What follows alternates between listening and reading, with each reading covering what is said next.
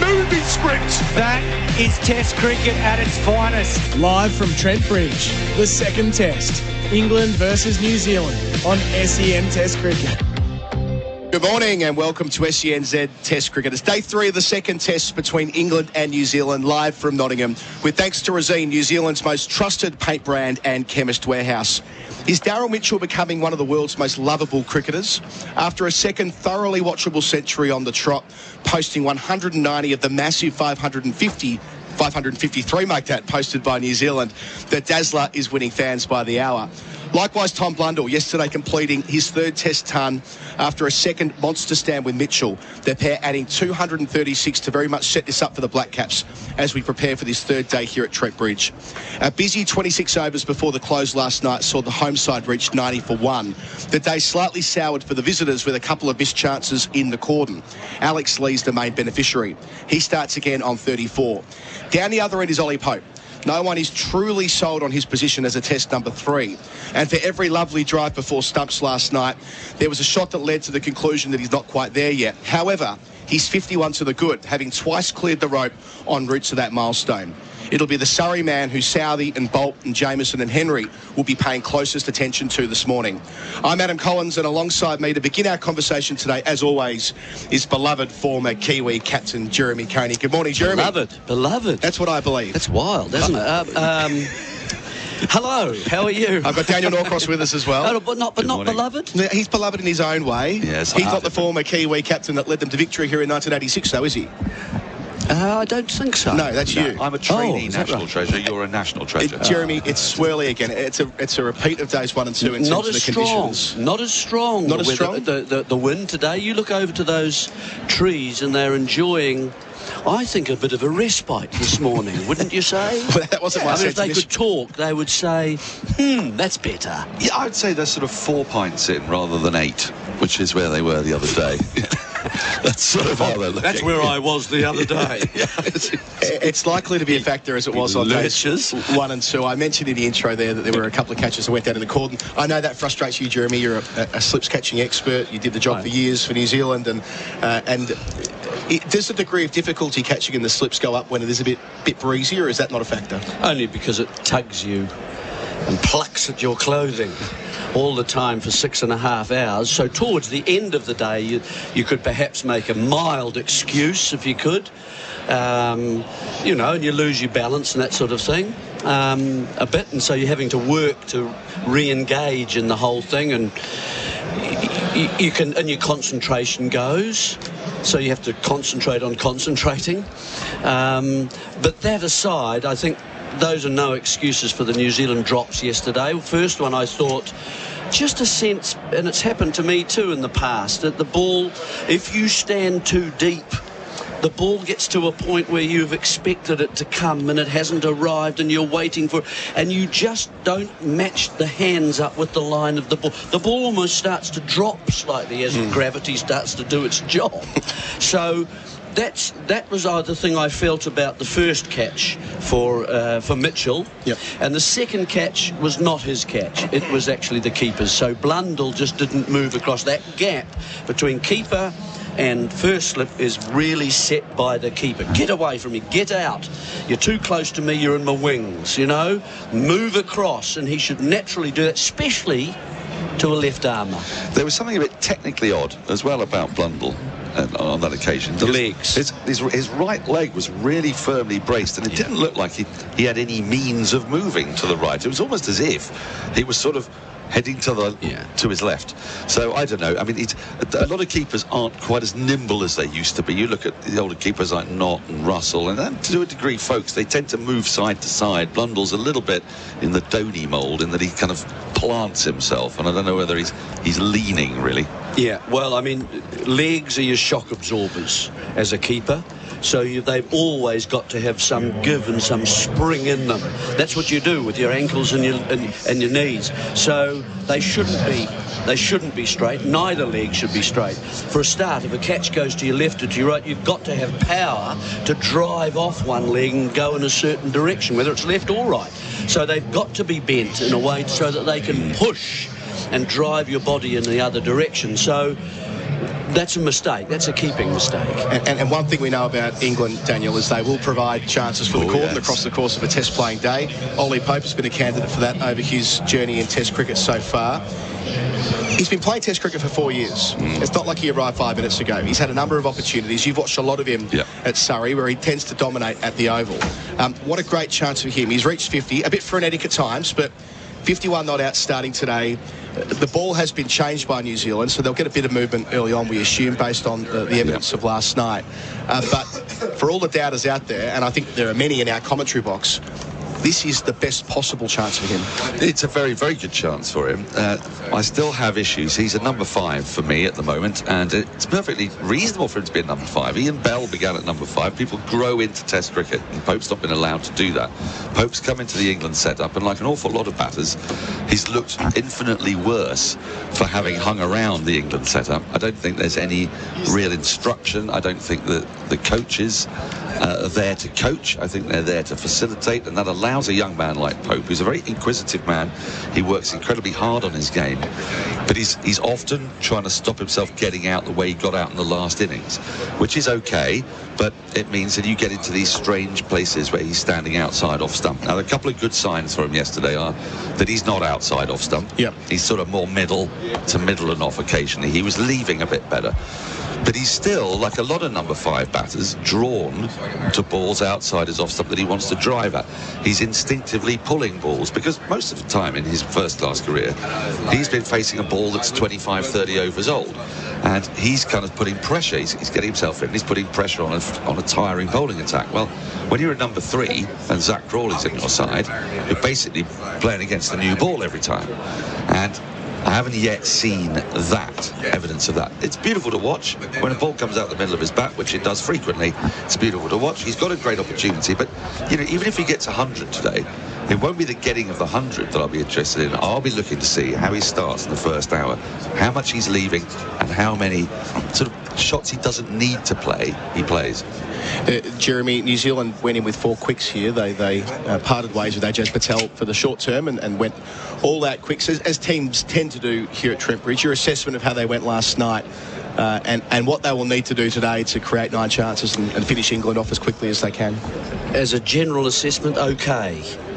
They only bowled 26 overs yesterday, so it wasn't a long spell. Today, as the day confronts them, I would start, as a general idea, I wouldn't want long spells from them. So they'll start probably with Southey and Bolt, I would guess, just because that's who they trust to start. And you get the left, right arm and a bit of movement while the ball is still new. So that's okay, I can live with that. I would get Bracewell in just to have a little look, particularly while Lees is batting, so at a left-hander. He's apparently an off-spinner who gives the ball a bit of a rip. I haven't seen a lot of him bowl. His figures aren't great and he looks like a part-timer, but let's have a look. He's the only spinner there now. Let's see what an opener does early on. You know, does he move his feet? Does he get down to it? Does he wait back? And so on. I mean, it might cost them 15 runs. Does that matter in the context of 550? Probably not. But he might rip one past. You know what I mean? So I think not a big spell, but let's have a look. And we won't know until you have a look. And I think captains tend to be a bit conservative about those things. They go through the prescribed routine of the game. And I think that you want to break that up. You want to break the routine up for batsmen who are expecting another seamer to come at them. You can always change after 2 overs, for heaven's sake. So I would try and do those sorts of things and try and upset that routine. And look, he's 31 years of age, getting an unexpected opportunity in this series. He looked equal to it yesterday, making 49, and something about Bracewell's in this ground here at Trent Bridge, harking back to 1986 again with, I guess it would have been his great Uncle John. Uncle John. Yeah, but, you know, I mean, he's obviously a very different player, but he came in at a nice time yesterday and he's got 40, so that'll calm him down moving into the next, you know, level up that he's suddenly arrived at. I believe, actually, there is a transference. If you've done one skill well as an all-rounder, sometimes you get a bit of tie over to your other skill, and that's why I always believe if you get a sort of a 56, John got that 100 right here you've just talked about. That same night we had about 8 overs to bowl at England, the England openers. I gave him a bowl. We got Gooch out, who had got 180 at Lords in the previous match. It just helps you feel very confident about your other skill. And that's why you're beloved. We're going to take a break on SENZ Test Cricket here at Trent Bridge. Remember, you can text us throughout the afternoon and evening and morning, I suppose, as well, around the country. New Zealand 8833. You go into the hat for a $25 food and drink voucher thanks to the Good Spirits Hospitality Group. Check out the Box, Auckland's #1 sports bar, or any of their other 10 venues. All you need to do is text in to 8833 with your name and where you are listening to SENZ Test Cricket. When we return from the break, Nikesh Regani, Craig McMillan and Jared Kimber. Our coverage is to Resene, New Zealand's most trusted paint brand. SENZ Test Cricket, back with us at Trent Bridge here. We're here in association with Resene, of course, New Zealand's most trusted paint brand and chemist warehouse. Nikesh Regani alongside Black Caps legend Craig McMillan, very own superstar statman Jared Kimber alongside as well. We've got around 15 minutes left until day 3 gets underway here, with England making their way to 90 for 1, and in reply to New Zealand's 553, England still trailing by 463 runs. Alex Lees still there on 34, Ollie Pope at the other end on 51. It doesn't really tell the full story though, does it, Macca? Ollie Pope, yes, 51. There were a couple of top edges in that innings as well.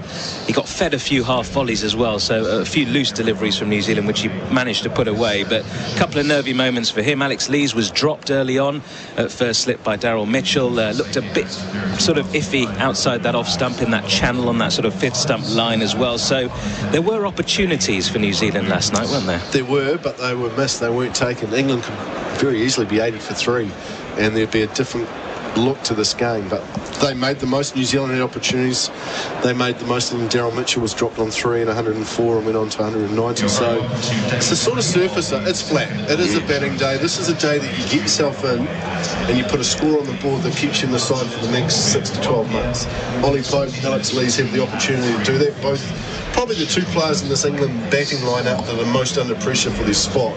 They've played well last night to get through the stumps. They've got an opportunity, if they get through this morning, where they can put a big score. I think there's a double 100 out there today for someone. I mean, that's probably going to be Root, isn't it? Everyone's saying Joe Root. Didn't want to say, but I mean, I would be massively surprised if anyone else made a double 100 for England, having watched them for a long time now. I will say this about Ollie Pope. I saw him recently. So, you know, the joke with him is he only ever makes runs at the Oval. Yes. Recently I was in Beckenham and he made runs. That is still South London, so maybe it's just South London he makes runs. On very flat pitches, it's not particularly easy to get him out. Yeah. It's when there's anything in the wicket, whether it be spin or bounce or, you know, a lateral movement, suddenly he looks completely at odds with being able to make runs. The minute it is flat, you do look at him and you're like, you can bore him, I think, outside off stump for a little while, and spinners can get in here. Spinners can slow him down, so that frustrates him. This is probably not, you know, something. If it is flat here, there's no reason why he can't make runs. But having said that, he really should have been. Well, he was dropped. He got those 2 top edges, and what bothered me about the top edges were, if you're top edging a hook shot, it means you're not in control, and these things happen. He top edged 2 pull shots. He tried to drag them from 2 wide. They had the 2 men out. He got away with it with 2 sixes. I still don't think his head's completely right, but I did think him and Lees looked at least confident, if not, and we've seen a lot of Lees of recent times. He's come out in Test matches and just not look confident. He at the very least looked confident, which is a good sign for England, because so often you watch them come out and Zach Crawley has incredible confidence, but, you know, Hamid and Burns and Sibley, you know, it looks like a lot of guys coming out sort of mid-sulk. You know, not expecting to make any runs. I thought yesterday, at the very least, everyone looked like they were in a good mind frame, but we know that these are not bang-on Test match players, because if they were, they would have made more runs by now. Indeed. The sun is out here at Trent Bridge. We did have that unexpected rain delay, didn't we, yesterday? So an extended day going on for an extra half an hour or so. Conditions very similar, really, to the first couple of days. Apart from there's not so much breeze across the ground. Things have just settled down in that respect as well. So expecting it to be another great day for batting here. England setting the platform at least 90 for 1. In terms of the New Zealand bowlers, though, Trent Boult taking that wicket yesterday looked really impressive early early on. We saw a little bit of movement from Southey as well, and they had the change of ball, didn't they, late on yesterday, which all of a sudden the new ball or the change of balls started doing a bit, didn't it? Yeah, the ball's been an issue right throughout this test match, hasn't it? I've lost count how many times both teams have tried to change the ball at various times throughout the state of play, but Bolt was the pick for me yesterday. He was on song, had some swing back into the right-hander. He hit the scrambled seam that removed Zach Crawley, which was a beautiful delivery. So he's got his variations bang on song. Tim Southey to me was a little bit too full yesterday. Didn't quite find his natural length, so it gave some scoring opportunities to Lees, who drove him down the ground a couple of times. This is the sort of surface, and if you're going to win a test match on, you have to take every chance. It's going to be hard to take 20 wickets. To create 20 chances is going to be difficult to win this test match. So you have to take everyone that comes your way. New Zealand put 2 down yesterday by Daryl Mitchell. One was tough. The other one should have been taken. One's really Blundell's mistake, isn't it? Look, it was. But so to create 25, 26 opportunities to take those 20 wickets is going to be very difficult on a surface that's not offering a lot. So Michael Bracewell, for me, is the variation in this attack. With England having 5 left-handers, I think, in their batting 11, 4 or 5, he's going to be an important player. On debut, only seen as a part-time spinner, but he's going to have an important job to do for New Zealand with the ball today at some stage. Jared, in terms of the lengths and the sort of plan, I suppose, that New Zealand go with here early on a pretty flat deck, we saw England running out of ideas, didn't we? What do New Zealand need to do not to get in that sort of similar situation? I think that's the second time in this series they have bowled too full with the new ball. So they did it at the start of Lords when Zach Crawley got away from them. They don't need to do that. There's enough with the wobble ball if you hold it back a little bit, and also most of these England players will still come at you. You don't need to encourage them to drive. They want to. I mean, have a look at Alex Lees. If you ping that ball wide, he's going to play that weird angled slap through covers that he could drag it back onto his stumps, hit it straight up in the air, or slice it straight to point. You don't need to give him the exact attempting ball.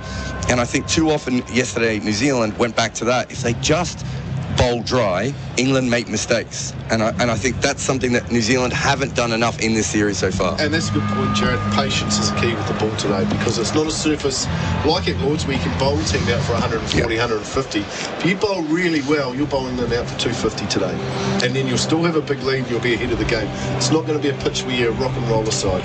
Patience, one thing, but also we saw a lack of urgency in a way when England were out there and New Zealand were posting 553, and they were a little bit same old for too long. England, they were sticking with the same plan which wasn't working. There wasn't perhaps enough changes in who comes into the attack and different variations, even with the bowlers who are bowling. If somebody's sort of knocking you about and you're coming around the wicket, maybe try and come over, change the angle, do a few different things. If things are not going for you, if it's a flat deck, just try 1 or 2 different things. I mean, they, for example, persisted with a short ball and it didn't really work against Mitchell, did it? He was just pulling and hooking quite easily into the gaps. 3 men back out on the boundary for that shot. Wasn't really working, but they just kept at it, kept leaking runs. New Zealand need to be ahead of the game in that respect, don't they? Yeah, they do.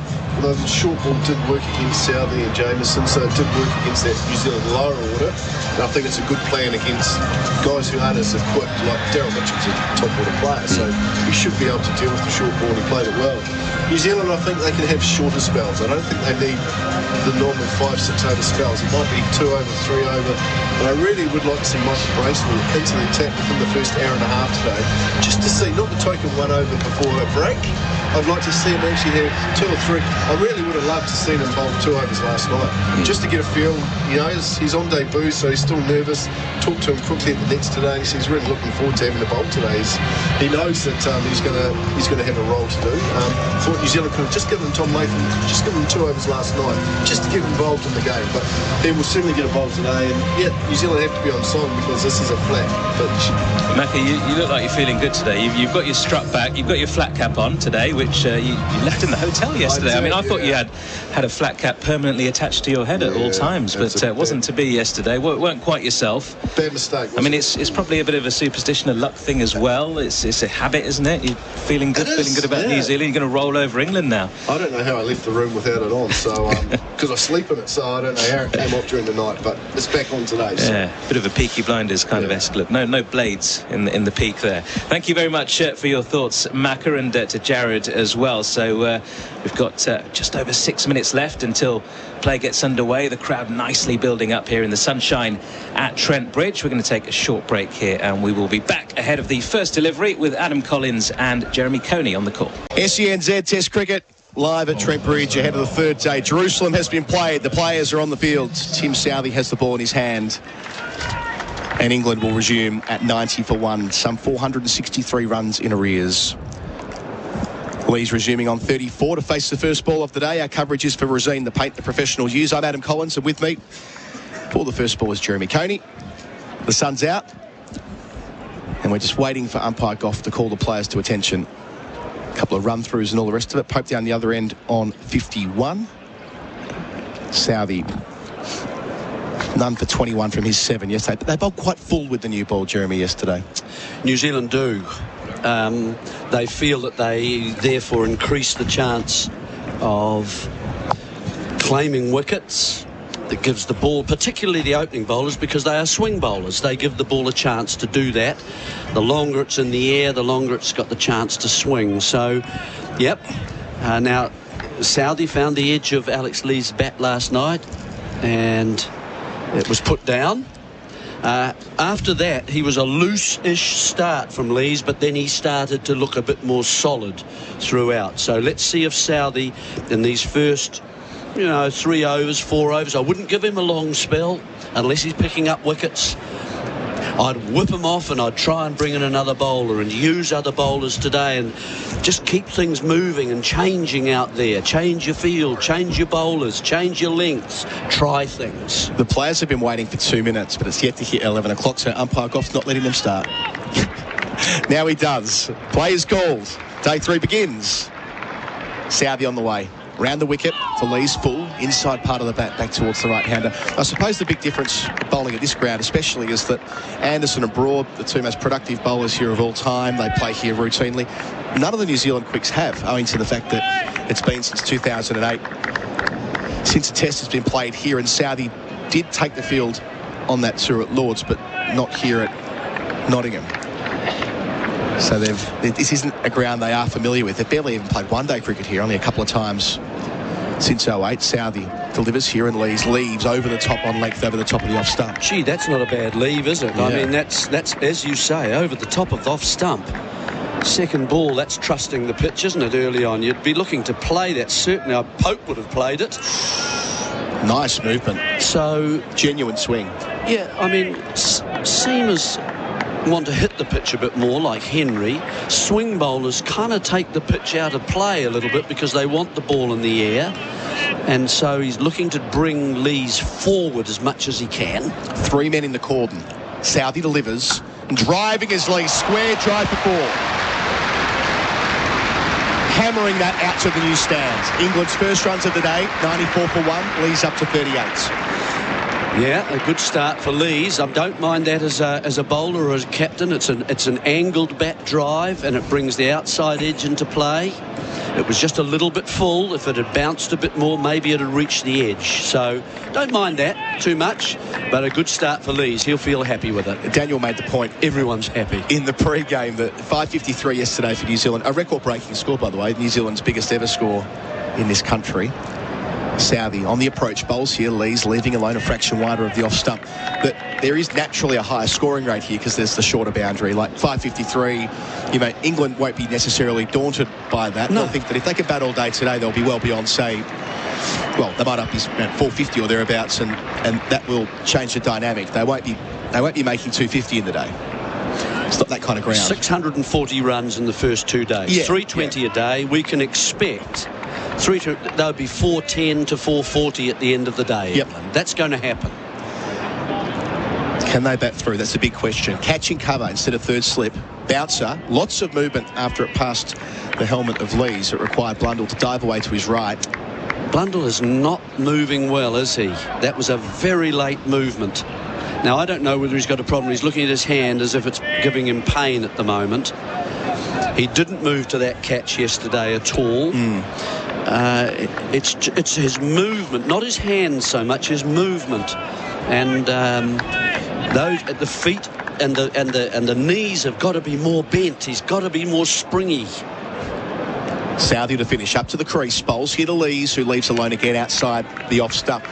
End of the first over of the day. England 94 for 1. SENZ Test cricket is for Razine, the paint the professionals use. Real Adventures with Patrick Dangerfield and Aaron Hapgood. Everything fishing, boating and outdoors. Have you ever just decided to go to the cinemas by yourself? Didn't go to large popcorn because of Kane's feedback last week, and proceeded to have probably the best 2 hours and 17 minutes possibly imaginable. Cinema by yourself, the new Top Gun flick, which is electrifying, and it was just brilliant. Patrick Dangerfield and Aaron Hapgood. Subscribe and listen today wherever you get your podcasts. Trent Boult will get the first opportunity from the pavilion end here at Trent Bridge. He took 1 for 18 from 7 overs yesterday, including the wicket of Zach Crawley for 4. A lovely delivery. Shaped in, moved away, found the edge. The stuff you dream of with the new ball. He'll start to Pope, who's on 51, with 2 slips, a gully and a backward point, but I wouldn't quite call it conventional. A bit deepish backward point. Yeah, well, he leans into that, doesn't he? Yeah. And with the extra little bit of bounce, it will go finer, and he's also got a gully there. And a catching cover. Boult delivers over the wicket. Pope leaves alone, but again, there's movement after the ball passes the stumps. We've seen a couple go from Southey and now 1 from Boult. Let's just look at the general shape of the game, just to think about what's possible. So, as I said, 320 a day, 410. Yep. They've already scored 90. That's the 320 they'll score on top of that today as an average, as a guide in these conditions. So, at the end of the day, 410, still 140 runs behind New Zealand's first innings. Boult arrives and delivers over the wicket, and Pope's able to leave a ball that flies through nicely to Blundell, taking it with his fingers up. That would then take us into the 4th day. And if England was still batting, then that would also be another session in that 4th day, you would think. Yep. And so we're in the middle session of the 4th day when they've reached New Zealand's total, if they've still got wickets in hand. And obviously they have choices at that point in time. Do they play aggressively to not abuse the rest of the time left? But it's not a lot of time in the context of this game with wickets falling. But New Zealand would be, I think, unwilling to set a target at any point because the outfield is so fast. Changing field, 3rd slip in. Boult delivers and Pope places this through point off the front foot, again towards the short boundary. Times it well enough to get 3. Pulled in just inside the rope. So Pope's first runs of the day. He's 54, 97 for 1 England. They trail by 456. Yeah, just eased away and through a gap, and that we know that's to the shorter side. If you beat the man, it's always going to be. It's extraordinary how many 3s there are, aren't there? But that's, I mean, it's not a heavy shot, is it? It's just really a gentle push at the ball and very checked, and that's understandable early on in the day. So 3 there. Yeah. So 140. That would take us. I don't think New Zealand would set a target. I think the chance of winning. Boult to Lees for the first time. Delivers here, 3 slips, Lees forward in defence. Is more with the team chasing because of the pitch and because of the outfield. So New Zealand will be very reluctant, I think, to set a target. And so it then becomes, I'm afraid, a bit of attrition, that I would think that the attitude of the players would say, we can't afford to lose 2 in a row. That's the series gone. So they would be somewhat more circumspect. If that gives England a chance, I don't know. So all I'm saying is you would have 3, 4 and a bit sessions left in the match for New Zealand to bat to safety. Boult up to the crease, left arm over to Lees, who plays with the outside portion of the blade. It's a backward point, no single. I suppose New Zealand have earned this right of today. Absolutely. To attack. Because of the 550 runs they've scored. And so I think don't be conventional. Interrupt the normal flow of proceedings would be one of my thoughts, almost at the top of my brain. Don't go through 5 overs here, 5 overs there, then the next seam of 5 overs, and the next seam, unless wickets are falling and things are happening. Shake it up. Here's Boult, delivers to Lees, well wide of the off stump. End of 2 overs this morning, England 97 for 1. Our coverage is for Razine Colour Shops for expert paint and colour advice. Go on, make the call. We all believe in you. One at a time, please. Thousands of Aussies keep switching to Kogan Mobile. But hurry right now. You can get started with Kogan from just $2.90 for 30 days. With unlimited calls and texts and a big 20 gig of data at award-winning prepaid prices. Make the call. Switch to Kogan Mobile from just $2.90 for the first 30 days at koganmobile.com.au/radio. 97 for 1 England. 2 overs today, 7 runs added. Pope on strike to Southey for the first time this morning. The sun's hidden behind some cloud. Not quite as breezy as it was on day 1 and day 2. Catching cover, a couple of slips. Southey delivers and Pope leaves alone outside the off stump. The other factor, I don't expect it'll be something they're thinking about, but New Zealand, I had a look between test matches. If they are to make the World Test Championship final and have a chance of retaining the title they won so splendidly last year at the Ageas Bowl, they need to win every test pretty much from here. It's a tall order, but even drawing test matches at this stage of the cycle doesn't really do much for them. I wonder whether at the back of their mind they'll have that there, or whether they might have just given up the ghost on that, given how improbable it is that they would win every test. Southey bowls and leaving alone well outside the off stump is Pope. What are your thoughts on that? If the opportunity presents itself, I mean, they're not playing. They're playing as hard as they can now. No, I mean, so kind of going more to your point before about they've earned the right to play conservatively and not let England back into the game. I ponder whether they might, in a day or so, think a fraction more adventurously, because they know that their World Test Championship hopes are right on the line at the moment in this series. I think that would depend on what I saw from the bowlers today. Okay. Sun back out. Southey delivers. Pope leaves alone on length through to the gloves of Blunder. In other words, if the bowlers were creating chances, you know, for the catches and so on, and they look dangerous, you sense a wicket could happen at any stage, then I might think about that as a chance. But I'd have to. I'm not sure with the New Zealand tail. If they lose a couple of wickets, I would be a bit circumspect about, you know, anticipating runs coming from after 4 down. Southey passes umpire Goff, bowls, and Pope again is able to leave well wide of the off. I mean, you brought up that 86 side, right? Yep. Now, as it happened, you know, we had at a number 6, there was a guy called Evan Gray who had become, you know, he became quite semi-all-rounder-ish, a stock bowler. That was his main part as a left-arm spinner. But then he batted for 5 hours out here, and you know, he could do that. And then Hadley came in and, you know, dished up his aggressive style to hit the ball hard.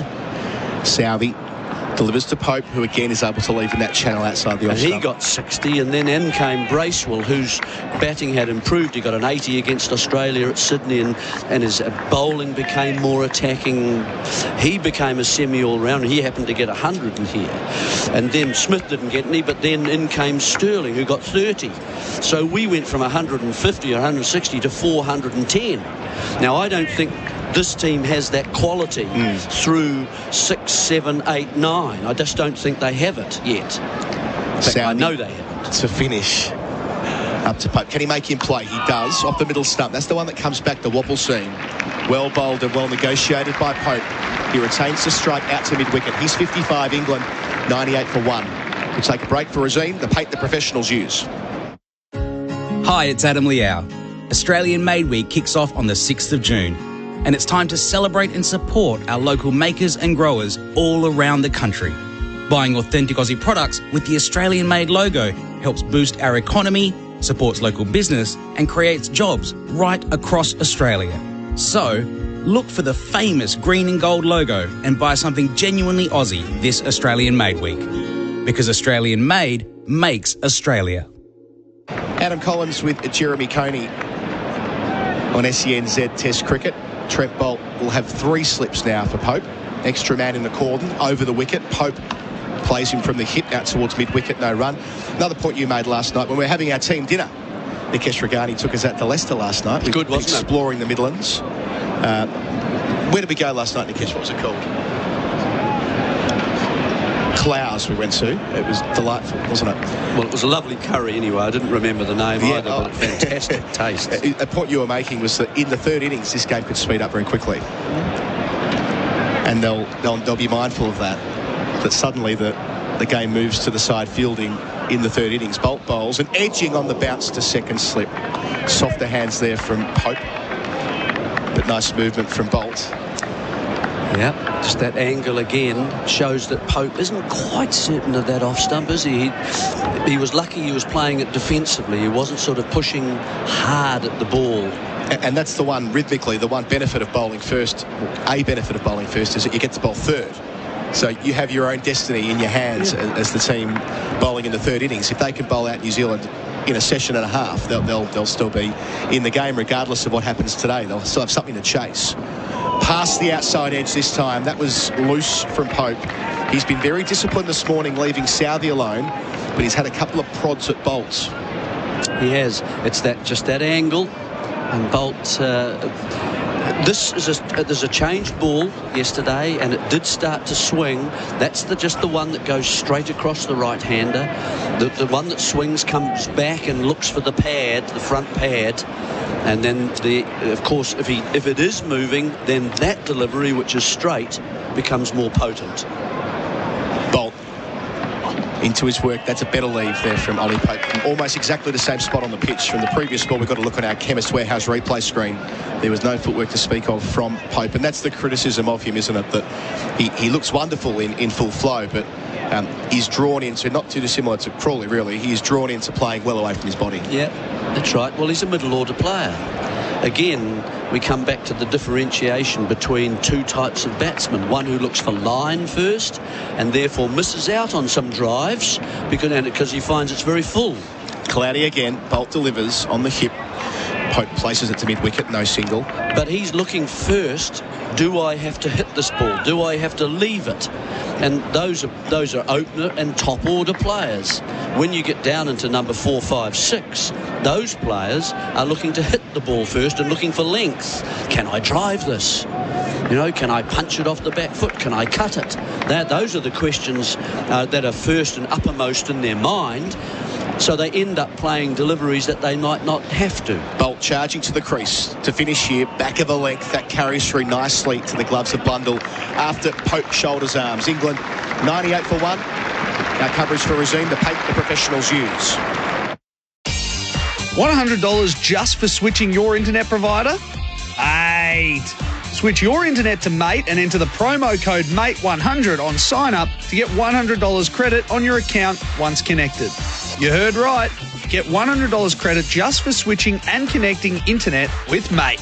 Be quick, limited time offer. Visit letsbemates.com.au or search Mate online. Credit applied 28 days after activation. Terms and conditions apply. 8 runs this morning. Lee's on to 38. Pope's on 55. It's the left-hander back on strike. Lovely piece in the Observer newspaper this morning, Jeremy, which I thought might have taken your interest around the influence of New Zealand cricketers at Nottinghamshire here at Trent Bridge. Southey round the wicket now to Lees, leaving alone through to the gloves of Blundell. Made the point, Ali Martin, fabulous journalist from The Guardian, made the point that New Zealand players have been instrumental to the last 4 championships they won. 81, 87, 2005 and 2010. Most notably, Richard Hadley, who took 622 wickets for the club at 14 and made nearly 6,000 runs at 38. He was here through that golden era Primus of the 80s. inter pares. That's what I would say. Catching cover, close to the stumps, and Lees leaves it alone. First among equals. Right. And that's what Hadley was. He was also voted the greatest ever Nottinghamshire player by the members in 2020. That takes some doing as an overseas. When you think about the lifers who would have been here for 20 years playing their trades, some fabulous cricketers, not least Harold Larwood, that Hadley tops the pops. Yeah, but not only wickets. We've mentioned runs, but runs. He got the double, didn't he? Yep, 1984, he 100 and wickets. all planned out. That's typical Hadley as well. All on paper. Southey bowls. Lees plays late, out to point, no run. Imagine rocking up here at Trent Bridge and Hadley down one end and Clyde Rice down the other. Yeah, pretty green, I would say, at both ends. In those days. So it said that he mapped out the 1,100, the double in 84, by working out how many wickets he would take here and how many runs he would make here and flipping it. Well, the runs, I guess, yes, he would have had to have. The runs he'd get elsewhere, I would think. Yeah, that's right. Always did that planning. Meticulous. Delivers here. Lee's driving again out towards the short boundary, the new stand, through point. The second time he's done that this morning. Up to 42, his test highest score. England plus 100 in the process. 102 for one. They trail by 4-5-1. Yeah, another stroke through covers. This one is a little bit shorter, and he waits for it a bit more, and he gets it away just in front cover point really area. Hands go away from him slightly. And New Zealand just needs someone with a bit more bounce, don't they, that might just trouble that stroke. They put out a deep point in response early on day 3. Southey delivers, and that's back on leg stump, punched out towards mid-on. So there's the Hadley story, which is a well-known one. Chris Cairns made 5,000 runs here, 241 wickets. Stephen Fleming in 2005, who they made captain. He averaged 63, and they won the comp under him. Yep. That famous summer of 2005, where there was so much focus on the Ashes, but in the championship it was not taking the trophy. And Andre Adams, who was unfulfilled as a New Zealand player. Yeah, good bowler. But took 344 wickets at 24 for the club, and took 68 in 2010 when they won it again. Southey delivers and squeezing out towards cover, end of the over. A good one for England. Lees is 42. Pope is 55. They're 102 for one. Our coverage is for Resine Colour Shops, the expert paint and colour advice. On the SEN app, check out the SENW channel with stars of women's sport at home and abroad. Daisy Pearce, Katie Brown, Stephanie Brands. Plus, on the SENW channel, we cover AFLW, Rugby League, W League, netball, cricket, and track the female stars of horse racing and more. For the latest news, interviews, and catch-up podcasts with the biggest names in women's sport, jump on the SENW channel. Download the SEN app now. 102 for one. So we're talking about what New Zealand gave Knots, but I suppose also what county cricket gave New Zealand cricketers when they would come over, not only to this club, but through that era that you oversaw, that there are a lot of players who made it their winter job to be county pros, as Bolt arrives and delivers to Pope on 55 and leaves alone. Yeah, it was. There were pros still when we played as well, but not quite so many. Obviously, Glenn Turner was the main one who started doing his milk run early in the day through the winter, cold winters, and down in Otago to earn some money so he could travel over here. Didn't get he wanted to go to Worcester, but wasn't given a trial there, and went to Edgbaston. He didn't get in there either. Really? Then came back. Made 100 hundreds, leaving alone lots of carry on the fourth stump line. Blundell again taking it with his fingers up, which is a good sign for Bolt. And always held it against Warwickshire because of that. And if you remember, I don't know whether it was his 100th 100, but he got 300 himself. We're talking about 300 here being quite a lot of runs in a day from the whole team. We're talking about a man who got 300 in a day and used to smash Bob Willis. I mean, literally. And he's a beloved man here, Bob Willis, and so he should be. Bolt over the wicket to Pope. It's fuller and straighter and driven to mid-on, no run. And it was, and a little gin and tonic was brought out. No lemon, ice, no lemon, always for Glenn Turner. Right. For a very particular man. Well, that was the tradition. When you raise your 100th 100, they would bring out a drinks tray for you, and you would drink on the field. And brought out by an umpire who was his coach back in Otago. Right. So, who was an umpire as well. So, yeah, I mean, he was a well-known professional, and had a profound impact through the 80s, actually, Glenn Turner. Bolt to Pope on leg stump. This time he gets it round the corner. A couple of times he found mid-on with that shot. This time out to the sweeper, in off the rope at deep square. Pope to 56, 103 for one the score. Jeff Howarth, Surrey, was there for a long time as well. So he became, and of course became, a captain for New Zealand through the start of the 80s. And then players like John Parker, who joined Glenn Turner at Worcester. Martin Crowe, about Somerset. number 4. Yep, Martin. Well, that was a bit later again, of course.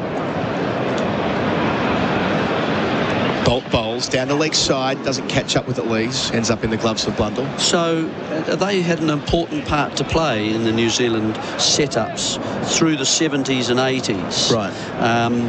And then as you say, then some more players start. And a lot of other players went into the northern leagues, like the West Indians used to go into the northern leagues. It was kind of the IPL, wasn't it, in those early days, where you got paid and you took the hat around or the bucket around as well, and if you got 5 wickets for under 30 or something like that, you got the Bolter finish to the crease, delivers here, Lees on the hip, pushes out towards square leg, end of the over. There'll be a double change in commentary. Jeremy, you stay put. Daniel Norcross and Henry Moran coming in. It's 103 for 1. Our coverage is for Rosine, the paint the professionals use. The TAB Queensland Racing Carnival is where champions emerge. Over the years, legends like Might and Power, Black Caviar and Winx made their mark in the Sunshine State. Last year it was Zaki and Incentivised, and this year the tradition continues. Staged over 10 weeks with more than $21 million in prize money, including 8 Group 1s throughout the Stradbroke season. Everything you need to know is at qldracingcarnival.com.au. Queensland is racing. Gamble responsibly. Call 1-800-858-858. Welcome back. Test cricket on SEN. First ball of a new over. Southey in from the Radcliffe Road end, and Pope just pushes from the crease into the onside. A full ball, didn't get any kind of stride in at all. Got the inside half of the bat, but he survives. That's why you might have heard those oohs and ahs. Daniel Norcross here alongside Henry Moran and former New Zealand Test captain Jeremy Coney. England have made an adequate start to the morning. They've scored 13 runs, 3 boundaries, 2 to Alex Lees, who's played a couple of lovely shots in doing so. Pope trying to get into his work. Big innings for him. 2 slips, gully and a catching cover. The Southey is in, and Pope comes forward more masterfully. On this occasion, pushes the short extra, and there's no run. Jeremy, you were being grilled by Adam Collins there. Yeah, I was. You were. Yeah. But did we get to the question of, what you didn't play county cricket particularly? No. Why was that? Did you just not fancy it? You didn't fancy it? No. The grind of it. Yeah, I think so, and the urge to want to be a teacher and do other things were more important to me. Southey into Pope. Pope drives, but on the bounce to the short extra cover, and there's no run. Got an invite, but chose not to. Really, at the end of 6-7 months of playing, because that was a period where New Zealand cricket kind of went from just a very small component in the international arena and having a small number of games, and suddenly we started to perform a wee bit better and we started to get overseas tours, and so the spread of cricket came right throughout the year. Here is Southey once more. Pope waits back raised and he pushes forcefully up to mid-off, a tumbling stop. There's no run. And so instead of playing for 2 or 3 months of the year, suddenly it was 5, and at the end of that I wanted to get my bat and throw it into Port Nicholson Harbour and we'll start fires with them. We'll give them to children. Yeah. Wastrels sitting at the top of the road up there, and that was me. Yeah.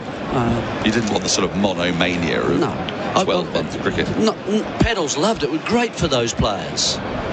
Southey in, right arm over, and Pope's going to get a run here as he just tucks the ball off his pads out to deep square, moves to 57, 104 for 1. Yeah, well, we've reached a phase now. What was 7th over? I don't know. You said 13 runs. There are a couple of extra ones in this over, where he's starting to use the crease a little bit more. The fielders have moved out now to try and prevent boundaries, to try and keep to singles so that they can have a look at the left-hander a little bit more. One's out now at deep point to prevent that drive that he's done successfully and completed successfully twice. There's a chance with a slightly angled bat. I think they're interested in that, the New Zealanders. They see 2 gullies, you see, coming in now. So maybe if the edge goes, or he gets it late. Last ball of the over, Southey in, and Lees plays away from his body and is stopped by one of those 2 gullies. End of the over on SEN Test Cricket in association with Rosine Colour Shops for expert paint and colour advice. England 104 for 1. Still hunting around for incredible value? Ditch the magnifying glass and check out the Kogan Money credit card. There's no annual fee, plenty of tantalising rewards, and if you meet the spend requirements, you could earn $400 in credit to spend on Kogan.com. So go on and make the switch to a great value credit card at koganmoney.com.au/radio. Offer ends August 21. T's and C's, credit criteria, other fees and charges apply. Credit provider National Australia Bank Limited. Welcome back. Test cricket on SEN and SENZ. England in reply to New Zealand's 553. No alarms for them this morning, but New Zealand are keeping it tight as Bolt is in to Pope, who lets this wide delivery go by. Through to the keeper. No run. Henry Moran's alongside me. Have you seen this ball do anything? Yesterday, this is a replacement ball because Ollie Pope smashed the previous one into a wall. Yes. And flattened it somewhat. So they got a replacement, which did a bit last night. It did. It seemed to nibble around a little, and we wondered whether this morning would bring opportunity aplenty for Trent Bolton and Tim South. We've not seen a huge amount. The swing that we've seen has tended to be after it's gone past the batter, and there's been a little bit of work for Blundell to do, moving around sharply behind the stumps. Not quite so much before it reaches the 22 yards. 3 slips in a gully. In place, edged and bounces just in front of Mitchell at first slip, who's a bit deep. And it was not a good shot from Pope at all. He was drawn to a ball he could easily have left. And I'm not sure the slips will be too pleased because they're just... That's just a genuine edge. Yeah. He was too deep last night, as I mentioned earlier. Remember, Dan, when I was saying that first catch, that you've gone past the point at which, it's not arrived and it starts to dip slightly and you muff it up. He's got to come up. You've got to be up for the catch. That's a genuine nick. It's bounced about a foot in front as Bolt is in, and that's pushed through a gap, through mid-off. Really extra cover by Pope off the front foot. He's going to pick up a couple for it. There's the settle for the 2, which will make Pope feel better, but he really shouldn't be there. As Jeremy Coney said, the previous delivery, that was a genuine edge. 100 partnerships come up. That's why the crowd were applauding so vigorously. They don't see too many 100 partnerships for England. Certainly the top 3. They're in giddy territory at 106 for 1, but absolutely right, Jeremy. I mean, if you're not getting that catch go to hand, which catches are going to go to hand? Bolt in. That's touched off the hip to short mid-wicket. Shorter ball this time. There's no run. What tends to happen, and it's... They set their mark, but they set it right at the beginning. And they set it with a new ball, with a new bowler. And you should be constantly adjusting yourself if you're a slip fieldsman. How many overs has this bowler bowled? How old is the ball? What sort of batsman is facing? Is he a batsman who strokes at a ball where the edge was going to come further? Or is he a defensive player where you've got to go up? Bolt in. That's driven by Pope. He's found the gap. He's going to run away towards the boundary. No one's going to cut that off. That was a pretty long half volley from Bolt, and Pope is happy to go after. I don't think Bolt would be too unhappy to see Pope reaching for it, though, because if he just ekes that length back a little bit, he might catch the edge. But it's 4 more for Pope. He moves into the 60s. He has 63. Your job as a slip fieldsman is to put yourself in a position so you can take a catch, not to get it on the half volley. And so that's getting out of the game. You must be in the game there, and your bowlers strive to try and find that edge.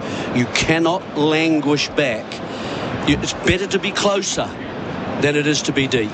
Last ball of the over. Bolt in around the wicket. Pope pushes into the offside, finds a little gap. They're going to go through for a quick single. Shy at the stumps, misses, and the overthrow will bring...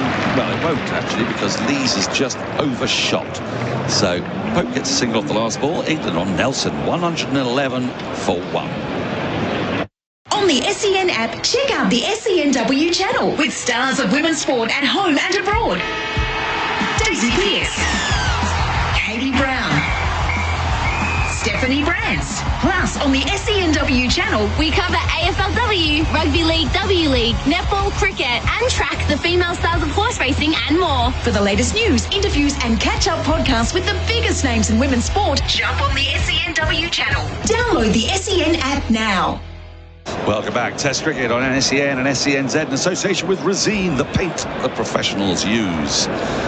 We've been talking here with Jeremy Coney, Henry Moran, myself, Daniel Norcross, about the slips and where they stand, because once again a really good opportunity has been spurned by New Zealand. It was technically not a drop, but as Jeremy is saying, why would you stand in the same place over and over and over again? Now, the replacement ball, great, the replacement ball is going to be replaced. Yeah. because it's not doing anything. Well, actually, because it's not going through the little hole. Yeah. So umpire Saggers has made his way on a little bit more quickly on this occasion. The slow move towards Saggers remains. Never quite understand why the umpires feel they need to take such a languid perambulation. It always, there's nothing slower than an umpire heading out to another umpire assess conditions. Well, my favourite one is when the two standing umpires need to come together, and they do that performatively slowly. Something so you know, if they're going to discuss whether or not a catch has been taken cleanly, and they've got a measured tread, 30 metres to come, they each cover 15 metres in the time it would take a normal person to cover 5. It's an unusual. But they're not standing around there all day. So, you know, they're on their feet for quite a lot of the time. Just a little aside on Ollie Pope and the significance of this innings. He's on to 64, not out. And if you look back over the last couple of years, he's had a lot of starts and a lot of failures. 81 he made against India at the Oval last year. Very good innings. A ground where he scores most of his runs in first-class cricket. That is his highest score, bar this one, in his last 27 Test innings. Is that right? And that is a lot of cricket, a lot of opportunities that he hasn't taken. So he's passed 50, not once, looking down that list, apart from that time he reached 81. And this is a big, big chance to maybe just remove some of those naysayers who say, you know, he's not quite got it up there to push on. He's got the talent. Yeah, but he's been dropped twice. He's been dropped twice, I'm concerned. And he's playing at balls he shouldn't be. 2 slips and a gully in as Southee starts a new over, and he flicks with the bottom hand a full ball up to mid-on, where Jameson does the fielding. England 111 for 1. Still, if he gets to 100 today, that will help his confidence a lot. Yes, whether it. I mean, it's a funny thing with Pope. Will it fix him? Yeah, I'm not sure. Because I think what you want him to have, obviously you want any player to be confident.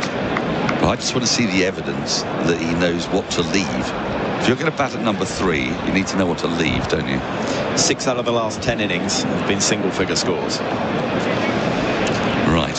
Southee in, 2 slips gully, a short extra. And Pope doesn't leave a ball he should have done and aims to play a kind of back cut through the gap between second slip and gully, which is a curious shot selection at this time of the day, with England still 442 runs behind. And this is kind of what I mean. I mean, what's possessing him to play that? An urge to get field bat on ball, an urge to score runs at all times. He's 64 off 105.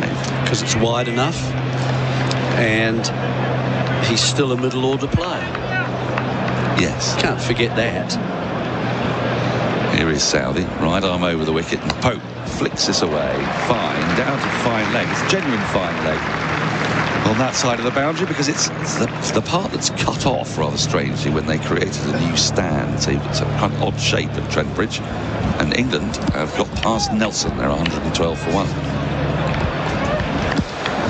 Field will change for the left-hander. Lees has played 2 beautiful shots today. 1 cover drive on the up, whistled away to the boundary. We're seeing a bit more of why Alex Lees got selected for England in his first 7 innings. He just looked to survive, but there's 20 at Lords and there's 42. We've seen some actual shots. Southee's in, round the wicket to him, and he jabs down late on the ball on a round off stump, pushes it square of the wicket on the offside, and there's no run. You're shaking your head, Jeremy. Are you still thinking about the I'm just thinking that it's time to change. And I'm thinking they'll probably, looking out there at the moment, it gives me the feeling that Henry will be looked at next, or Jameson. You'd like to see a bit of spin? I would like to see it changed. While a ball is still harder and will bounce a bit more, and see what happens. Just to change just the way the game is being run. Southee in, and that's wafted out by Lees. Loose shot, driving in a ball that wasn't quite there for it. And he's fortunate not to take the edge. And we've got a replacement ball as well. That's another thing. They need to have a look at it first. Interesting here seeing Pope and Lees both chasing deliveries they shouldn't be. A lot of the good work that was done between Blundell and Mitchell, both at Lords and here, was in frustrating England bowlers. Exactly. And sometimes leaving ones they could have put away, but just grinding them down, showing the patience. Well, we're in the 35th over, and England ought to be thinking about getting to the 50th over, at which point it should become a lot easier. Southey in, that's more like it from Lees as he pushes into the covers. There is no run. End of the over, England 112 for 1. $100 just for switching your internet provider? 8. Switch your internet to Mate and enter the promo code MATE100 on sign up to get $100 credit on your account once connected. You heard right. Get $100 credit just for switching and connecting internet with Mate. Be quick, limited time offer. Visit letsbemates.com.au or search Mate online. Credit applied 28 days after activation. Terms and conditions apply. Welcome back. Test cricket on SEN and SENZ. Association with Razine, the paint the professionals use. Now, we do have a change of bowler, but or do we? No, we do. We do. Matt Henry. Matt Henry's coming into the attack from that pavilion end. He's replacing Trent Bolt. He has 2 slips of gully, a backward point. Good position for Ollie Pope. Looks to access that area a lot. A catching cover, mid-off, mid-on, mid-wicket and a long leg. As Henry rolls in, covering up in defence is Pope to a back of a length ball. He pushes it. Ajaz Patel is on the field play. So I wonder who's off. Someone, maybe Bracewell's going to get his bowling boots. Who knows? Somebody's off the field. And it isn't immediately obvious who. Lee's on 42, Pope 65. A chance has been offered but spurned today by Pope. Mitchell standing too deep at slip. Henry in. That's shorter, quicker. Left alone at the last minute by Pope. Goes through to Blundell, who has to move to his left a bit as it swung a touch after leaving the batter. Henry's a little bit faster than you think he is. He's a bustling kind of bowler. More of a seamer rather than Bolt and Southey swing bowlers. So he bowls a slightly shorter length and he's going to get the ball to bounce a bit more. It should carry a little bit more because of that. He's in again, and that's again slightly shorter length and pushed into the offside, into the covers by Pope from the crease. There's no run. He'll probably bowl a little bit straighter. So if he can find his length on this surface, the big drives that we've seen so far from the swing bowlers pitching the ball up shouldn't occur quite so much. You might find tucks into the leg side if he gets too straight. Here is Henry, and Pope comes forward in defence and solidly pushes the ball up to mid-off. There's no run. New Zealand, I mean, the narrative of this morning is that batsmen have kept New Zealand in charge. There's been no wickets taken so far. There's been a couple of boundaries that England will feel relatively happy about. New Zealand will say, you know, while they've hit that well done. You know, there's an element of risk about that stroke, that it's an angled bat drive. Henry in, and Pope again covers up in defence. Good, accurate, tight bowling from Henry at the moment. But then suddenly a loose shot from one batsman or the other that keeps bowlers interested and captains interested. What New Zealand need to do is get the next catch the next offering. And if that happens, then maybe they can get 2 wickets. Who knows? 11 wickets have fallen in this match. They've all been catches. Henry in to complete the over. Pope shuffles down and flicks the ball away through square leg for 4. Nice, elegant, busy shot. Takes him to 69. England 161. We're going to take a short break. After the break, it's going to be all change in the commentary box. Nikesh Ragani and Jared Kimber. Hear the major moments in sport crystal clear, anytime, anywhere on the SEN app. He's got it! 1,000 goals for Buddy Franklin! He cuts in onto his left foot, has a shot, it's in! On air, podcasts, live sport, news, video content, your city, your town. And the right horse gets the job done! Download the SEN app from the Apple and Google app stores. It's also available on Apple CarPlay. The SEN app, your home of sport, from wherever you are on the planet. Back with us here on SENZ Test Cricket with Razine, the paint the professionals use. Southey continues here to Lees, who lets one go outside the off stump. Nikesh Ragani alongside Jared Kimber. And around 40, just over 40 minutes of play this morning, safely negotiated. When I say safely, negotiated. Negotiated anyway. Not without some opportunities for New Zealand. Not really having the rub of the green in this innings, and you need to take those chances, don't you, Jared, on a pitch like this? We've seen it when New Zealand were batting. Now England living slightly dangerously. Southee is in, short one, ducked underneath by Alex Lees, who's on 42. Pope 69 as well. I mean, you could say, you know, could have been 42 for 2, Alex Lees, and maybe the same for Pope, and he's 69. Yeah, I mean, Pope with the... it's been an interesting innings. I think it's been great that they've looked a lot more confident. But there's nothing, even if they both go on to make, well, in Lee's case at 50 and Pope's case potentially 100, I don't think they've won me over. Southee in once more, and this is guided out towards deep point. Just the single this time. There's still obviously flaws. Pope is probably still batting too high. Lees and this shot where he angles the bat outside off stump, it needs to die a death, that shot, Nikesh. It makes me feel ill watching him play it. I don't understand it. He was smashing the table at the back of the commentary box. Just because it's a shot where you can be dismissed 3 different ways. Most shots, there's a chance you're going to be dismissed, maybe 1, maybe 2. There's always a chance of going out if you're playing an attacking shot. I think people always forget that, but you look at all the data, it's clear. There's always a chance of going out if you're playing an attacking shot. But he's tripling down on the amount of times he can go out on one ball. Southee into Pope this time, who works it around the corner, down to deep backward square. Another single, 118 for 1. I mean, the outside edge is fine. Almost any kind of drive or slash is going to have an outside edge element to it. But because he plays with such an angled bat, he also brings in just dragging it back onto his stumps again and again, which he almost did last night doing it. And then the third way, the way that he throws everything at it, he almost hit it to point twice last night as well. It's such a bizarre shot. And it's his only shot because everything else is prods, isn't it? And suddenly throws everything at this one ball, and I think they'll just continually do this, and they've got the catch and gully in almost specifically for that ball. Southee back around the wicket here into Lees, who punches off the back foot just past a diving cover fielder there. Quick on the 1, and they're coming back for 2. Throw comes in at the non-striker's end, and Pope is back home pretty safely. The crowd like it. Good running between the 2. Thumbs up from Pope to his partner Lees at the other end. Just slight frustration from New Zealand there. That throw came into Southee.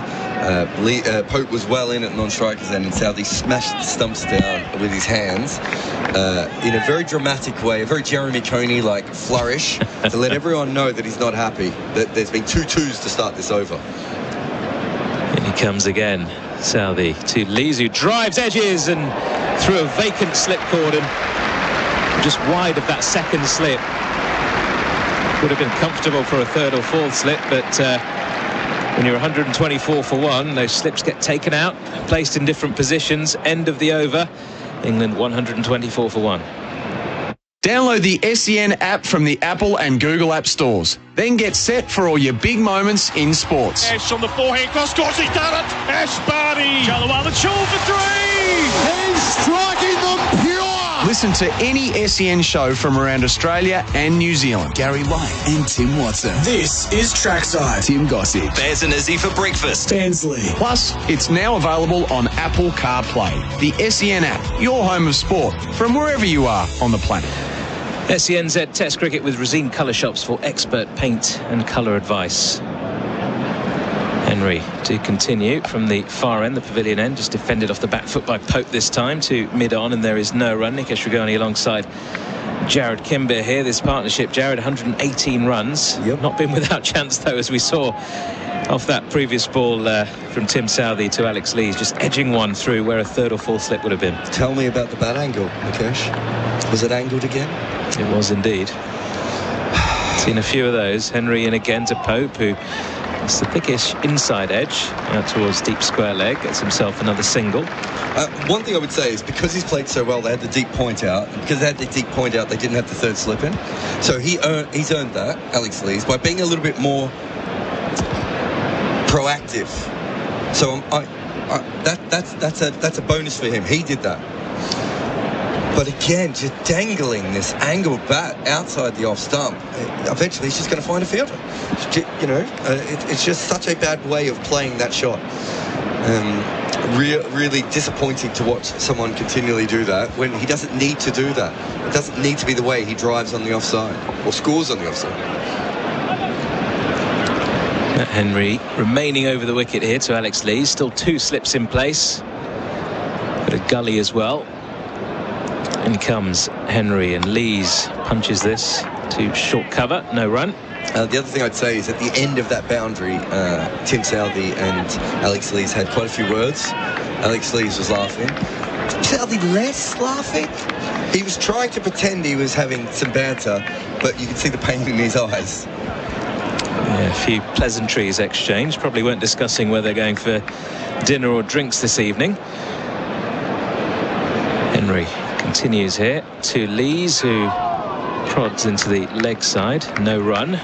Fielded at short mid-wicket there, 125 for 1. I mean, you talked about the frustration earlier in the over, didn't you, when those couple of 2s were taken, and Tim Southey smashing the stumps down at the non-striker's end as the throw came in and Pope was well home. Just a few little things creeping in here to the New Zealand side. Yeah. Henry delivers again to Lees, who prods back down the pitch, and there is no run. If you're a bowler, no, I've never been a fast bowler, so I'm a leg spinner. I don't get many edges that go through the cordon for 4. But if you're a fast bowler and you get an edge through the cordon for 4, that's a victory to you. Batter's got away with it, but it's a victory to you. I think if you then go at him and start making a conversation out of it, the batter's going to go, I'm still here, mate. It's almost like you're giving up the moral high ground. Henry into Lees again, who defends to mid-on, and there is no run. End of the over, 125 for 1. It's always an interesting one, isn't it? I mean, the battle between the bowlers who are fired up and the batter who's maybe edging a few, looking a bit uncomfortable out there, just getting away and having all the luck going their way. I mean, you want to be more Curtly Ambrose, don't you? You just give it the stare. You don't say anything. You just give it that look and make them know that you're there, make them know that you're on top of them. You get into a battle of words, and if the batter's still out there, he can afford to smile. I think once you sort of get into that sort of alpha off moment, you kind of lose the ground just by, if you stare at him, as you said, I know. No, you don't need to say. I mean, you don't need to, when he's edged one through 3rd slip, you do not need to say anything, do you? Everybody in the ground knows. We've got a bowling change. Kyle Jamieson is coming on. I'm just going to do a quick shout out as well. My niece is listening back in Melbourne. Sophie's listening, big Renegades fan. Probably has no idea who the vast majority of the players are who are out here in this game. But hi, Soph. Kyle Jamieson into Pope, who flicks backward of square on the leg side. They get through for a single, just pad involved on that one actually, so leg by signalled, 126 for 1. Renegades fan Harry Gurney, I've worked with him quite a lot over the winter, doing some Big Bash commentary on the BBC here in the UK. He played for them for what, 2 years, I think? At least 2 years, and he won the title with them as well. Same season he won the PSL, then he went to the IPL and couldn't make it a hat-trick. He won the title. I tell you the full story. He won the title the year I worked for the Melbourne Stars, so we were up against them in the final, and I actually got Soph and her sisters and her old man tickets to that, but in the Melbourne Stars area, and they were cheering against the team I was working for. Bit awkward. Jamieson round the wicket here to Lees. It's full. It's pushed back to him. He fields in his follow-through. No run. So the Renegades is the Western Suburbs team. Yes. They made this big push towards the Western Suburbs. I'm not sure people in the Western Suburbs realise that it's their team, but and Melbourne Stars is kind of everywhere else. The north, the south, the east. They're the poorer cousin, aren't they, of the Melbourne Stars? But once you didn't get the MCG, sorry. Once you don't get the MCG as your home ground. Absolutely, yeah. And there's a natural difference in the Sydney teams because they're so spread out. Jamieson back in again, and this time Lees flicks nicely backward of square on the leg side. It's racing away towards the boundary, and it's going to get there. Beats the chase of the field, crashes into the advertising hoarding. And that is 50 for Alex Lees as well. A nice raise of his bat towards an applauding Brendan McCullum and some of the other teammates on the balcony there. 53 off 109 deliveries. England make their way to 130 for one. It hasn't been without chance this innings, has it? But he's still there. Look, what I like about it is the last two innings we've seen, he's just looked a little bit more confident, a little bit more proactive. Jamieson, and again to Lees. It's full on the offside this time and driven beautifully out towards deep cover. It's going to be cut off by the sweeper out there. They'll get back for a couple. You look at that shot there. Okay, it was overpitched, and it was outside off stump, nibbling around a little bit in the air, but the way he kind of placed that so that it would go just to cover's right hand so he could get two out, that's not the sort of batting that we saw from Lees before the last test, really. Before the last test, everything was so... He would just have hit that straight to point and taken one. He's just being a little bit smarter with his cricket at the moment. Jamieson, a little bit shorter outside the off stump this time and left alone. And I wonder how much of that is McCullum. McCullum just saying, mate, you're in the team. There's a reason why you're here. In the West Indies, it was very hard to tell what Lees thought his role was, other than to not play a single shot. And he's an okay defensive player, but he's not a Dom Sibley level defensive player. I was just going to say, Dom Sibley of a similar ilk when it comes to that defence. But yeah, Alex Lees a lot more positive, a bit more himself in this game. This is on the hip and just flicked wide of mid-on. They're through for a quick single. Throw comes in at the keeper's end. Pope was safely home. The throw is wide in any case. End of the over. England 133 for one. So in Test cricket, there are very few batters who can stay up the one end for 4 or 5 overs in a row. Because essentially, you're going to come across Vernon Philander or, Kyle Jamieson, all these sort of incredibly smart bowlers, and they will work you out. And that's why Kane Williamson and Virat Kohli and Joe Root, Steve Smith get off strike, right? But there are players occasionally whose defence is so strong that they can do that. Cheteshwar Pujara is a very good example of that. Dom Sibley was another very good example of that. I don't think Alex Lees is anywhere near their level. He has to find a way to get off strike. That is what he's been much better at in the last 2 innings that we've seen from him. Matt Henry continues into Lees, who defends out to mid-off, and there is no run. Back to that point, Melbourne Stars, Melbourne Renegades, the Stars still trophyless. Yeah. That's a big bone of contention, isn't it? That one that Harry Gurney won, I don't know if you remember the game. So I was the analyst, and quite often when you're an analyst, you plan all this stuff, but then the game goes sideways, and everyone has to improvise. That particular game, Henry into Lees again. He drives, gets an inside edge onto pad, I think, and it trickles out to short cover, no run. That particular game, I was chatting to someone on text actually during the game, and I was like, every wicket that Melbourne Stars got was part of my plan. The bowlers just kept nailing the plans over and over again. But there was one thing where Melbourne Stars had decided to go into that game with one extra bowler, and I thought it was a mistake. And what it meant was that when Ben Duncan and Marcus Twins went out to bat, they were like, oh, we don't have as many batters today, so we're going to have to... Henry in again. This is short, and he sways out of the way. Blundell fumbles it, and they're through for a bye. It's almost like a goalkeeper looking to save that one in the top corner, and it's going through the hands and into the back of the net. He's let a few balls in this game. I'm wondering if his fingers are 100%. Might be worth asking Macca if we've heard anything, but that just burst through them.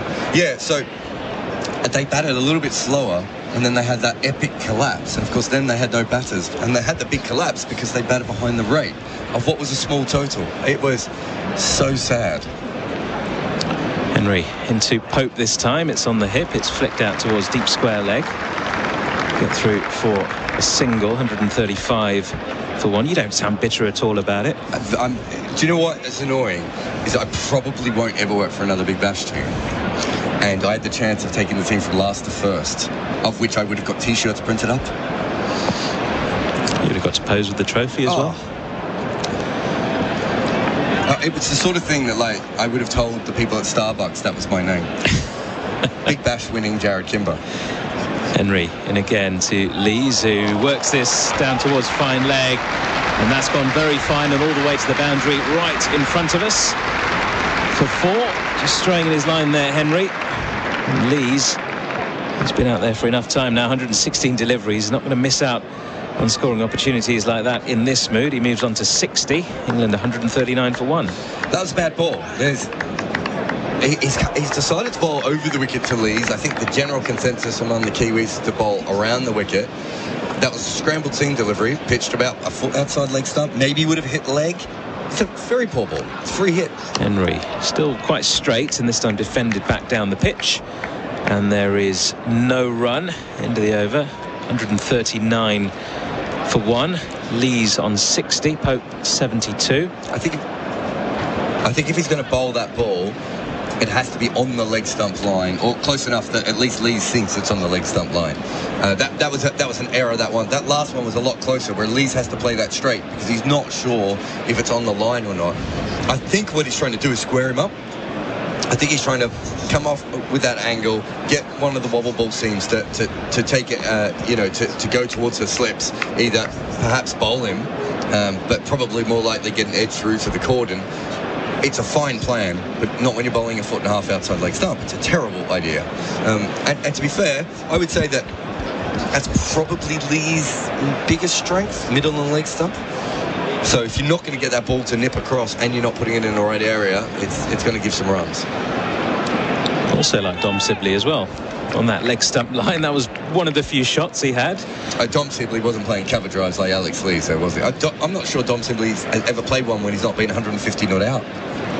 Jamieson continues here, and this is left alone outside the off stump by Pope.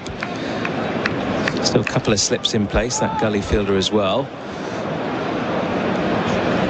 Another gentle hum just buzzing around here at Trent Bridge as the few latecomers arrive here on Sunday morning. Church, really? Went to church. Late night, I think. Bumped into a few fellas in the lift. Coffees, double shots, all sorts going on after the late night.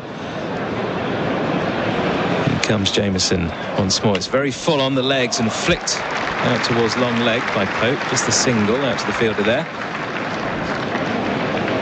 You had a very early night, didn't you, Jared? I had an exceptionally early night. I went to the corner shop before coming in this morning, and there was already a shortage of Barocca, which might tell you that a couple of people had to get them. That could have been yesterday as well. I think you were probably almost in bed by the time we were on our main course, curry night. Yeah, no, definitely it was. Missed out on curry night. Missed out on a blinder. Jamieson is short of a length outside the off stump, left alone by Alex Lees. 140 for 1. I mean, the curry capital of the UK is Leicester, right? Just down the road, my hometown. A place called the Clowes. It used to be called the Clowes Arms, which used to be a pub. Turned into a restaurant now. Nice family place. Outstanding stuff. Probably third. It'd be on the podium for curry houses in Leicester, but the top two very difficult to get in at the last minute on a Saturday night. Jamieson is in. This is short and guided down towards deep third past the diving gully, and that's going to race away for 4 as well in front of the new stand. Very well played, that one, by Alex Lees. He was up on his toes and just guided it into the ground. Good timing as well. 144 for 1. They put out the deep point, and since then I think he's hit about 3 balls finer than deep point and 2 balls probably straighter than deep point, which is, I think, starting to frustrate New Zealand a little bit. Surely at Leicester's top 2 curry houses, if you drop Jeremy Coney's name. I was thinking that. Can I tell you a funny story about once dropping George Bailey's name at a restaurant? After this delivery, Jamieson comes in, and Lees drives well down the ground. Decent enough timing, but it's not going to go all the way for 4. They'll get back for a couple of runs. Looking a lot more confident now is Alex Lees. 146 for 1. Go ahead. We were in Sri Lanka, and you would think that of all places, in fact, we were at Mahela and Kumar's crab place. Okay. And we did get special treatment because we were with George Bailey, but then we went to another place with him, and I said, this is the Australian captain, George Bailey, and the waiter said, Australian captain is Cameron White. No, it's George Bailey. This is him. Can we get a table? And they went, no, it's Cameron White. In comes Jamieson again, and this is cut away by Lees, but there is a sweeper out there at deep point, so just the single this time. End of the over. Jared, you can continue that with Henry Moran, who'll be taking over from me after this break, with England 147-1 as drinks come onto the field as well. Go on, make the call. We all believe in you. One at a time, please. Thousands of Aussies keep switching to Kogan Mobile, but hurry right now. You can get started with Kogan from just $2.90 for 30 days, with unlimited calls and texts and a big 20 gig of data at award-winning prepaid prices. Make the call. Switch to Kogan Mobile from just $2.90 for the first 30 days at koganmobile.com.au/radio. On the SEN app, check out the SENW channel with stars of women's sport at home and abroad. Daisy Pearce, Katie Brown, Stephanie Brands. Plus, on the SENW channel, we cover AFLW, Rugby League, W League, netball, cricket, and track the female stars of horse racing and more. For the latest news, interviews, and catch-up podcasts with the biggest names in women's sport, jump on the SENW channel. Download the SEN app now. Drinks are being taken here at Trent Bridge. It is SEN Cricket live from the second test between England and New Zealand. Welcome to our audiences on SEN Queensland and also 1620 SEN Gold Coast. Henry Moran alongside Jared Kimber, and it's been a good morning session for the hosts. Jared, they've gone along nicely. Pope and Lees heading merrily along to take England to 147-1. Yeah, first half an hour I thought New Zealand did quite well. That last maybe 20 minutes or so, after Lees played an absolute shocker against Tim Southey. After that, the way that Lees specifically was working the ball on the offside and I think frustrated New Zealand, and almost every time they bowled straight to Pope, they think that they're going to slip one through him. He gets the inside part of the bat out on the leg side, but this is a very good session for England, not to lose a wicket. The slips obviously played a part in that, maybe being slightly too deep, but it looks like a flat pitch. But I think that there's no doubt that New Zealand is still getting a little bit more out of it than we probably saw England get out of it. We've got another of these replacement balls as well. We're on the third ball. I was going to ask you actually about this as we see the umpires coming out at the moment. Quick toilet break for Michael Goff, just went off to the toilet there. Richie Richardson's the match referee, obviously played Test cricket. Paul Rifle played for Australia and Victoria. Rod Tucker played for Tasmania. Michael Goff played for Durham. And Martin Saggers played for Kent. Have we ever had an all first-class level umpiring panel? Well, that is a good question. I don't know the answer to it. Had I been given preparation of maybe 3 years, I might have been able to do the thing. But someone out there will know. And if you do know, you can get in touch with us. And there's a good reason to get in touch with us as well, Jared. And I've got a big breaking news, let me tell you. New Zealand listeners, you can text us on 8833. Tell us who you are, where you are, what you're listening to, where you're listening from, and any thoughts you might have on the game. And also, you've got the opportunity to win not a $25 food and drink voucher, no. You lucky things, it is a $50 food and drink voucher thanks to the Good Spirits Hospitality Group. So generous of them. So text 8833 and you could be in line for winning that $50 food and drink voucher thanks to those good people at the Good Spirits Hospitality Group. So there you go. What would you get with $50? What wouldn't I get? I mean, it'd be drink, obviously. Yes, well, it's a bit like a supermarket trolley dash, which I've always fantasised winning. You know, where you have an opportunity to go charging around a supermarket. And sometimes you watch them and people will go and do something very peculiar, like fill up their trolley with a load of bruised fruit and veg. It's just because they get panicked in the moment. No, you're diving straight towards the wine and the beer and the spirits, aren't you? Yeah. The high-ticket items. Or maybe the electronics. Electronics is not too bad. Anything with a tag.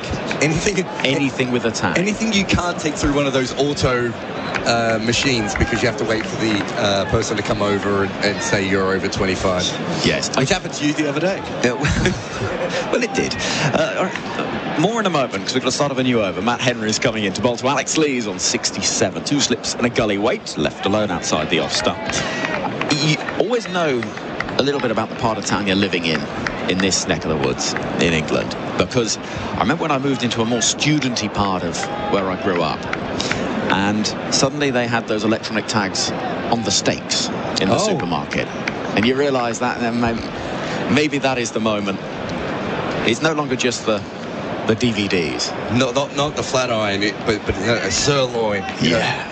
It's just people just stuffing them down their trousers and running out. Here comes Matt Henry over the wicket. Played somewhat awkwardly, cross-batted into the leg side from Lees. And there is no run. England trailing by 406 here on SEN.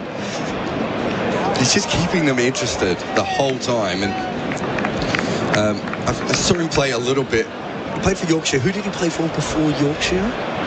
Lees? Yeah, I'm trying to remember now. I think I might have seen the original incarnation and then the rebirth version.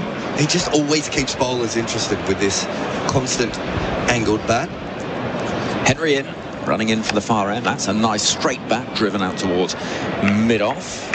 And there is no runs. So he started his, the bulk of his career was Yorkshire. And then he went to Durham. That's right. So that's the way around it went. So he's a proper Yorkshireman, born in Halifax, and not quite sort of Geoffrey Boycott country, but not far from it. And was captain of their white ball side early on, actually. He's had that leadership experience. Here comes Matt Henry, bowling, edge taken. Well, this time one sticks. Lees hanging that bat out there. He looks to the heavens in fury. He can't believe that he's given it away like that. New Zealand breakthrough. Lees goes for 67. A wicket for Matt Henry. It's 147 for 2. Well, he should be able to believe it because he's been playing with an angled bat over and over again. His feet stuck in the crease, dangling it out. And this time, he was caught. That's the only difference. The last ball, we got an inside edge off, his bat was angled again. He's going to continue to play Test cricket with an angled bat. He's going to get a lot of edges. I think we've seen a breakthrough from him in terms of confidence and run scoring in the last 2 innings. Technically, I wonder, against the best bowlers in the world, if he'll ever be able to make runs. But good on him for making a half century, because you and I sat through some very turgid innings from him in the West Indies, where it looked like he could not score. At the very least, he's changed his mindset. But I mean, I just said what a ball before. He's always keeping the bowlers interested. Great bowling from Matt Henry there. Finally got the edge, went through, and you might be able to hear the Joe Root come out. Those aren't boos, those are acclaims of excitement. A cry of Root from this Trent Bridge crowd as the former England skipper and arguably the world's in-form batter, well, alongside Daryl Mitchell. Yeah, well, right at the moment, Mitchell might have gone past it, but New Zealand on this pitch, I want to get him very, very early on, because I tell you what, if he gets in, you watch the way that Ollie Pope's flicking the ball off stump over and over again. Just wonder what you will be able to do to Joe Root if he gets past 20 on this pitch. So how they bowl to him early on is very important, but there's still movement out there. But, you know, we've seen a lot of outside edges. I think England have batted quite well considering everything, but you must get, you know, if New Zealand were to win this test, this is probably the wicket that gives them the best chance. But Joe Root sprinting out there. We can see the replay on the Chemist Warehouse screen, and you think full of enthusiasm. You think Joe Root's in better form than Lytton Das from Bangladesh? I'm quite obsessed by Lytton Das. I know you're quite obsessed by Lytton Das because we're using that online service which is doing the rounds on social media. Here comes more in a moment, because in comes Henry again. Root is playing somewhat awkwardly off an inside edge, and he goes behind the square on the leg side, not where he wanted it, but he'll pick up 2 runs to move his personal score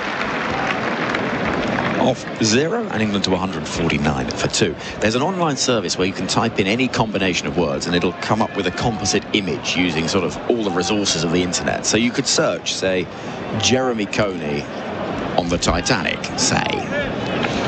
And hopefully someone is doing that right now. Somebody is doing that. He's currently doing a swimming motion behind us. In comes Matt Henry with Root waiting and beaten. Oh, so close to that outside edge. Blundell juggles it, and it was so close. What a moment that would have been. 149 for 2. England trail by 404 here on SENZ. $100 just for switching your internet provider? Mate. Switch your internet to Mate and enter the promo code MATE100 on sign up to get $100 credit on your account once connected. You heard right. Get $100 credit just for switching and connecting internet with Mate. Be quick, limited time offer. Visit letsbemates.com.au or search mate online. Credit applied 28 days after activation. Terms and conditions apply. Test cricket with Razine, the paint that professionals use, live from Trent Bridge, where England have lost their first wicket in this morning's session. Alex Lee's gone for 67 a short time ago. Here comes Kyle Jamieson to bowl to Ollie Pope, who struck high up on the pad, and though there's excitement, no real interest. Anyway, this online service, Jared, which allows you to come up with all sorts of... So I searched Dolly Parton bagpipes the other day, came up with an absolute belter. Extraordinary. Anyway, you being you... You sat there in the corner of our Airbnb searching Lytton Das on the Moon. Yeah, it didn't work. Really disappointed with that. I got Sam Curran riding a tiger. Yeah, nice. Although, unfortunately, one of the images maybe took the riding a tiger in a different direction than I was hoping. Here comes Kyle Jamieson, thank you very much, running in away from us at the Radcliffe Road end of the ground. And again, it skews off an inside edge and rushes away behind square on the leg side from the bat. This time of Ollie Pope, who gets a couple. England move past the 150 mark, 151 for 2. I did Hannibal Lecter wearing a cricket helmet. I don't know if you saw that. No, how did that go? You can't quite tell it's Hannibal Lecter, but it's a horrifying set of images that the AI made of it. I did Big Bird holding a bat. Sesame Street's Big Bird. Oh, yeah. That came out very, very well. So I'm pretty happy with holding a bat, like cricket bat? Yeah. Yeah, so I wrote cricket bat on because I was a bit afraid that it would be holding an actual bat. Or a baseball bat. What, like Ozzy Osbourne? Yeah. Here comes Jamieson again, this tall, blonde figure running in, almost bowling Ollie Pope. It kept a little low, flew past the off stump, and Jamieson turns and wonders what he's got to do to get a wicket. They were very frustrated, New Zealand, coming into that break. We saw Tim Southee specifically, but also just the way that Lees was finding the gap and Pope was handling the straight balls at him. That wicket has changed a lot. I think Matt Henry bowls a very good line and length that can bother Joe Root. It's the old Pat Cummins line and length when he used to bother a Root in England. And Jamieson now is just honing in on the top of the stumps to Ollie Pope, who's starting to struggle a little. In comes Jamieson. This is mistimed on the drive from Pope and collected by the bowler, who looks about twice the size of Ollie Pope, who's quite a diminutive figure, and Jamieson is tall, to put it mildly. What would Ollie Pope be, about 5'7", 5'8"? Yeah, about that. 151 for 2 is the score. Under sort of clouds and a bit of blue sky at Trent Bridge. There's a gentle Sunday morning murmur. It's not quite the boisterous noise of a Saturday, but it's going to build up that way. In comes Jamieson, driven. That's a better looking shot from Pope on the front foot, but only finds a fielder Bracewell waiting at short cover. I don't think we've talked about something funny that happened on air off air yesterday, involving you. Don't worry, it's nothing about what you did. I'm not looking at you in your room at night or anything like that. How reassuring. Well, I am, but I'm not going to say it out loud, am I? You're on a whole different floor, as if I'm going to go down the stairs and check what you're doing. When we have rain breaks, obviously, the entire roster system gets thrown out, especially here as some of the other gentlemen are doing other broadcasts as well. In comes Jamieson, bowling to Pope, who pushes that ball up towards mid-off. And our producer, Mitchell, back in SEN land, got a little bit confused with the roster, and he kept changing it over and over again, and we kept going, why is Mitchell changing it? It doesn't make any sense. He confused Henry Moran with Moeen Ali. Easily done. Like for like. 151 for 2 here on SENZ. Download the SEN app from the Apple and Google app stores. Then get set for all your big moments in sports. Super Bowl 56. One of the all-time against the odds wins. Taken out of midair by the man with the golden hand. Catch up on SEN created podcasts, recreation, lifestyle, racing, and all of our SEN shows. The Sounding Board. Real Adventures. Trailblazers. Great Australian Lives. Plus, it's now available on Apple CarPlay. The SEN app, your home of sport, from wherever you are on the planet.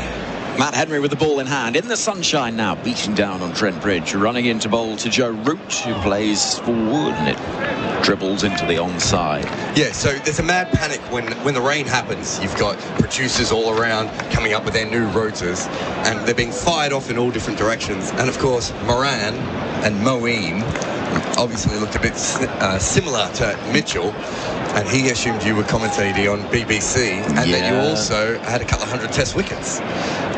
Not unreasonable. I would. Makes perfect sense.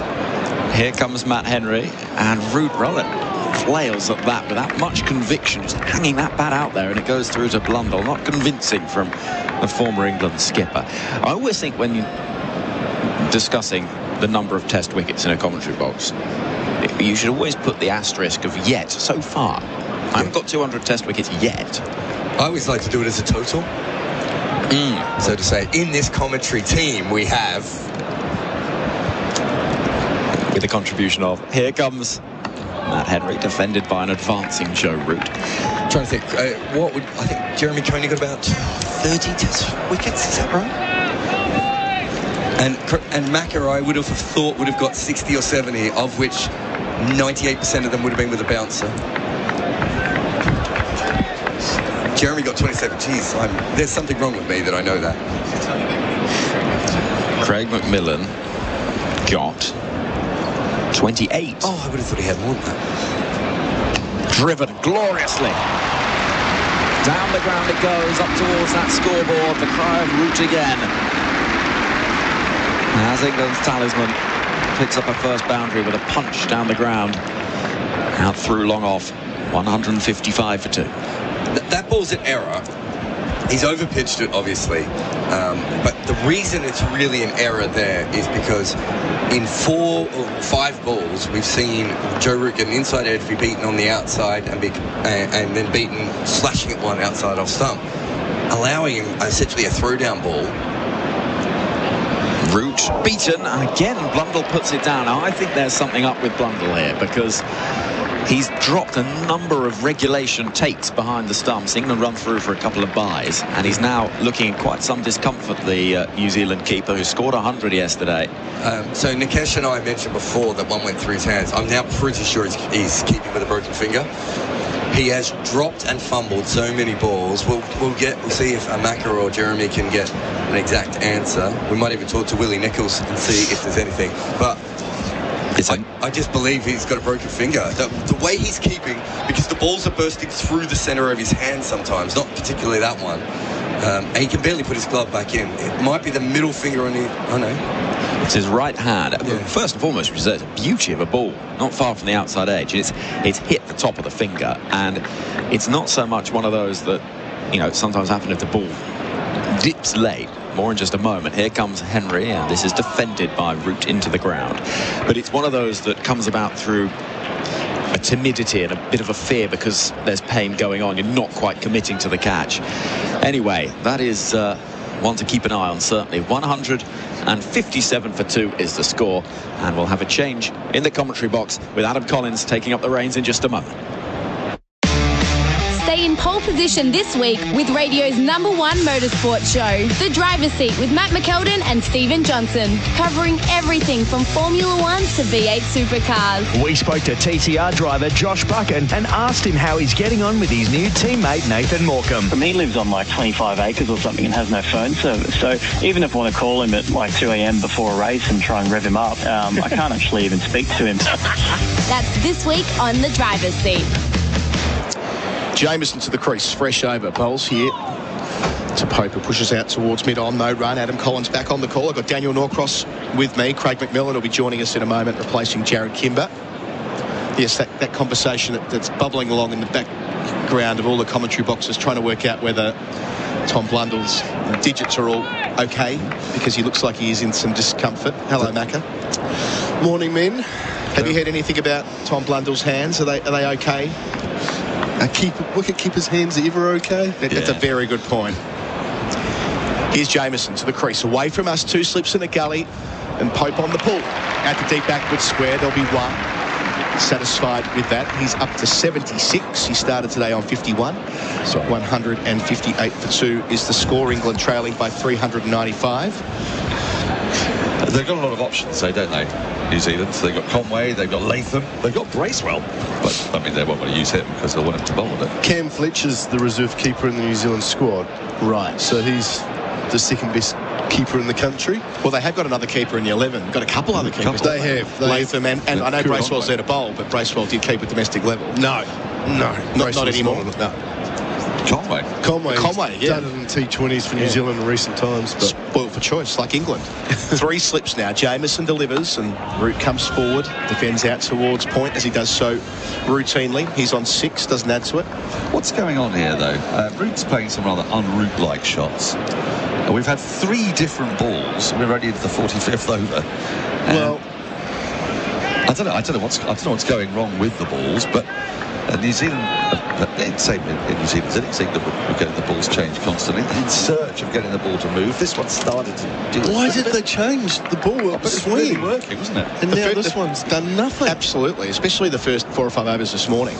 Jameson passes umpire, Goff delivers to Root, who leaves alone a ball that carries nicely through to Blundell and taken comfortably that time. You've got a bowling attack that relies on swing, and you've got a ball that is swinging, and for some reason you don't like it, you get it changed, and the ball that was changed, wonder if you could go back to the umpires and say, we don't like this one, can we go back to the previous one?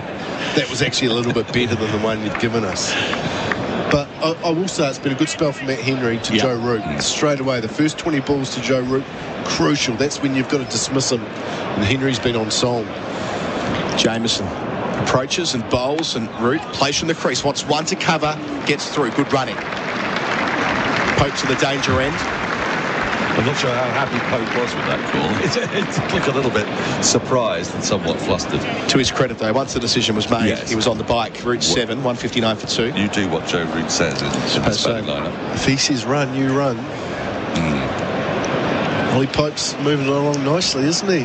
His second test 100 just waiting. It was interesting with the chat out on the field pre-play, and someone said there's a 200 score out there for someone. Yeah. And everyone was saying, well, that's Joe Root. It might not be Joe Root. It might be an Ollie Pope. They bring in deep point for the last ball. On the 1, Jameson to Pope on 76, clipping down the fine leg. Could be a second if it's not collected cleanly. And that's exactly what occurs. So Pope to 78, another busy over for the home side. 45 overs gone, England 161 for 2. Our coverage is for Rosine, the paint the professionals use. Hi, it's Adam Liao. Australian Made Week kicks off on the 6th of June, and it's time to celebrate and support our local makers and growers all around the country. Buying authentic Aussie products with the Australian Made logo helps boost our economy, supports local business, and creates jobs right across Australia. So, look for the famous green and gold logo and buy something genuinely Aussie this Australian Made Week. Because Australian Made makes Australia. Just the 1 wicket this morning, that of Alex Lees. Caught a first slip for 67, angled bat, placing it into the hands of Daryl Mitchell. Matt Henry getting the breakthrough. His return to the side. He'll continue his contests here with Joe Root. They have 3 slips waiting, a gully as well. All the Corden in short sleeve jumpers, a swirly day in Nottingham. Henry to the crease. Root pushes into the onside no run. Into his 12th over, figures at 146, which don't appear that good, but you got to remember that there was a couple of top edges from Ollie Pope that went for 6 last night, so there was an expensive over, but the spell this morning I think has been impressive. He's just got the ball to nibble a touch back into the right-hander, and his pace has been up. Generally he's around that 81, 82 miles per hour. It's been up at 85, 86, so he's found some rhythm.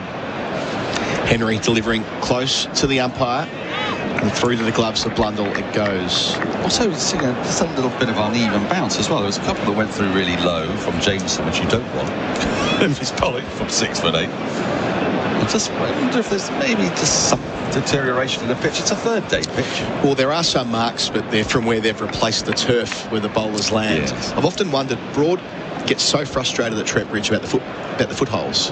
It's his home ground. He could do something about it, I'm tipping. Here's Henry bowling to Root, who defends back down the pitch. It was interesting having a look at the pitch this morning. There's still a nice even covering of grass, but there's certainly some divots, some small divots where some grass has been taken out of the surface by the seam of the ball because there is so much grass on the surface to start. So I just wonder whether those little scallops, those little divots, is where there's a little bit of inconsistent bounce coming. Henry towards us, towards Root, bowls here. Root leaves alone outside the off stump. He's looked a little bit unsure, hasn't he, Ruth, at the start of this innings? He's been beaten a couple of times. He's played a couple of shots he didn't, strictly speaking, need to. Feels like, though, as Greg McMillan said, this is a key passage here coming up to lunch, because New Zealand, if they can get rid of Root, crucial, they could have a terrific afternoon.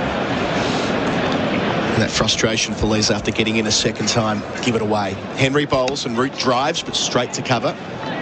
I should say, gents, $50 vouchers today. $50 vouchers. 8833. Text us where you are and your name in New Zealand, and you can win a $50 voucher. Food and drink, thanks to the Good Spirits Hospitality Group. Check out the Fox in Auckland, the best sports bar. I would love to. In that town. We've got some people texting in. Todd from Christchurch, listening on the app, loving the commentary, enjoying the way New Zealand are going about it.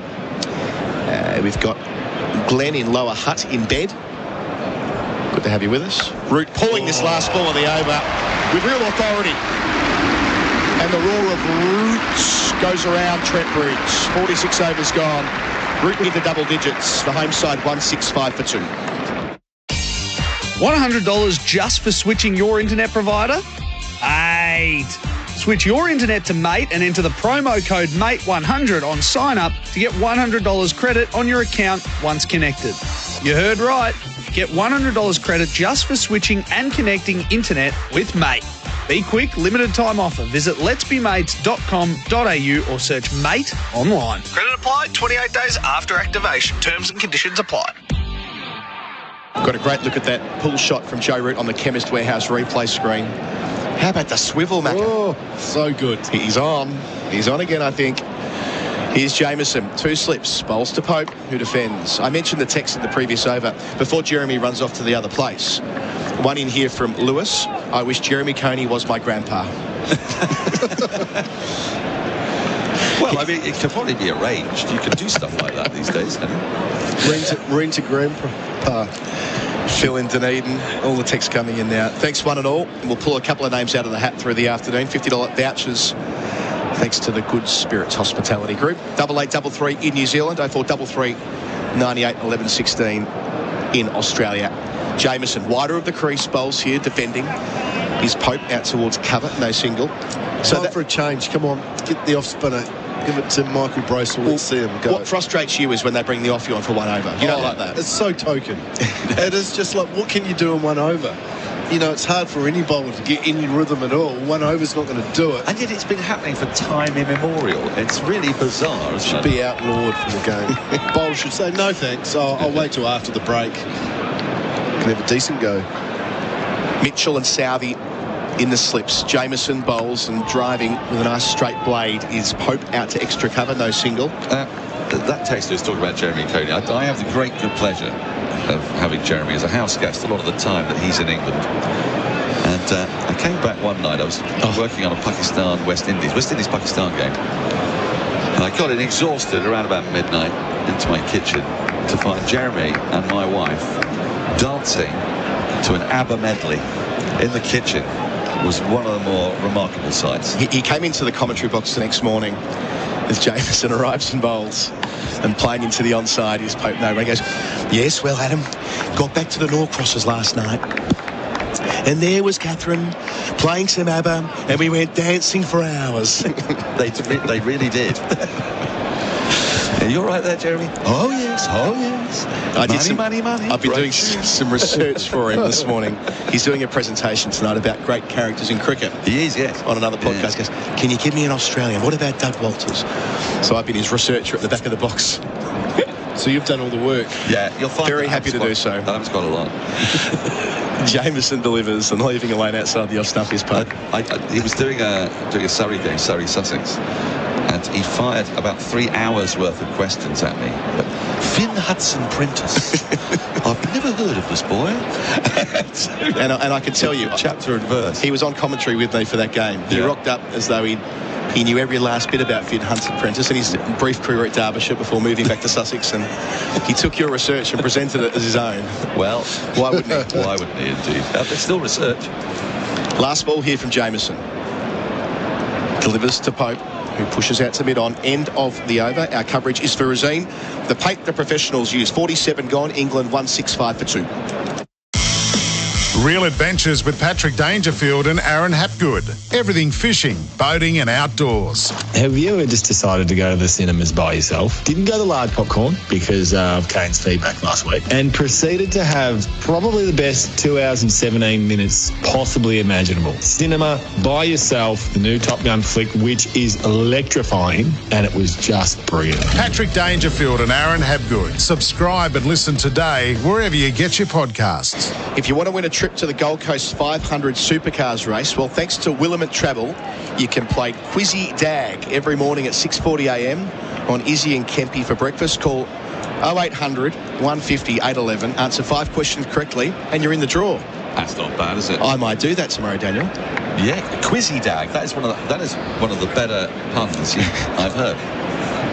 Maybe in our Airbnb later this evening we can jump on the line and chance our hand. Henry to Root. Their contest continues, leaving alone on length through to the gloves of Blundell. I play golf with Izzy Dag, and I'm not so sure the Quizzy part of the Dag is going to be that difficult. Oh, really? No. Is he a very generous man when it comes to these kind of things? Questions. Yeah, nice, but not the most difficult. Yeah, there's a couple of nice throw-me-ups. Okay. Depends how prepared he is to give away a prize that particular day. So they're staying with 3 slips and a galley in that formation. Henry delivers and Root defends from the crease. Loud call of no, you can hear through the effects mic. Henry's been bowling for quite a while now. So yes. This has been a long spell. 25 minutes to lunch. Well, how do you feel about it? Because I know that Jeremy has been a little bit vexed by the slightly formulaic nature. Yes. Not a lot of proactivity in the bowling changes. Is that a little bit critical of Kane Williamson at Lords in terms of that.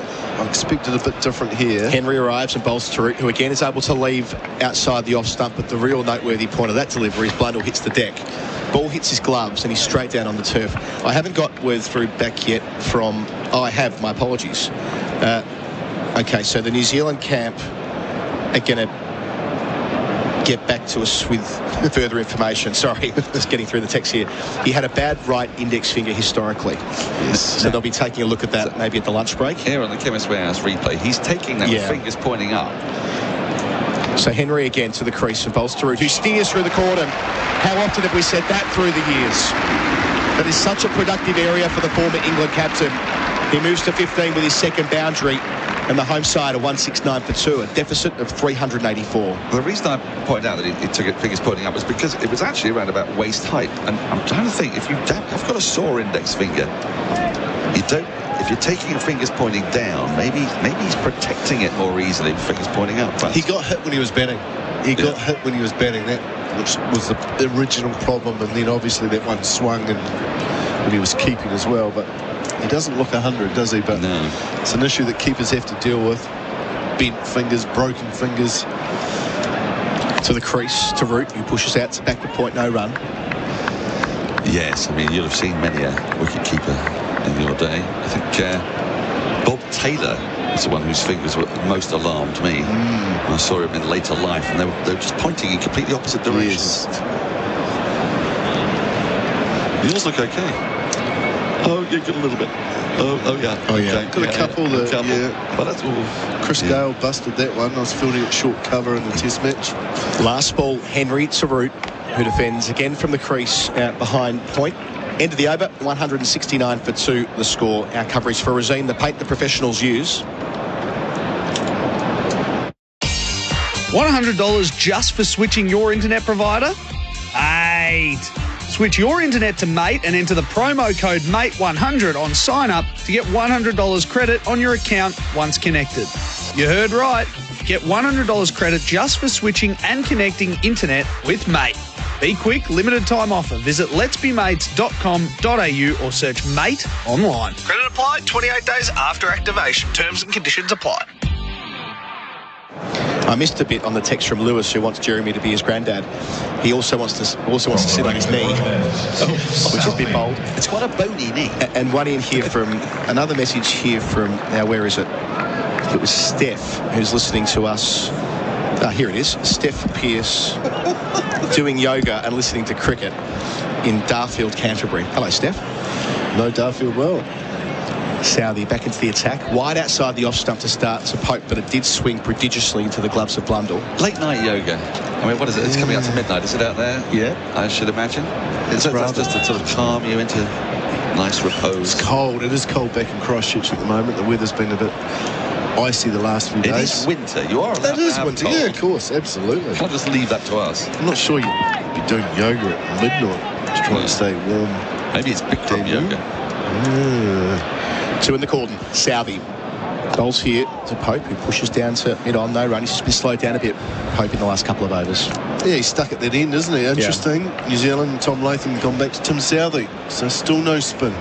I just thought that Latham might have been a little bit more proactive with the spinner. You know that Williams at times struggles to get the spinner into the attack. So I just wonder whether he might replace Matt Henry at the other end. Maybe.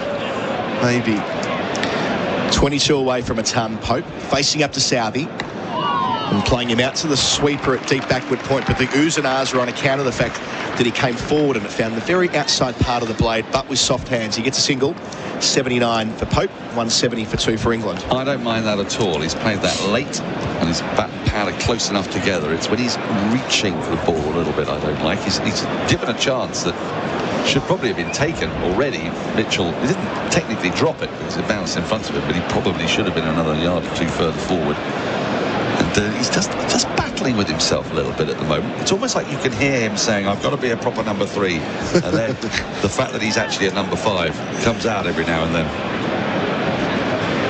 So Root faces Southey. Bowls here, full driven with authority, straight towards mid-off. No run, cut off by the sub-fielder Ajaz Patel. Take a little step there, I think, Root, which is something Daryl Mitchell did quite a lot of in his innings, didn't he? Just getting a little outside of his crease there, trying to negate what swing there is, not seeing it swing too much there.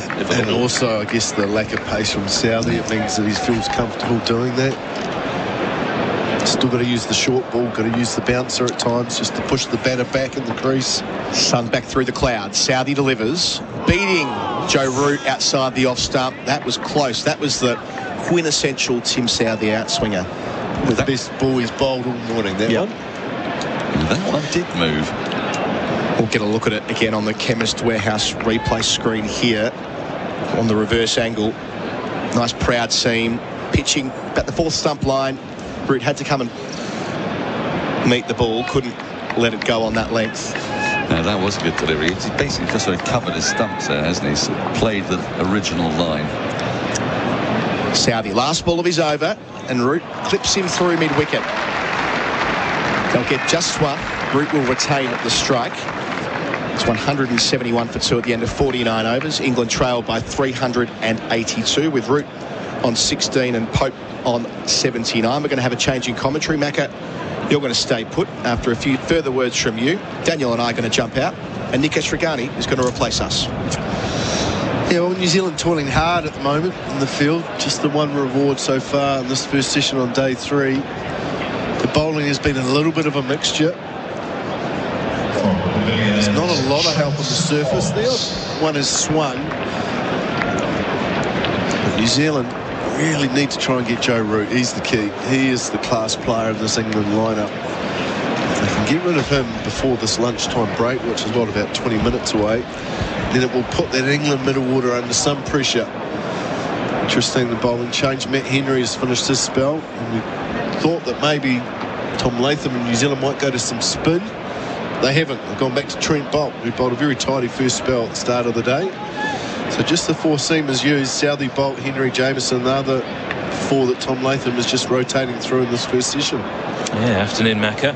Afternoon. I think they'll be reluctant, won't they, to use the spin while Joe Root is out there. Such a good player of spin. It's kind of set out there at the moment. Bolt comes in to Root, who defends off the back foot. Out towards point, it's fielded, and there is no run. But the flip side of that, Nikesh, is that Ollie Pope's such a poor player of spin.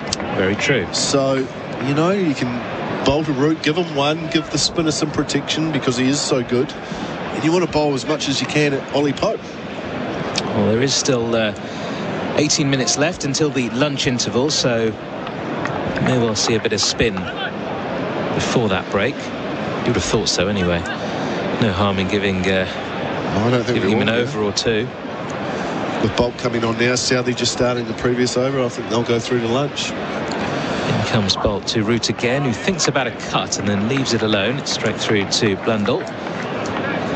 171 for 2 then. If you are just joining us here on SENZ Test Cricket with Resine Colour Shops for expert paint and colour advice. A reminder that England 90 for 1 coming into the day. Alex Lees and Ollie Pope, the overnight batters. Lees the 1 wicket to fall today. Matt Henry having him caught by Darryl Mitchell for 67. Just edging one outside the off stump. This Bolt is in again to Root. It's full, it's driven straight to that short cover fielder. There is no run. It was almost a sort of full wide Yorker, that one. Root getting it off the toe end of the bat. So Root is currently 16 from 28. Ollie Pope 79. He's been out there for 137 deliveries. Ollie Pope, like Alex Lees before him, has had a few opportunities out there which New Zealand haven't quite had go their way. Bolt is in again and again, left alone outside that off stump. And we're still seeing the ball moving, aren't we, Macca? Yeah, there's still a little bit there. This is such a golden opportunity for Ollie Pope. He's one of the guys that the spot in this England batting lineup has been questioned. He's been given an opportunity at 3. England want him in the side somewhere. There's no room at 5, so he's been moved up to 3. You're not going to get a better batting day, a flatter surface than Trent Bridge today to actually put a big number on the board. Bolt charges in again to Root. It's full, it's driven beautifully, gloriously through extra cover. No need to run for that. He just poses as the ball races away to the boundary in front of the newsstand. Prize of Root once more. England 175 for 2, and I mean, it was glorious, as I say, but overpitched by Bolt. Long half volley that said hit me. Classy from Joe Root. He looks good on that cover drive, doesn't he? Picks the gap between cover and mid-off. But it was a soft delivery from Trent Bolt.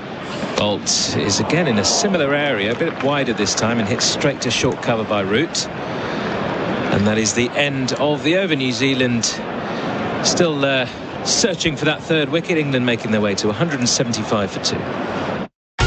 Still hunting around for incredible value? Ditch the magnifying glass and check out the Kogan Money credit card. There's no annual fee, plenty of tantalising rewards, and if you meet the spend requirements, you could earn $400 in credit to spend on Kogan.com. So go on and make the switch to a great value credit card at koganmoney.com.au/radio. Offer ends August 21. T's and C's, credit criteria, other fees and charges apply. Credit provider National Australia Bank Limited. Back here with us on SENZ Test Cricket for Resine, paint the professionals use. Southey continuing here into Pope, who defends to mid-off. There is no run. Nikesh Ragani alongside Craig McMillan. 15 minutes until the lunch interval here on day 3 of this 2nd test between England and New Zealand. At the moment, on the face of it, Macca, it's got draw written all over it. But New Zealand will still be encouraged by the movement they're getting, particularly Southey, which saw a beauty to Joe Root in the previous over. 175 for 2 seems a pretty good position, doesn't it? But yeah, always add 2 wickets onto the score. Southey, and again, this is full and driven. Doesn't get all of it, Pope. It's straight to extra cover, no run. One of my old New Zealand cricket coaches, Dennis Aberhart, coached the New Zealand side for a number of years, always used to use that method. So even if you're in a strong position, add 2 wickets to the total and see how it looks then. So 175 for 2 looks pretty good. Add another 2, 175 for 4, and all of a sudden the game's changed. So New Zealand just have to stay patient. Because I've scored 550 on the board, that's a big total. That's going to take some work to get there. Southey in again to Pope, this time on the legs, and it's just flicked away to short mid-wicket. They scamper through for a quick single. Good running once again. Pope onto 80. England 176 for 2. They still trail by 377, and every time they look up at the scorecard, whether it's the players out there or it's the fans here or supporting England, that, I mean, it's still mammoth, isn't it? Like you say, 553 on the board. New Zealand's highest ever total in England. And it's going to take some getting just to get close to it, let alone try and get in a commanding position here for England. Southey in again, down the leg side this time, just maybe searching for that swinging delivery. Well, it means that England can't afford to have one bad session, Nikish, because if they do and they lose 4 wickets in a session, then all of a sudden they're in a position where they'll be battling to save this test match. So while things look pretty good at the moment, they'll need to continue to put these partnerships together. New Zealand have to stay patient, because they know if they have a session where they can pick up 2 or 3 wickets, they're still in this test match. Southey in again. This is edged and through a vacant third slip area once again. Joe Root it was. In fact, just looking to push that one through. We saw him play at Missant one in the previous over from Southey. Southey having a few words with Root. Root saying, look, smiling away. Can do nothing about that. I'm still here, mate. Southey saying, how have you not nicked that to one of those boys in the slips? Another good delivery, just short of a length, and maybe just wide of a third slip, fourth slip, more so. Got to have 3 slips. You've got to attack Joe Root for the first 25 runs. It's your best time to get him out. So you take your cover out, you leave the gap open, and you put a third slip in. Horse is bolted. Southey tries once more. Final ball of the over is defended straight back down the pitch. England 180 for 2. And we've seen Joe Root. Obviously, we talk about the first 20-25 runs that he's out there. That's the time to get him, because once he's set, very, very difficult to remove in this sort of form. He's faced 35 deliveries as well. He's going along at a decent lick, 24 runs at the moment. But, you know, that play in the miss, the edge through the slips as well. Southey is asking the questions. And England with a bit more luck this morning, you would say. I've seen a couple from Alex Lees early on as well. I just wonder, you know, it's Joe Root, so he's in good form, scored 100. So with the New Zealand thinking, we'll just go with 2 and 1. We don't need 3. We'll have a little bit more protection for our bowler at cover. But he still nicks balls, Joe Root. He still nicked one that was catchable. There's no one there. Bolt continues into Pope, who looks to leave this one and ends up crashing it into the ground just in front of Gully. A couple of questions being asked. They'll be keen here, England, with 10 minutes to go until lunch, just to see through until that interval. Maybe just an opening for New Zealand here with that not negative mindset, but they're not going to be as positive now, are they? Well, it's always a niggly time to bat, isn't it? 10 minutes before a break. You've got your eye on the break. You want to get through. Bolt delivers again, and again Pope just having a feel outside that off stump, dabbing the ball into the ground in front of that slip cordon. Trent Bolt has really caused Ollie Pope, I think, perhaps the most problems today in terms of that angle, that left arm angle across the right-hander. Pope's not really sure whether he wants to play, whether he wants to leave, whether he wants to run it, which is a risky shot with 2 slips in the gully in play, but Bolt is the one that looks most likely against Pope.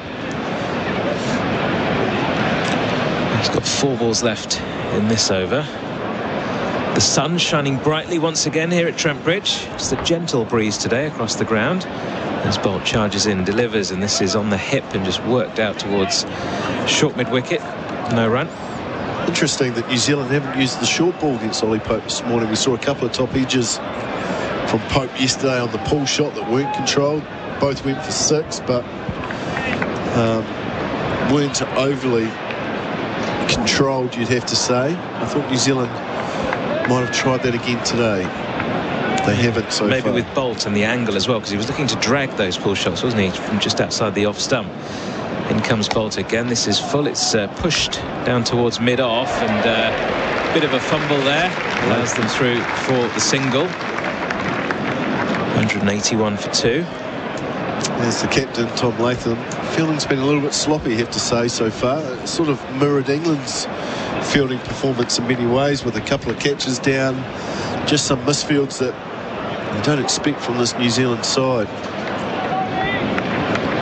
Is that just to do with the situation that they find themselves in, the type of pitch it is, and you know, it's difficult to keep those concentration levels up for long periods of time when nothing's going your way? Yeah, sometimes that's the case. Right, Bolt trying a different line here, round the wicket to Root, who drives straight to Latham at mid-off. This time does the fielding. Throw comes into Blundell, no run. 181 for 2. What do you make of this? Round the wicket to Root, just trying to go for that one that maybe angles into the right-hander and nips away. Yeah, sometimes Trent bowled around the wicket gets a little bit more in swing. So as a right-hander, you think that you can play the ball through cover, but it keeps coming. There's a gap created, so just a change of angle for the left armour. Final ball of the over. Root just dabs in front of Gully, and there is no run. So what have we got now? 8 minutes until the lunch interval. End of the over. England 181 for 2.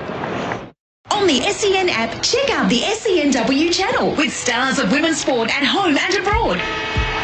Daisy Pearce, Katie Brown, Stephanie Brands. Plus, on the SENW channel, We cover AFLW, Rugby League, W League, netball, cricket, and track the female stars of horse racing and more. for the latest news, interviews, and catch-up podcasts with the biggest names in women's sport, jump on the SENW channel. Download the SEN app now.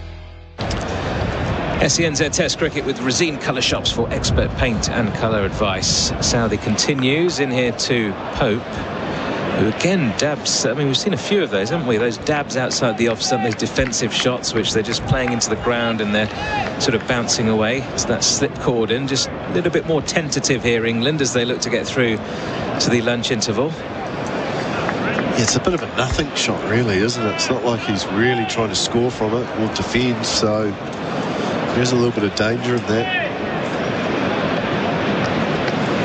Pope marks his guard once more. In comes Southey past the umpire, delivers, and again, this is a more convincing defensive shot, straight to short cover. No run. Pope on 81, not out here off 145. Maybe just sneak one in here from the spinner. We've got one here from Southey. 4 balls remaining in this over. 6 minutes until lunch. I don't see the point. I really don't. If he was going to bowl, he should have bowled for 3 or 4 overs to get into the rhythm. Yep. Southey in once more. This is full and it's driven square this time out towards deep point. Get a single there. Bring Joe Root back onto strike. Root 24 from 37. Might see a lot of spin maybe in the afternoon here today. No, I don't think so. Just not. They don't fancy it. New Zealand got 4 seamers, and their method and their success, to be fair, in recent years has just been rotating their seamers. One of them will come off and get you a wicket, but they have to change that mindset on these surfaces and these conditions. They do have to change their mindset.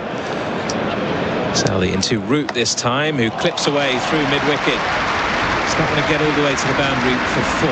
Bit of a chase on here, and they do get back for 3. Throw comes into Blundell once again. It's interesting every time the ball goes to Blundell just to see how comfortable he is taking those balls. We've seen a few go through the gloves. Problem with his right index finger apparently after being hit while he was out there batting. Still out there battling on in the field. Joe Root's so good. Just a touch straight from Southey. He just doesn't miss out. Picks up 3 through mid-wicket. Southey in again, this time outside the off stump, left alone by Pope, and another fumble there by Blundell. Again, looking to take that one, fingers pointing up, and it was quite low. It was below waist height, that one. He's dropping a lot of balls, isn't he, behind the stumps, which says that something's not right. And the last thing you're going to need is a keeper that's dropping balls. So confidence is going down. He's taken the glove off his right hand. So there'll be some work for the physio to do at lunchtime for New Zealand. Try and get that hand right. Final ball of the Southey over into Pope this time, who sneaks a single there just in front of cover. Throw comes in as Joe Root was sliding in at the striker's end. That may have been close with a direct hit. Throw missed. End of the over. England 186 for 2. I mean, they don't need to risk quick singles at this stage, do they? No, that was far too risky. 5 minutes before the lunch break from Ollie Pope. And a fielder probably should have been a little bit quicker, a little bit more awake, and that could have been an opportunity for New Zealand. We're seeing here, actually, every time, almost every delivery, Blundell is taking his right glove off, and those dab shots which I talked about before, which are bouncing just in front of the slips, he's fielded a couple of them as well. He's taken the right glove off. Problem with his index finger. And you're right, probably a bit of magic spray needed in the lunch interval as Bolt continues from the pavilion end, and Pope clips this just wide of mid-on. Another misfield allows them through for a single. This is sloppy from New Zealand. Yes, it is, and I can tell by the body language of Trent Bolt that he's annoyed. Hates runs taken off his bowling, especially through misfields.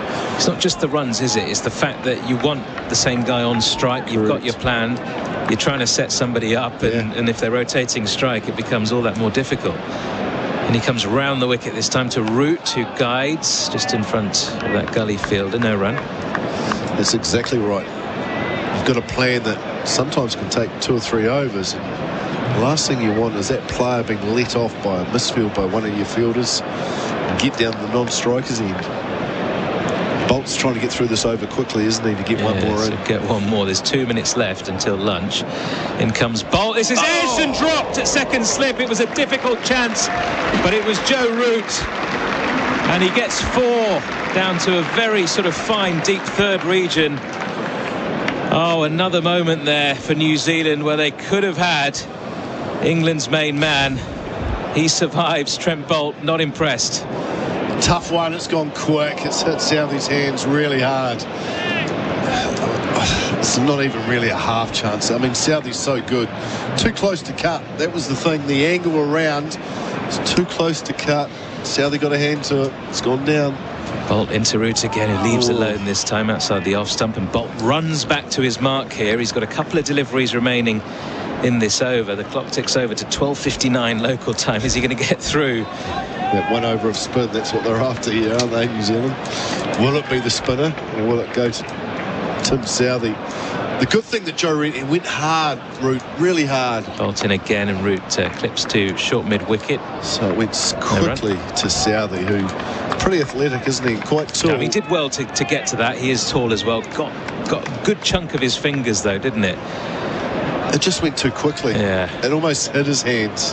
Parried it like a goalkeeper up and over top of the crossbar. Good save. It was a good effort, but it will go down as a chance. Bolt, final ball of the over is 2 fallen, driven square by Root. That's going to run away to the boundary at deep point as well. So just to add a bit of insult to injury there for Trent Bolt. A couple of boundaries conceded in the over. Root into the 30s now on 35. 195 for 2 England. Have we got time for one more over before lunch? No, we haven't. The clock just ticks over to exactly 1 o'clock local time in the afternoon. Root and Pope survive that little awkward period just before lunch where they were looking to be a little bit more watchful, not taking as many risks, apart from perhaps that cut attempted from Root, which was put down. Difficult chance by Southey a couple of balls ago, but England will be pleased with this. 105 runs in the session, 28 overs bowled, just the 1 wicket lost as well. That of Alex Lees. Matt Henry with that wicket. Lees gone for 67. England 195 for 2 then, Macca. They still trail by 358 runs, but I mean, it's job done, isn't it? It's a tick.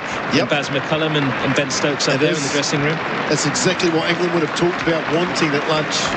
Get through that first session, play positively, score runs, and let's see where we're at lunch. So a big tick to England. They'll be more than happy with that first session than what New Zealand would have. Bowlers toiled hard, didn't they? They had moments. There was movement at times. A couple of half chances have gone down, but all in all, England looked pretty comfortable and strong position.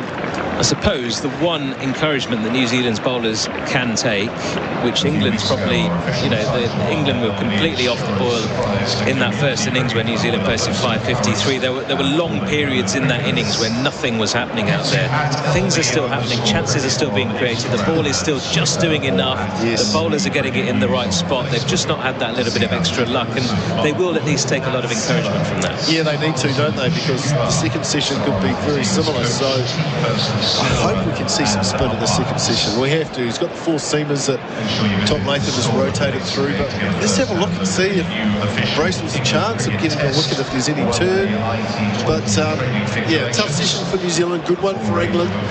Quite often you've got to reset, so New Zealand have an opportunity straight after the break to try and pick up a wicket and break this partnership. Craig McMillan, thank you very much for now. So just a reminder then that England at lunch on day 3 of this second test at Trent Bridge are 195 for 2. Ollie Pope will be resuming after the break on 84 not out. Joe Root on 35. We will be back with the second session in around 40. It's the Titan! It's a movie script! That is Test cricket at its finest. Live from Trent Bridge, the second test. England versus New Zealand on SEN Test Cricket. Southey delivers. Driving as Lee. Square drive for 4. Southey delivers here. Lee's driving again now towards the short boundary, the newsstand, through point. The second time he's done that this morning, up to 42, his test highest score. Henry in to complete the over. Pope shuffles down, flicks the ball away through square leg for 4. Nice, elegant, busy shot. Jamieson back in again, and this time Lees flicks nicely backward of square on the leg side. It's racing away towards the boundary, and it's going to get there. And that is 50 for Alex Lees as well. Here comes Matt Henry bowling. Edge taken. This time one sticks. Lees hanging that bat out there. He looks to the heavens in fury. He can't believe that he's given it away like that. Driven gloriously. Down the ground it goes, up towards that scoreboard. The cry of Root again. As England's talisman picks up a first boundary with a punch down the ground. In comes Bolt. This is edged and dropped at second slip. It was a difficult chance, but it was Joe Root, and he gets 4 down to a very sort of fine, deep third region. Oh, another moment there for New Zealand where they could have had England's main man. Yes, they could have on the stroke of lunch. England have made it to that juncture at 195 for 2 there. 358 runs behind New Zealand, who were all out for 553 yesterday. Pope 84, 16 away from what could become a second test ton. And Joe Root 35 but dropped on 27 at second slip by Tim Southey. 1 wicket in the session. That was Alex Lees, caught by Mitchell at first slip from the bowling of Henry for 67, his test highest score. I'm Adam Collins. With me to start the middle session of the third day here at Trent Bridge is Craig McMillan. Our coverage is for Razine, the paint the professionals use. And now it's over to New Zealand. They need to find a way to create some more opportunities. And I had a chat to Andy Zaltzman, the Test match special scorer at lunch, Craig. 8 of 20 chances in this series have been put down. It's a high percentage, isn't it? It sort of sums up this Test match so far. Both slip cordons have struggled. And the flip side of that, those that have received those extra opportunities or chances have gone on to make it count. So there's a real risk here for New Zealand. Pope's been put down. Now Joe Root just before that lunch break. Tough one by Tim Southey at second slip. But it's too good a batting surface to give individuals, especially class players, a second chance. New Zealand have to find a way to create some pressure. They weren't really able to do it. England scored freely, over 100 runs in the session. Yeah, 105 they scored in that session. So somehow they have to try and create some pressure, bowl as a partnership, and when that half chance comes, you want to win a Test match here over in England and on a surface like this, you just have to grab it. You just have to. So Matt Henry's going to be swung around to the broadcast end, Radcliffe Road end here at Trent Bridge. He'll be away from us. Guess who's got the ball? Who's about to throw the ball to Matt Henry? See on the left there? Is that Trent Bolt? No, where am I looking? Just down there left. He's just got the ball now. That is a good question. Who have I got there? Here he is, just bowled a ball. You should be able to know. Oh, it's Neil Wagner. It is Neil Wagner. The forgotten man. Only the world number 8 world number 8 bowler according to the ICC. Can't get a game for New Zealand. How useful would he be on the surface? Tell you what, we saw last year, didn't we? That Test match at Edgbaston, which I think was quite a similar surface to this. It was Wagner and Henry who cleaned up. This is the sort of pitch where Neil Wagner does his best work, where it's flat, there's not much happening, there's no swing, comes in, hits the deck hard, makes life uncomfortable. Fortunately for New Zealand, he's sitting on the sidelines, although at the moment he's fielding at mid-off, so someone's still off the field. Right, so 2 slips in a gully to reset here. 195 for 2. Middle session of the test match begins. Henry, away from us towards Pope. Down the leg side, taken by Blundell, moving away to his left. Still no formal word from the New Zealand camp as to the fitness of Blundell. I mean, our working assumption is there's something going on with his right hand. Yeah, look, whether it's a break, whether it's just bruising, there's no doubt he's got a sore finger. But wicketkeepers are tough, Adam, they really are. It looks to me like Tim Southey's off the field. So that's who Neil Wagner's on for. Tom Latham at second slip. Yeah, so they've changed the configuration. So Mitchell and Latham are the 2 catching men. Nichols in the gully. Henry passes up, Poke off. Bowls here.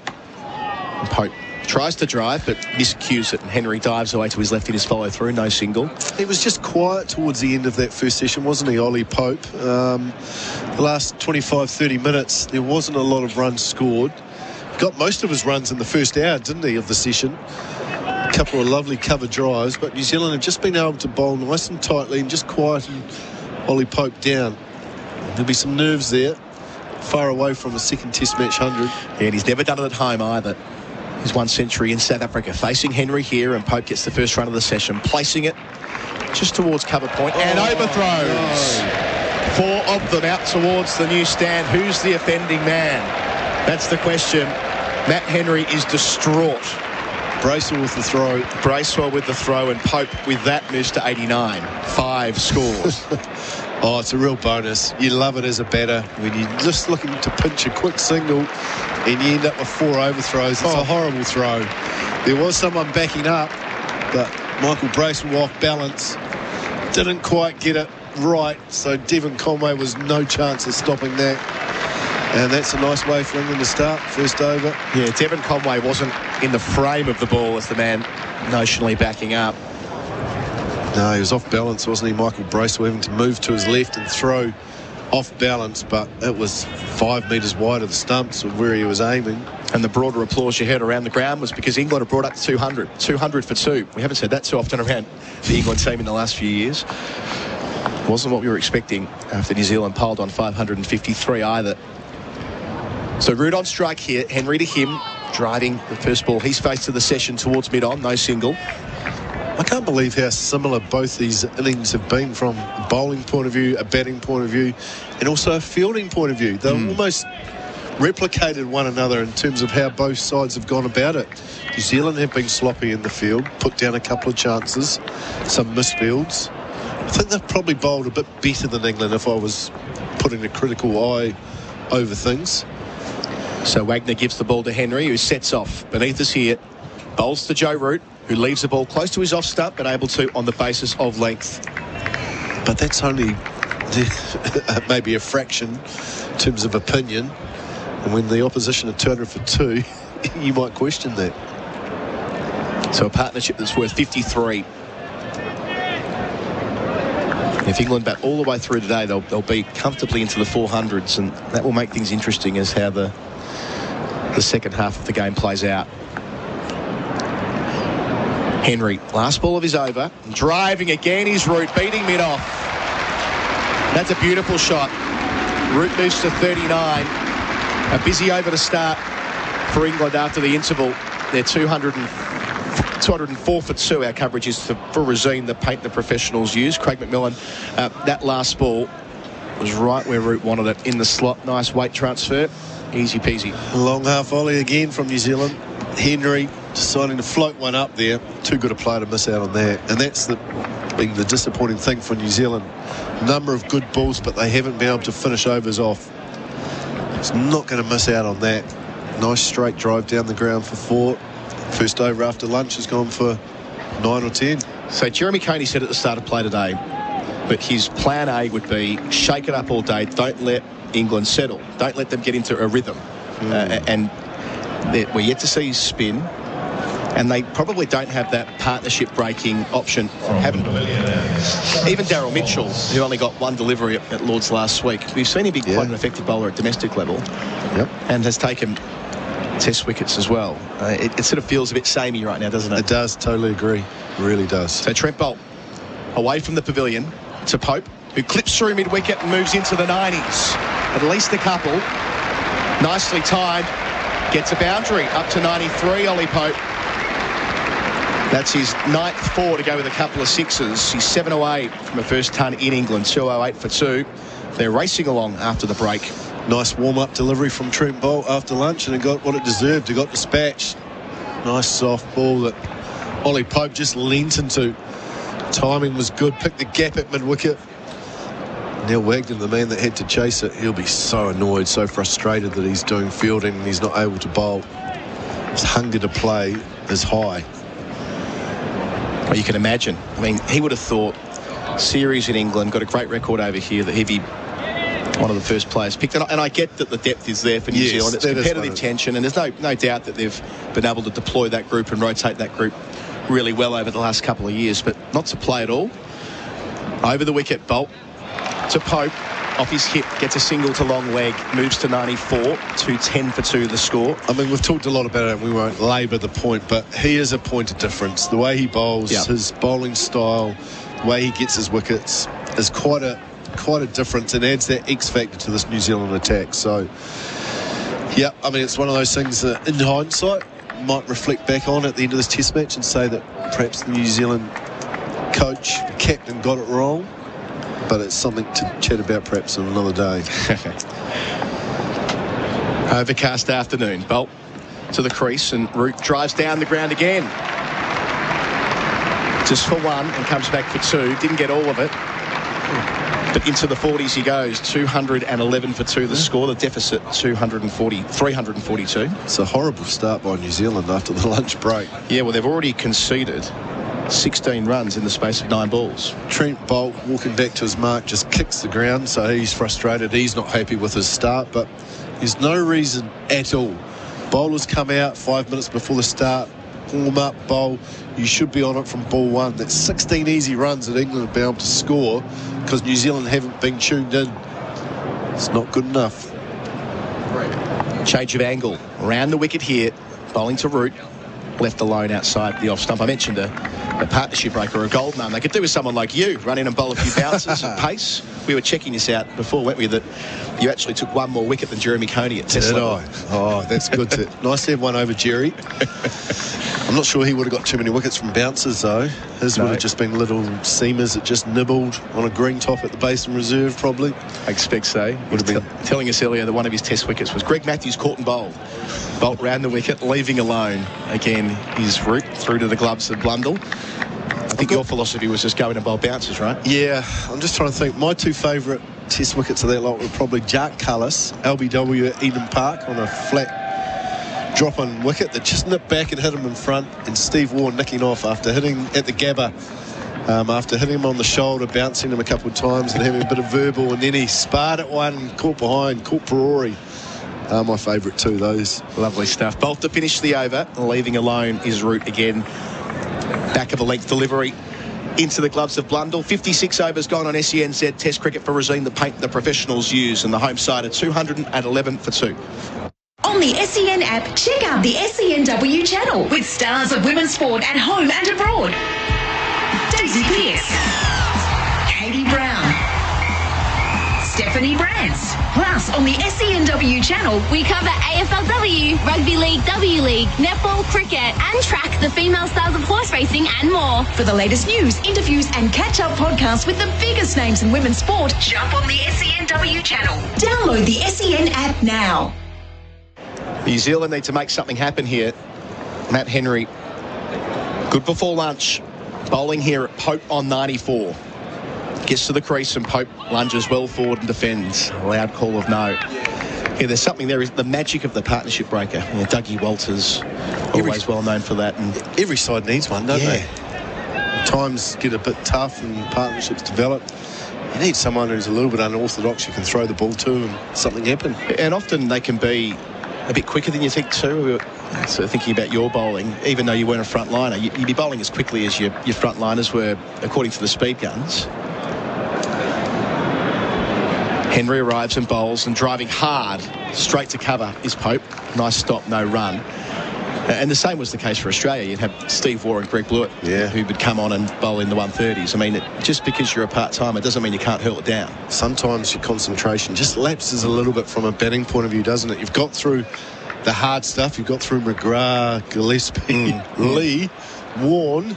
Oh, a little bit of Greg Blewett. Yeah, I don't mind that. Schnick. Henry, wider of the crease, bowls here. Pope inside edge onto the pad, spits out to backward point, no run. That's something there off the seam for Henry. What did you get clocked at? The fastest I got clocked at was in Port Elizabeth in South Africa. That was obviously, the air was a bit thinner. 138. Yes. Which is, I only needed to be clocked once at that pace, and got a heap of the boys gave me a bit about that, but there wasn't too many balls at that pace. Do you know, it was 128. Rounded up, you bowled 140, I say. Here's Henry bowling to Pope, who cuts over the top of the gully, thumped it hard into the turf and gets another boundary. Pope's 98. That's his third boundary of the session. He's 215 for 2. He's tried the shot a lot throughout this innings, hasn't he, Adam? And we've seen him play and miss. I mean, there is some risk to the shot with 2 slips in a gully.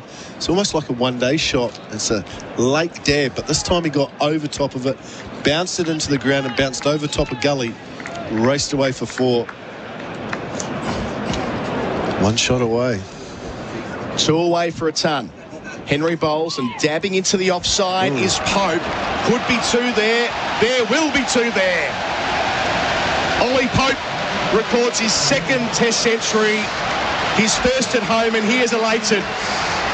There have been many people who've doubted he has the capacity to bat number 3 for England. Well, what a response that is. And Joe Root knows it too. He races over and gives him a huge hug. His first century on home soil. What a special moment for one of the most gifted cricketers in England. Ollie Pope 100 not out. Well played, young man. You've come into the series under pressure and you've delivered. Joe Root ran 30 metres to congratulate him, give him a hug there.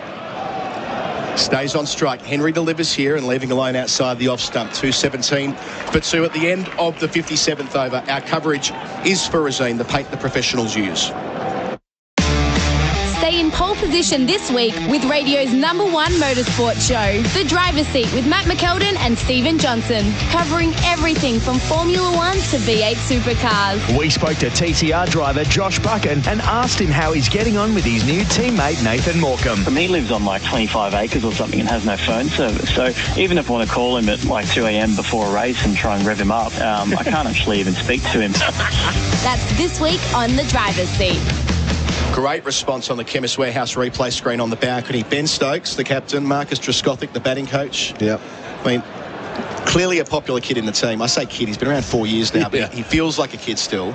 But they know that they've backed him so heavily to bat 3 this season. They need him to do this. They need him to be a match winner. Well, they want him in the side, don't they? And it doesn't matter what position. They've found 3 now. This could well be the making of him. And yes, it's a flat surface, but still he came in early. You know, 3's not an easy place to bat. So this could well be the very making of Ollie Pope in this England side. He's looked more and more comfortable the longer he's batted. Started to see some of those free-flowing shots that he plays. It's been a good knock. He's made the most of some fortune that he got early on. So Root back on strike. Bolt staying around the wicket to him, defending down the pitch. So it took him 160 balls to get there. 10 fours and the 2 hooked 6s off Henry last night. And the shot to get to 100 probably defines the innings, really. Hard run 2. Placed it really well, just in front of point. And charged back for that second run. He knew straight away that there was 2 there. You could see the intent in the running. It was interesting with Joe Root. Watching Joe Root coming back for the second. Yeah. He fist pumped the air. He was just as elated and as ecstatic as what Ollie Pope was. That's how much it means to this England side. So, yeah, well done. Number 2 in the bank, Ollie. Chance to go big, though. Sun's out again here at Trent Bridge. Bolt bowls and Root comes forward to defend. Out behind point, no run. He's on 41. I'm sure, Adam, that would have been the message from Joe Root. He'd say, mate, well done.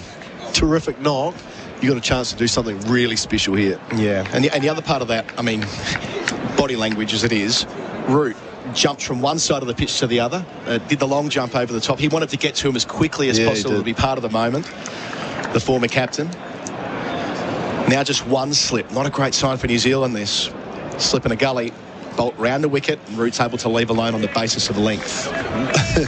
We've been here before, haven't we, in terms of one slip in a gully. You're questioning how New Zealand are going to get a wicket. We did that with England when they were in the field. You can just see the reaction from Ollie Pope. The replay's been shown. That's meant a lot. That shows that he's good enough at this level. In that position, number 3, he is good enough to succeed and do well. That could well be the making of him. Some more shots on the screen as Bolt gets to the crease and bowls, and Root drives through point. Getting in on the act, the former captain. Gets himself a boundary. That's his 9th. He moves to 45, and that roar of Root goes up again around this Nottingham ground. 221 for 2. Nothing better than a Joe Root cover drive. Makes it look effortless. Just leans into the ball. Good transfer of weight. Textbook, really. Hold the pose. Hold the pose for the photographers. Got to say, though, 9 boundaries in 45. That says something about the New Zealand bowling. Bolt delivers. Root pulls. Out to deep square where there is a sweeper. Off the bat. Had to jump out of the chair. My screen was in the way of the sweeper. I thought that was back-to-back boundaries. Not to beat. He's 46. 2 for 2. Wasn't far away, but 9 boundaries and a score of 46 says to me that New Zealand have just missed too often. Too many boundaries to Joe Root. Too many easy options. Mentioned that century celebration on our Chemist Warehouse replay screen. Some of the England women's players were there as well. And Catherine Brump giving a huge the England fast bowler. Bolt to finish, pulling his Pope straight to mid-wicket on the bounce. Latham does well to prevent a further run being taken. 58 overs gone. 222 for 2 the score. Our coverage for Rosine Colour Shops for expert paint and colour advice. Download the SEN app from the Apple and Google app stores. Then get set for all your big moments in sports. Super Bowl 56. One of the all-time against the odds wins. Taken out of midair by the man with the golden hand. Catch up on SEN-created podcasts, recreation, lifestyle, racing, and all of our SEN shows. The Sounding Board. Real Adventures. Trailblazers. Great Australian Lives. Plus, it's now available on Apple CarPlay. The SEN app, your home of sport, from wherever you are on the planet. We've had one milestone in this session already. Ollie Pope's century. They started at 195 for 2. They've already added 27 runs in just 4 overs. Root on 46. Henry to him here. Away from us, and Root clips through the onside and brings up his half-century. He's faced just 56 balls, and that was help yourself stuff. Leg stump half volley. Joe Root to that milestone with his 10th boundary in just 67 minutes. And you get the feeling he's buckling up for another big one, Craig McMillan. Danger signs for New Zealand. Root continuing where he left off at Lords. Again, New Zealand bowling, it's half volley on leg stump. He's too good a player. He's in such good form. He's not going to miss out on that, and he didn't. Root facing Henry, leaving alone outside the off-stumper fraction short, so an overcorrection there. You detected some body language from Trent Bolt between overs? Yeah, I did. I don't like the signs, Adam, I have to say. Looking around the New Zealand fielders, it's very quiet, but just the body language of Trent Bolt was not good. Joe Root's 80th test score above 50 with 26 tons. Facing Henry here. Wants one to mid-on, gets one to mid-on. There was nearly a bit of interference between the non-striker Ollie Pope and the bowler, but Henry did the right thing and put his arms up. 227 for 2. Might be the only way that New Zealand get a wicket. Henry should have tackled him. Yeah, it's the body language from a couple of players isn't great. And Trent Bolt has sort of got that resigned sort of look to him. 2 overs, he's bowled pretty averagely since the lunch break. He's got to get into this game. New Zealand have to buck their ideas up here. Deep point out. Henry bowls to Pope. Pushes forward out towards Bracewell. Cover point, no single. It's all been a bit too predictable for me. Just rotating through the seamers, like you say. You could have used Daryl Mitchell for a few overs. More than handy, medium pacer, especially if there's some movement. Got Michael Bracewell, who's been picked in the side to bowl some overs of spin. And we're nearly into the 60th over, so not far off the second new ball. It's drifting. Henry bowls a bouncer. Haven't seen many of them even. And Pope just gets out the way, as you do when you face 164 balls. Doesn't need to worry about it at all, but at least it's a point of difference. Correct. Yeah, it was a good bouncer too from Henry. It was right on target. 87 mile an hour, quick. Forced Pope to actually have to duck and sway to get out the way. It was right on line. Neil Wagner back on the replay screen for Chemist Warehouse. He's now off the field, having done a bit of sub-fielding. As soon as the short ball is bowled here, the camera pans to Neil Wagner, the expert at it. Henry, another short ball, but on the hip and tucked away to long leg by Pope. His 101st run, 228 for 2. At the end of the 59th over, there'll be a change in commentary with Henry Moran and Nikesh Regani coming in to replace me. Macca, you stay there. Our coverage is for Razim, the paint the professionals use. Stay in pole position this week with radio's #1 motorsport show, The Driver's Seat with Matt McKeldin and Stephen Johnson, covering everything from Formula 1 to V8 supercars. We spoke to TCR driver Josh Buchan and asked him how he's getting on with his new teammate Nathan Morecambe. He lives on like 25 acres or something and has no phone service. So even if I want to call him at like 2 a.m. before a race and try and rev him up, I can't actually even speak to him.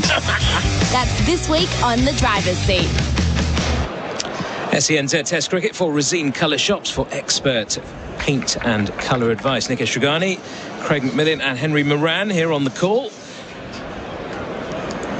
As Bolt continues round the wicket here to Pope, who just poked it in front of point. Gets through for another single. 229 for 2.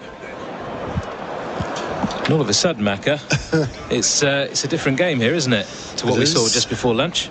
Yeah, they've scored quickly after the lunch break, haven't they? New Zealand bowlers have not been on song. Henry and Bolt offered up some freebies that both Root and Pope have made the most of. And all of a sudden, New Zealand on the back foot. Body language doesn't look good. Did see Michael Bracewell just bowling a couple of deliveries in between overs to Daryl Mitchell. So maybe just warming up, so maybe he might not be far off. But it's all been a bit too predictable for me. Perhaps just need a change of tactic here. How they go about things. We'll see if Bracewell does come on. At the moment, it is still Trent Bolt from the pavilion end. That angle from around the wicket. In he comes once more, and this time Root guides it to backward point, and there is no run. New Zealand are down to one slip in the gully, Nikesh, and the worry for me is that Daryl Mitchell is almost at a second slip, so there's a gap. So if there's an edge, there's a good chance it could go to first slip where there isn't anyone. Trying to cover more ground, but there's a big hole there between keeper and first slip. Well, let's say second slip. So even if Bolt does bowl a good ball that does get an edge, there's not guarantee. Yeah, there is, which is a worry. Bolt in once more, and Root again guides, this time into the ground, and well fielded there at gully. Tim Southey, one-handed over to his right. Still 229 for 2.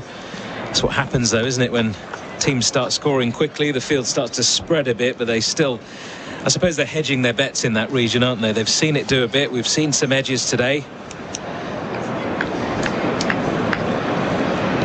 As you say, a couple of gaps there, and the rings are being used again by the umpires, those testing rings. Ball sitting on one of them. I don't think it's quite going through the other one, is it? So another change of balls. What number is this? The briefcase. Henry, how many balls we changed? This is the third one, isn't it? I make this the fourth that we're so going to see. So it'll be the fourth that we'll see, yeah. It's the fourth that we're going to see. It gives me time for a little stat, Nikesh and Macca. I think you're going to like this. Okay. This is Ollie Pope's first-class 100 that has come north of the River Thames. Because everything else has either been at the Oval, in South Africa, or at Hampshire.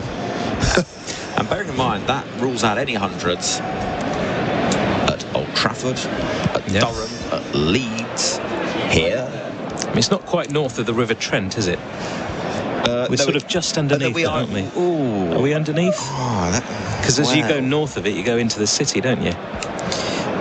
Yes, so we're just south of the River Trent. Yeah, so he's yet to cross that particular river. Yeah, that's the next goal. Unlucky, Ollie. And that'll be the next test. We've got Headingley in a couple of weeks, haven't we? We do.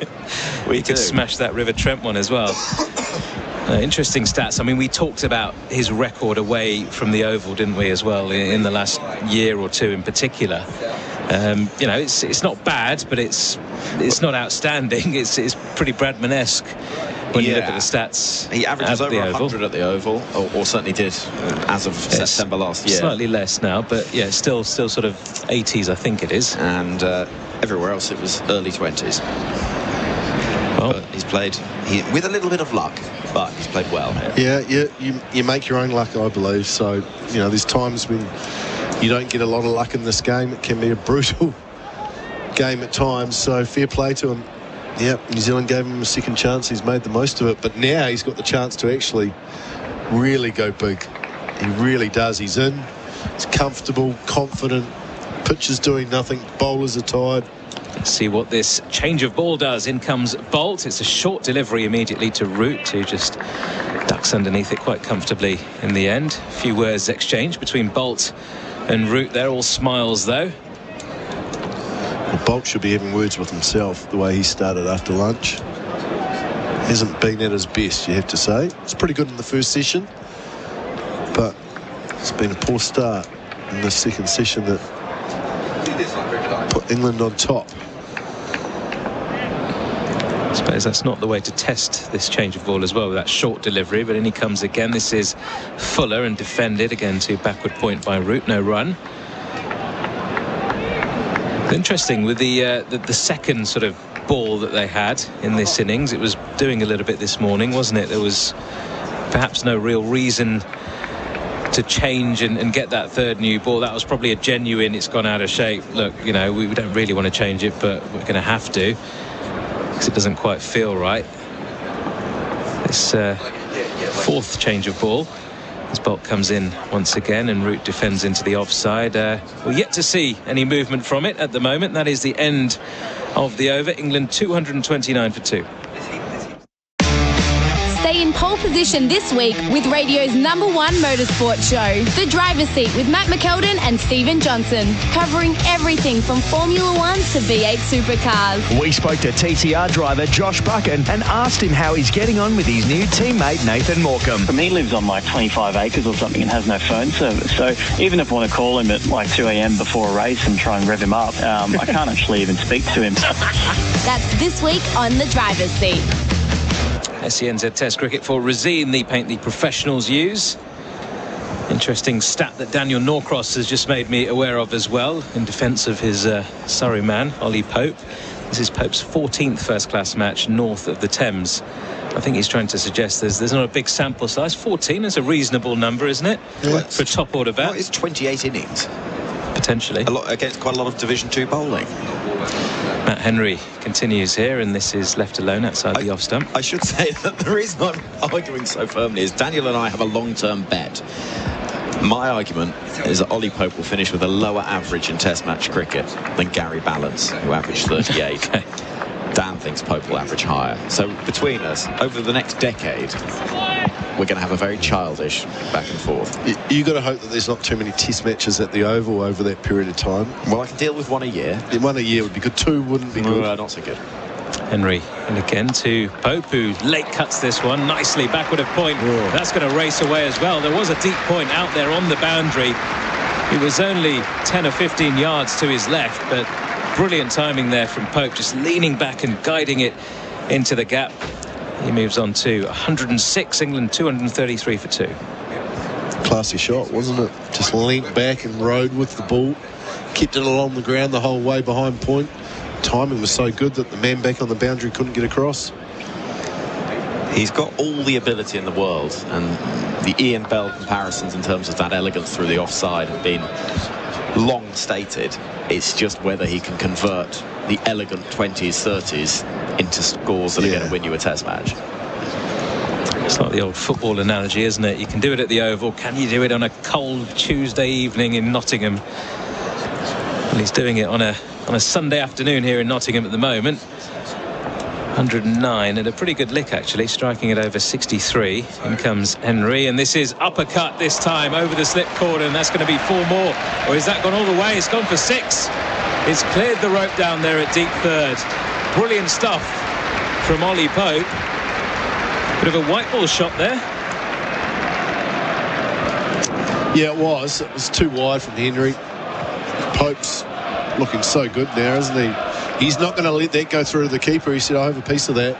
Short ball from Henry that just offered him an uppercut up and over top of the slips.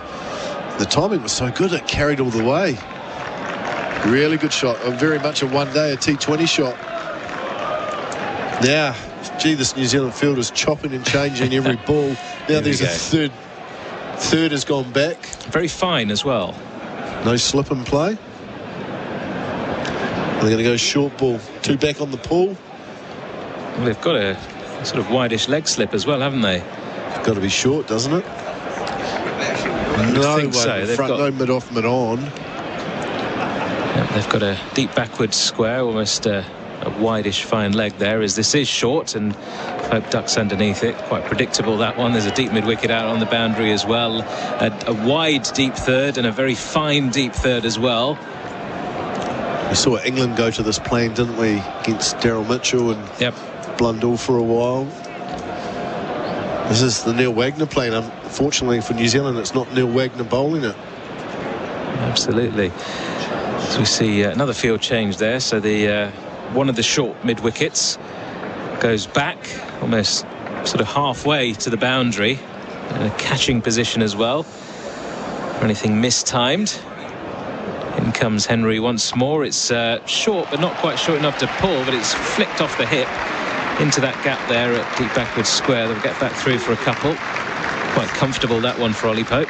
You've got to be so precise when you're bowling like this, and that's when Neil Wagner is so good. He's just control a length, and the height he gets the ball is so good. Matt Henry, this is not something that he bowls. He's a wicket-taking bowler. He likes seeing a good length. This isn't something he does very often. So runs could flow quite quickly here for England if New Zealand don't get this right.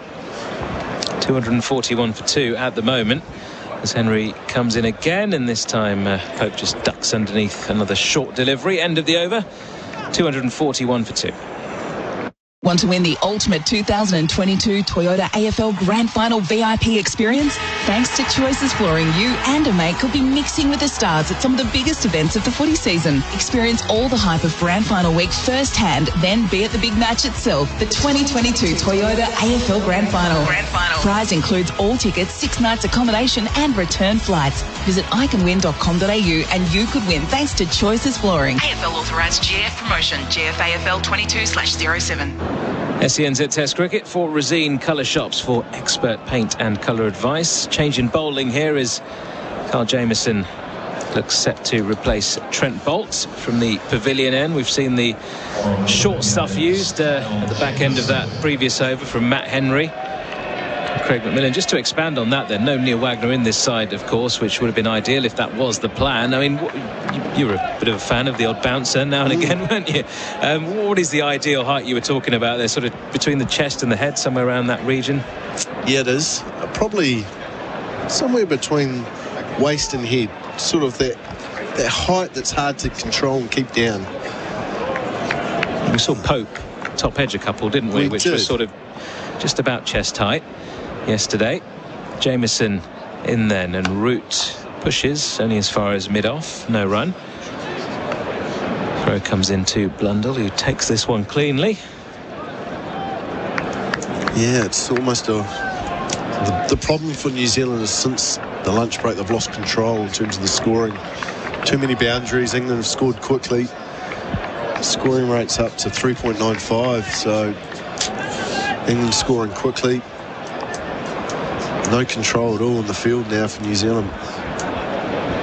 Jamieson in once more, and Root lets this one go. It was just short of a length, just outside the off stump, and Root almost thinking that one was going to come back in a bit more than he expected, just trying to cover that line of the off stump, but safely negotiated.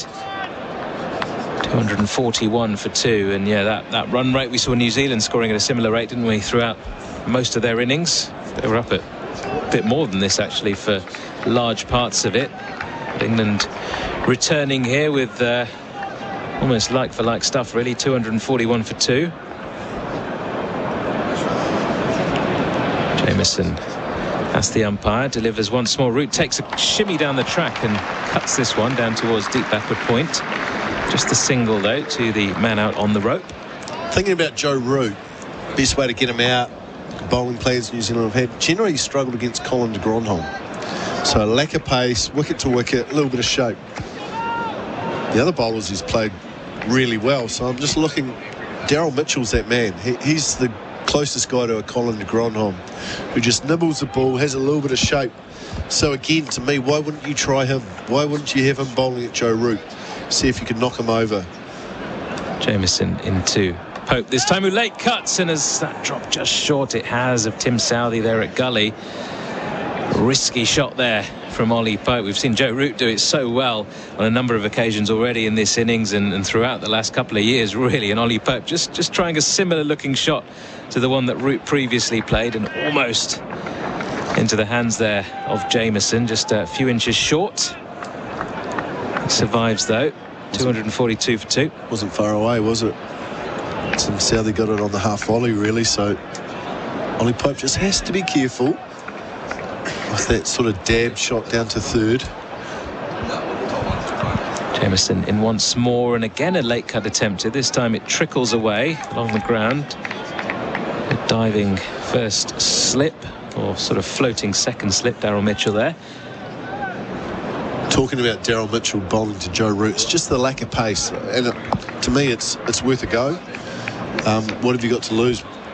Root's on 52, looks in pretty good touch. Ollie Pope's just freed up a bit now, hasn't he? He looks like he's wanting to play a shot every ball he faces now, so that perhaps might create an opportunity for New Zealand.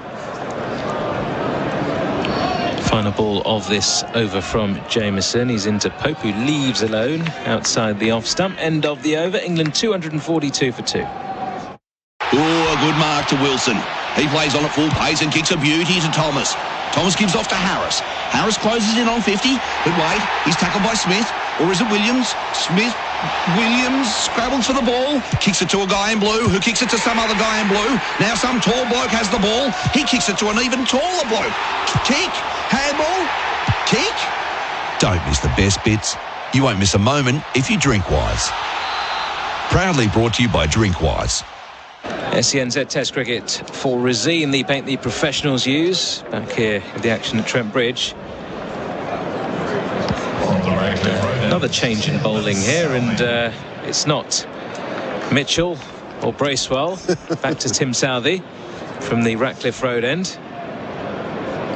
So you're right. I mean, we were just talking during that commercial break about this bowling effort at the moment from New Zealand, sort of almost mirroring aspects of when New Zealand were batting and how England were shuffling their bowlers, just going back to the same again, and New Zealand not coming up with any different tactics here, really, just going with their four quicks. Yep. It's been all a bit predictable, hasn't it? It's almost a ring on the offside, isn't there? You've got the floating second slip, the gully, the point, who's quite close in there, cover and mid-off. As Southee comes in again, and this is a bit of shape away, but too wide of the off stump and left comfortably alone by Joe Root. The short mid-wicket, the mid-on. You've got the deep, sort of wide third fielder, long leg. I wonder if New Zealand are going to go wide, like we saw England go to Daryl Mitchell and ended up getting him out that wider line, whether they're just going to stick it out on 8th or 9th stump. So if you want to have a go at it with another fielder coming across the offside, so now it's the 7-2 field. 7 fielders on the offside, 3 fielders catching probably, but there is protection there. So now with this field, Southee can't bowl at the stumps, has to bowl wide. And Root just eyeing up those gaps on the leg side, just the mid-on and the long leg. And he comes again, and he slog sweeps this one. He top edges it. Blundell's in pursuit, and it drops just in between Blundell and the man running in from long leg. Root survives. He gets through for a couple of runs. His head was down. He thought he was gone. Completely mistimed that. It was an opportunity really created by that field, that 7-2 field. You could see Joe Root eyeing up that gap on the leg side. He premeditated that shot, and that is another opportunity there for New Zealand, should it have been the man running in from long leg. Kyle Jamieson had about 30 metres to run. Tom Blundell had about 70, and they ended up beside one another with the ball bouncing in between them. Yeah, that's not a great option by Joe Root, but he really did want to get the ball to the leg side, even against the swing. Southey in once more, and this time Root late cuts into the ground and fielded at gully there. I mean, yeah, poor shot selection, but you're right. Carl Jamieson probably should have been the man to run in. He had a lot less distance to cover, but the call came, didn't it, from Blundell, who was running away in that direction. And once the call comes, you've almost got to leave him to it. He's the man with the gloves. He thinks he's going to get there, but he just couldn't in the end. Jamieson was slow to get started, and soon, you're right, the call came from the keeper. And that just held him back for probably 5-10 metres, and that's all he needed to actually get to the ball. Southey in again, and this is driven. Fields well in his follow-through there, and there's a dive back into the crease there by Ollie Pope at the non-striker's end. Still 244 for 2. Joe Root thought he was out. As soon as he played the shot, the head went down. He thought it was going straight up, and he was out. And then all of a sudden, he got lucky. Off the bat, he thought, I'm out. Blundell actually went quickly, but I'm sure that put Jamieson off, who was on the fine leg boundary. And in the end, it's dropped right in between them. Southey in again to Root, who drives well this time, an on drive, and that is beautiful. All the way to the boundary for 4. Well, Southey, with this 7-2 field, really should be bowling on or just outside the off stump. In fact, he's just too straight there, and brilliant bit of timing from Joe Root. 100 partnership between these two as well. The crowd know it, they're appreciating it, they're on their feet. England 248 for 2. Yeah, it's a lovely shot from Joe Root, but Southey's got to be wider off stump. That's probably on about a 6 stump line. Beautiful on drive, got to be wider. Southey in once more, again full and again driven, but off the toe end this time. Trickles away to mid-on. End of the over. There'll be a double change in commentary after this break, with Daniel Norcross and Jared Kimber taking up the call. England 248 for 2. Hi, it's Adam Liao. Australian Made Week kicks off on the 6th of June, and it's time to celebrate and support our local makers and growers all around the country. Buying authentic Aussie products with the Australian Made logo helps boost our economy, supports local business, and creates jobs right across Australia. So, look for the famous green and gold logo and buy something genuinely Aussie this Australian Made Week. Because Australian Made makes Australia. Welcome back. Test cricket on SEN and SENZ in association with Resine, the paint the professionals use. England 248 for 2, going along pretty quickly here as Jamieson starts a new over. And his first delivery is edged by Pope, just in front of Southey in the sort of gully area. Pope 114, Root 58. Daniel Norcross here alongside Jared Kimber. It's slightly confusing sometimes watching these two teams play.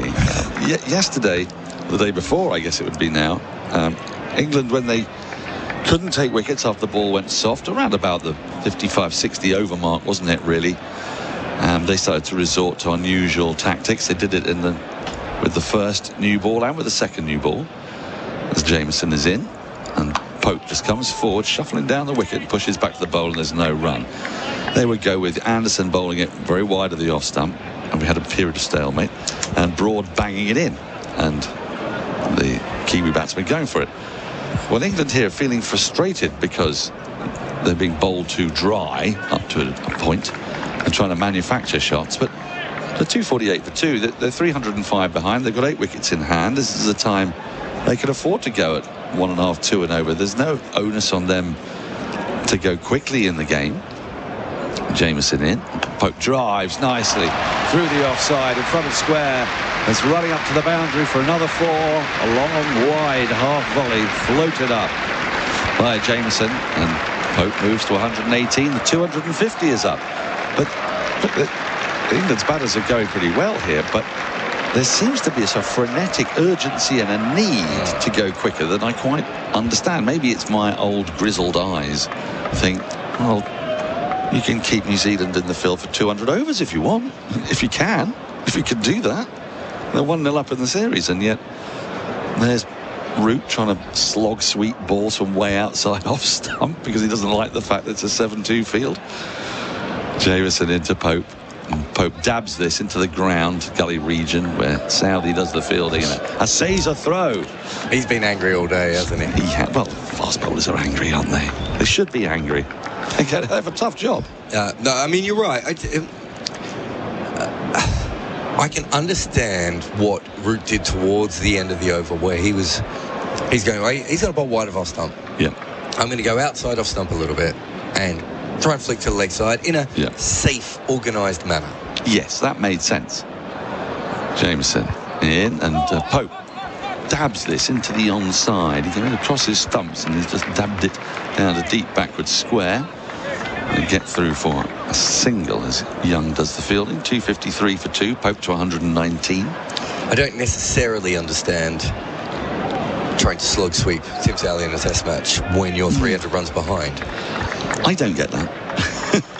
I mean, as a tactic, feels suboptimal to me.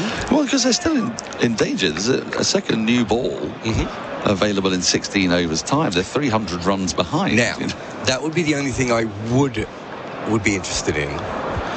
Jameson in to Root, who cuts, but a really good one-handed diving stop by Southey in the gully prevents the single that would have accrued. That is the end of the over here on SEN, in association with the Razine Colour Shops for expert paint and colour advice. England 253 for 2.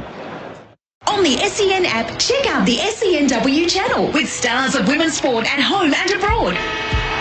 Daisy Pearce, Katie Brown, Stephanie Brands. Plus, on the SENW channel, We cover AFLW, Rugby League, W League, netball, cricket, and track the female stars of horse racing and more. For the latest news, interviews, and catch-up podcasts with the biggest names in women's sport, jump on the SENW channel. Download the SEN app now. Welcome back. Test cricket, England 253 for 2 on the third day of the second test match between England and New Zealand. A game that's yielded quite a lot of runs in not a very long period of time. We're not halfway through the test match yet. In terms of overs, we've still got, well, it says overs to bowl 52, so we're still 7 overs away from halfway. And we've already had 806 runs for 12 wickets. Start of a new over, and that's left alone outside off stump. Southey bowling it from the Radcliffe Road end, our end, commentary box end, and Pope on strike. The only thing I could think of was that with 20 overs to go before the new ball, there's a very good chance that England could score 100 runs. Could be. I mean, the ball's a bit softer, and they can bowl dry, and they're going to bowl dry, so yeah. And so the thought process there is, and Root's this kind of player, you know, he's thinking mathematically a little bit. Well, that'll mean we're 350 when the new ball happens. Yeah. Southey in, wide of the off stump, through to the keeper, no run. It's a good positive way to look at it. The other way is that if you get out here, you're 3 for 250, and a new ball's on its way, and you've got a pretty flaky, well, you've got no tail to speak of. Well, you've got a very long tail. It depends which way you look at it. You've got a very long tail to speak of, or it's not going to contribute much. It is, as in the Monty Python and Elk sketch, the England batting lineup, very much like the Diplodocus. It's thin at one end, much fatter in the middle, and thin again at the other. As Southey is in, left alone outside the off stump, there's no run. Diplodocus, if you prefer. Just ask. I don't think anybody's ever Is it asked a Latin name? The Diplodocus. Well, a Diplodocus could probably Greek. Okay. Yeah, I would think. So you see, the Brontosaurus is back. It's back. Fantastic news. Yeah. It had been lurking for a while, hadn't it? It was around. Then they worked out it was an Apatosaurus, and they were like, the Brontosaurus doesn't exist. Now they actually think it's not an Apatosaurus. Oh, that's so good. Next delivery is driven, square of the wicket, slightly reaching for it in the air briefly. But Pope will collect a single down to deep backward point, moves to 120. Do you remember when Ollie Pope was brilliant in South Africa? I do. Reverse ramping Nokia. Yeah. Among other things. In that field that they have at the moment is the field that I made for TalkSport in order to get him out. So what he does occasionally is because he drives on the up, yes, especially through the covers, he can spoon the odd ball. And if you keep someone up close and then someone further back. Southey into Root, who drives through the covers masterfully for 4. That really is an exceptional shot. The offside field takes a bit of describing, but take it from me, there are a lot of people in it, and there is a very, very small gap to get between the man in front of cover point, the man at catching short extra cover, the man deeper on the edge of the square at cover, and the mid-off. And somehow Root has found that one small passageway and hit it firmly enough to get it to the extra cover boundary. He moves to 62 in England to 258 for 2. Southey and Bolt have words there after that ball, because it's Bolt who's in at extra cover. Southey is in, and Root push drives up to mid-off. That is the end of the over. England 258 for 2. Stay in pole position this week with radio's #1 motorsport show, The Driver's Seat with Matt McKeldin and Stephen Johnson, covering everything from Formula 1 to V8 supercars. We spoke to TCR driver Josh Buchan and asked him how he's getting on with his new teammate Nathan Morecambe. He lives on like 25 acres or something and has no phone service. So even if I want to call him at like 2 a.m. before a race and try and rev him up, I can't actually even speak to him. That's this week on The Driver's Seat. Welcome back. Test cricket on SEN with Resine, the paint the professionals use. Daniel Norcross and Jared Kemba here. And before the break, Jared, you were talking about the field that you helped devise to get rid of Ollie Pope. What field we got here is a wide second slip, a gully, a deep backward point, almost over a deep square third. Cover, sort of extra cover, mid-on, catching mid-wicket. Well, Pope clips this one away off his pads out towards deep square leg. There's about 4 or 5 yards in front of square, and they've scampered through for a couple of runs because the fielder out there had a bit of ground to be made. 260 for 2, Pope to 122. Yeah, this is a different field. This is set up so they can attack off stump, because they think that when he flicks to the leg side, he's eventually going to miss one. I think that some of the New Zealand bowlers might have whiplash from the amount of times they've thrown their head back as he's managed to just get that on a ball he's about to go out LBW to. He's got a catching mid-wicket for that whip as well, hasn't he? For flicking to the onside. Lets this go by outside the off stump from Jameson. Shoulders, arms, no run. The other one, I've never really seen anyone try it against Ollie Pope, but the idea being they've got 2 catching men. So they've got a catching short point, which is a bit odd to begin with. Then there's catching short cover, which is a bit more normal.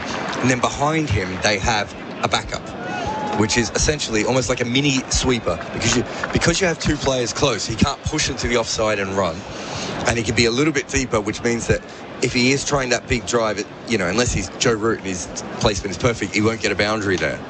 Jameson moves in, and Pope defends this. It's like optical illusion. I was expecting the ball to keep coming towards us, but it didn't. It came off the inside half of Pope's bat and dribbled up to mid-on without timing. No run.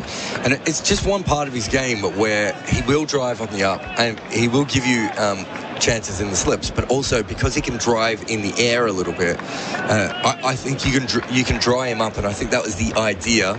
Unfortunately, they kept the same field for Joe Root, and Joe Root's just a better cover driver. Yes, he has 62 off 75, does Root. As Jameson is into Pope, and Pope pushes in defence into the offside, raises his bat in the air to indicate there is no run to be had. There's something else you spotted about Ollie Pope as well, that you rather like, and I share your fondness for this aspect of his game. Do you know what a supercut is? Supercut? Yeah. I don't think I do know what a supercut is. So when YouTube sort of arrived, it's the sort of thing from let's say you're watching Friends, and you want every bit of sarcasm from the sarcastic character. I see. You would cut them all together in a supercut. I gotcha. Jameson in to complete the over. And it's a thick outside edge. He looks to turn the ball into the onside. Gets a leading edge that goes out to cover. There's no run. I beg your pardon. There's still another ball left to go. What I want is a supercut of Ollie Pope at the non-striker's end when the ball is hit back in his general direction, generally towards the bowler, where he suddenly, like it's the only thing on his mind, stops, turns and dives back into the crease, despite the fact that the bowler hasn't even taken the ball yet. No. The bowler's usually laying on the ground beside him. And he's nowhere near the ball often. It's like the bowler and Ollie Pope have been told there's a bomb. Yeah. Jameson in, and that's played and missed that horribly. That was a ghastly attempted dab into the ground by Pope. End of the over, 260 for 2. Pope 122, Root 62. SEN Test cricket here with Jared Kimber, Daniel Norcross, association with Resine, the paint the professionals use. We're chatting here about Ollie Pope, who's he's had a very good day today, but you're absolutely right. He has this frenetic terror, almost a paranoia, of being run out at the non-striker's end. So he leaps.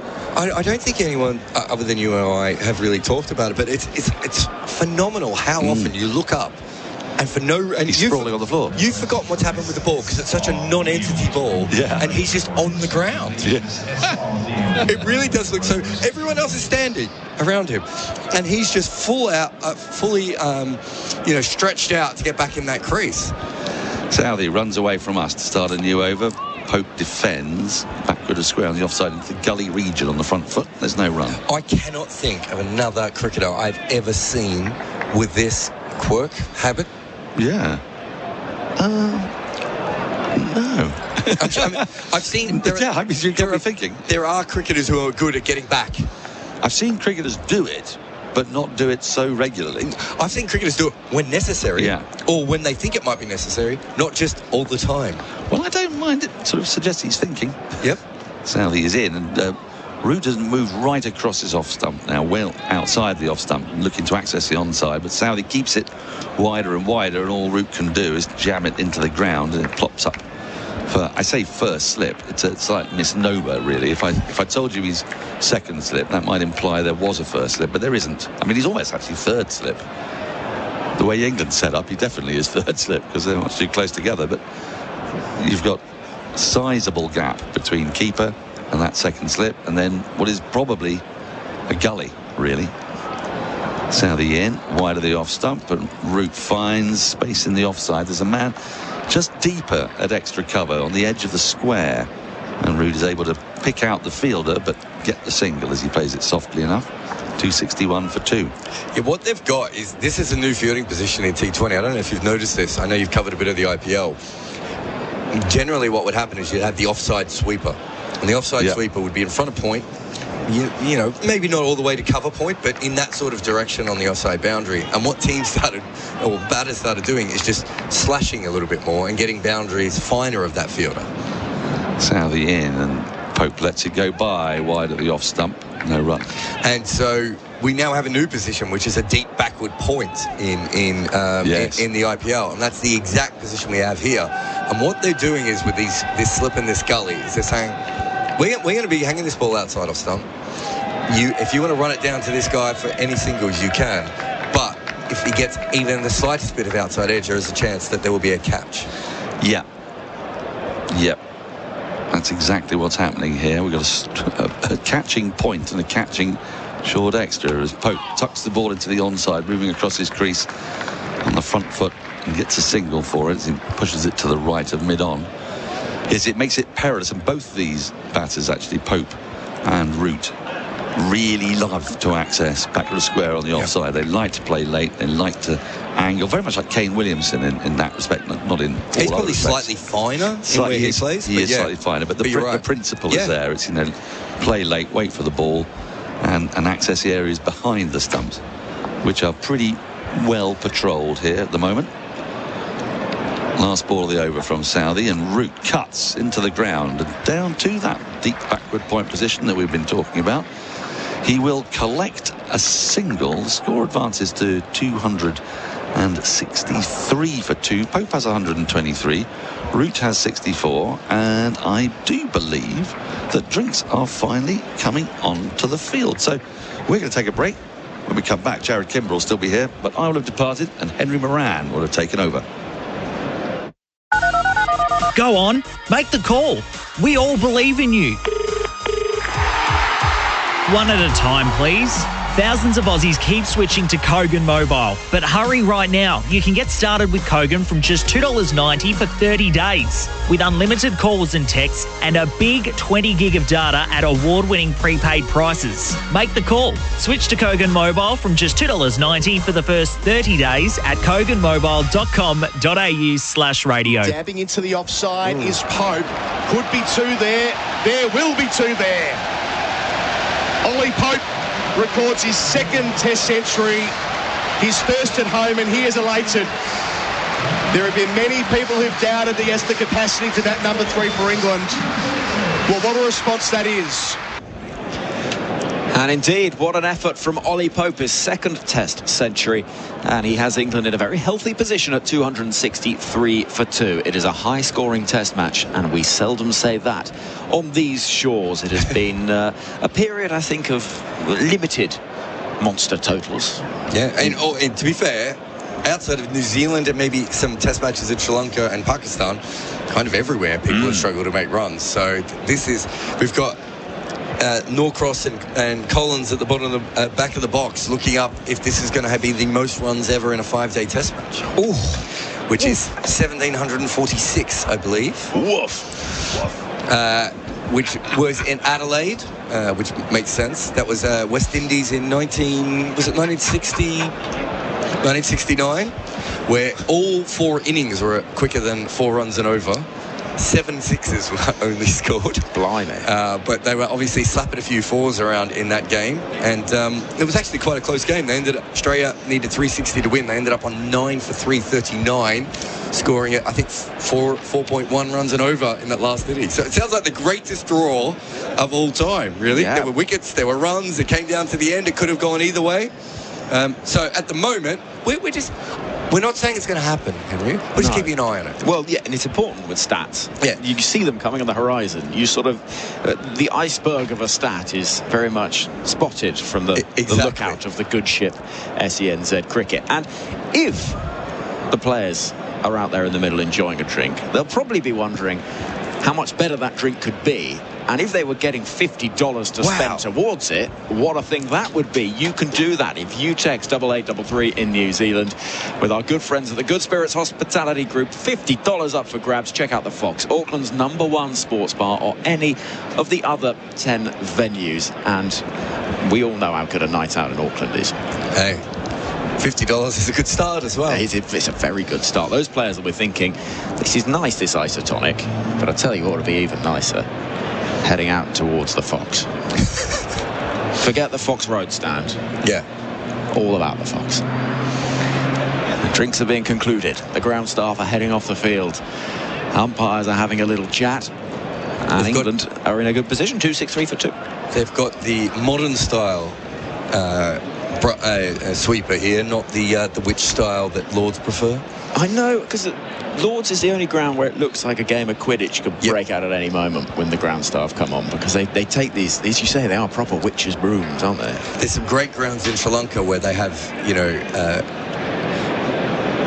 elderly women who come out and tend to the pitch with what looks like just stuff that someone's found around the kitchen, and you don't see a lot of women in cricket grounds on the pitch during play.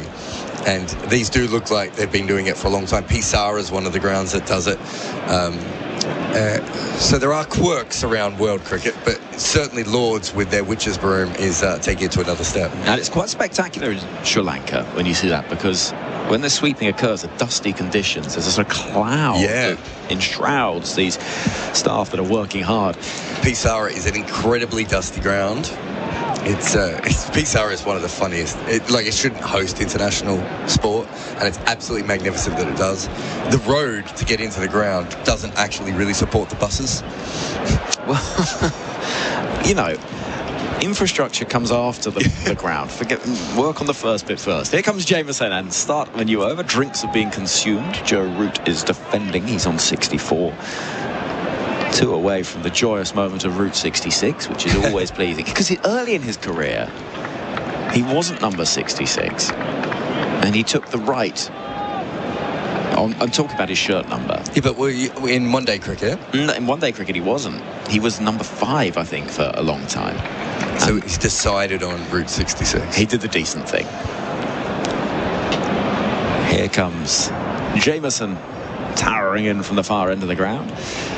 And Root is driving nicely, reaching for it slightly. It's going to rush out towards deep cover, where a fielder will cut that ball off in the form of Devon Conway. And a couple of runs are taken to take Joe Root to Route 66. Is Billy Root a 66? He is, yeah. So Joe's brother, he's been playing for Glamorgan and Notts over the years. He's also a Route 66. Nice that he should reach it with a drive as well. That was a lovely shot, actually. Not quite sure what their plan. They actually decent plans to Pope at the moment. They're kind of just hoping Root does something silly.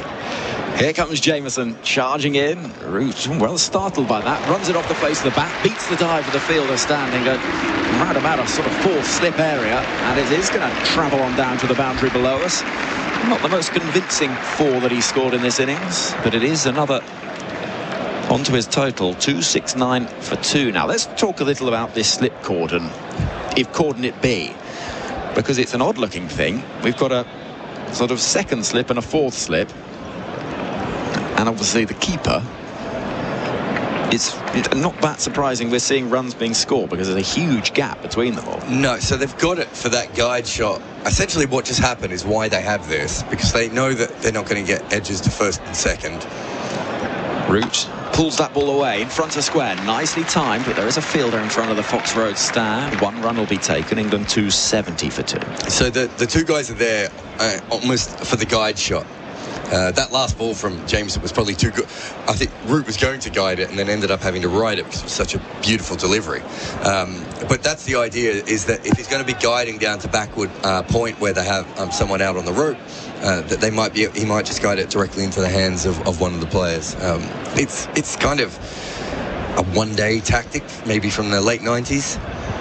Jameson bowling to Root. He plays that guide shot again. This time it is the work of Conway running around from deep backward point to collect. But it is such a profitable area. So you can see there he's middled that, but even so, it travelled in the air for a little while and wasn't that far from Tim Southey. It's probably not even a 4 slip, is he? It's probably like a fine gully. He's so far around. And that's what it's there for. If there's a little bit of bounce from Jameson, or if he slices it a little bit more than he wants, that might carry through. That seems to be the only way I can see how they're trying to get Root out. England trail by 282 as Jameson is in, and Root cuts that ball away again. Same sort of area. Will pick up 2 this time? No, just the 1 run. So the end of the over comes. The score 272 for 2, so we're almost at Bon Jovi territory for England, but not quite yet. They trail by 281. This is SENZ Cricket with Razine, the paints Kiwis trust. Want to win the ultimate 2022 Toyota AFL Grand Final VIP experience? Thanks to Choices Flooring, you and a mate could be mixing with the stars at some of the biggest events of the footy season. Experience all the hype of Grand Final week firsthand, then be at the big match itself, the 2022 Toyota AFL Grand Final. Prize includes all tickets, 6 nights accommodation and return flights. Visit iCanWin.com.au and you could win thanks to Choices Flooring. AFL authorised GF promotion, GFAFL 22/07. Welcome back to Trent Bridge on SENZ and across the SEN network. England 272 for 2 on day 3 of this second test match between England and the Black Caps. Big first innings score from New Zealand put in, making 553. And a decent contribution with the bat. 49 on debut from Michael Bracewell. And we're now going to see into the attack for the first time. A little bit of spin from him. Yeah, he's not a frontline bowler, so he's not about to be ripping out a bunch of wickets. He does spin it a long way. He's bowled about in a third of his games, but he's got a bowling average of 47 with 27 first-class wickets. I'd like to think of him as a sort of unrefined version of someone like Moeen Ali, and that both of them probably started as batters, and then in the nets one day started spinning the ball and went, oh, I spin it a bit further than anyone else. Moeen Ali's case, he turned that into a frontline option. Bracewell has the ball in hand. 1 slip waits, and his first delivery is played with a straight bat up the turf by Joe Root off the back foot. And that looked pretty accurate. It's not necessary giving the ball sort of flight first up. This one just to loosen himself up comes in, and nice little clip down the ground from Root to move to 73. Yeah, that first one was I want to land my first ball in Test cricket. It was, wasn't it? It was about as many revs as I would put on an off spinner if I was trying to. That second one was much better. It's tossed up. You could see there was some real work on that ball. Didn't really spin though. Both of them have gone fairly straight. He's bowling in the sunglasses as Joe Root comes down, has a little chat with Ollie Pope, who'll be on strike. Pope on 124. And waits now as Bracewell is in. And deep in the crease, Pope rather startled by one that just rears up a little bit, has to push it away out towards the gully, and there's no run. You can already see the different kind of spinner he is to Jack Leach. Jack Leach never got the ball to bounce about knee high, and that was going up. That would have tested Blundell. Again, similar sort of area. This time Pope ready for it. Pushes it away into a bit of space and will pick up a single. Yeah, 2-7-4 for 2. He looks a little bit more like an Australian off spinner than an English off spinner. There's a lot of overspin on top of the ball, and you can see the way his fingers are coming over the top, and he's certainly getting the bounce. But we haven't seen much lateral movement, but he's getting it up and down. Bracewell bowling to Root, who will push that square of the wicket on the offside and pick up a single. Fairly tame and quiet, but there is just a sense that he offers something here. As you say, it's a very different spin sense, if you know what I mean, compared to what we saw from Leach. Final ball of Bracewell's first over. We'll see Pope deep in the crease, nudging the ball into the leg side, and so the over comes to an end with 3 runs having come from it. The score 2-7-5 for 2. England trailing by 278.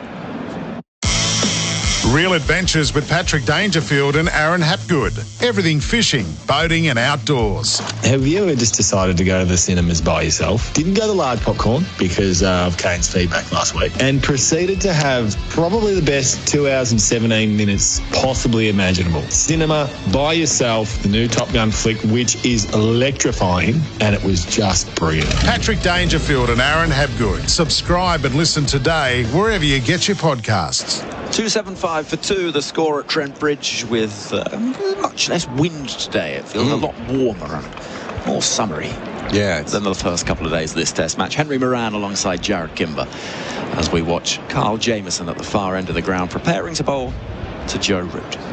Yeah, just on Bracewell's over, I think a lot of part-time off-spinners generally are more like Joe Root, sort of dartier. Jamieson, tall, straight approach. Sees Root nudging that ball away. Square on the leg side for 1. He moves to 75. England 2-7-6 for 2. If you look at New Zealand, their other sort of part-time spin option is Rachin Ravindra, who you played in India. You know, very darty. This is the kind of part-time you see less of, where they actually do spin the ball. They get it above the eye line. It's an interesting option to have, but he is bowling. I mean, to be honest, Pope does struggle with spin, especially in Test cricket, but Root is a brilliant player of spin. Jamieson charges in towards us once more. It's played into the ground by Pope, but fielded by that fielder. Fine gully, 4-slip, whatever you want to call it. And the score remains at 2-7-6 for 2. But generally, Root would like to sweep.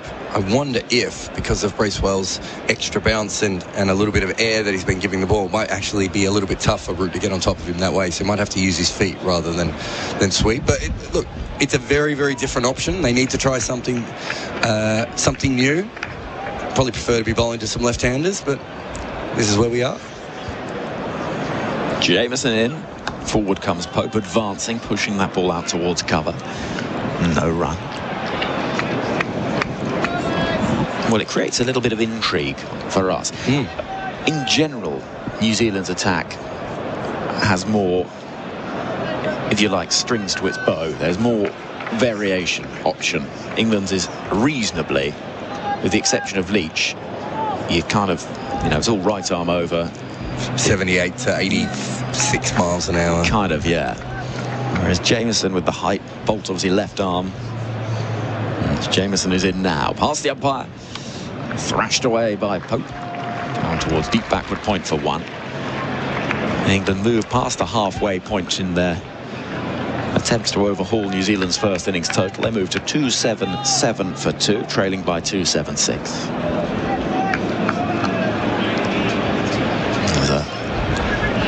Rather nice blue bus makes its gentle way down the Loughborough Road to our right. Very big double-decker. Here comes Jamieson.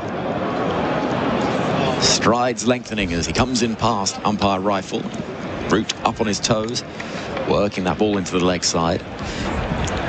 And 1 ball left to the over. It was here that Joe Root did the one-day mic drop where do you remember this, against India, where he hit a boundary to win the match through mid-wicket, and in doing so reached 100. It was one of those things where sort of everything aligned. Yeah. And he looked at Virat Kohli with his arm outstretched, holding his bat, and dropped it in a mic drop sort of fashion. Not really a Joe Root thing to do. Not at all, no. Here comes Jameson into bowl to Root on 75. He's defending, wants a single, have to be quick. Oh, there could be trouble, no. Root was sent back, and the fielder running round was off balance, diving. And as the throw came in, it looked just for a moment as if there could be trouble. But no, it was Bracewell who now removes his cap to hand to the umpire, ready to bowl again. He could have been celebrating some work in the field there, sprinting round from short cover. He had to put the ball into his right hand and then throw it backwards, and though the throw wasn't bad.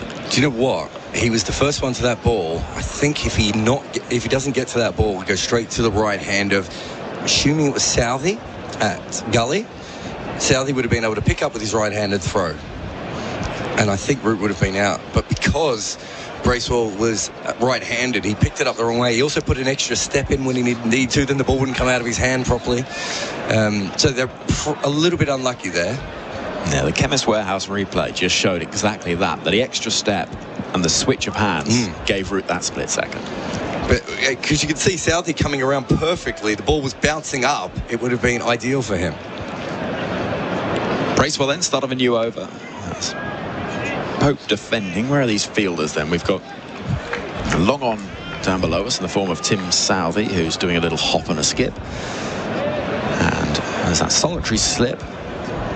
Short fine leg, backward point, short cover, mid-off.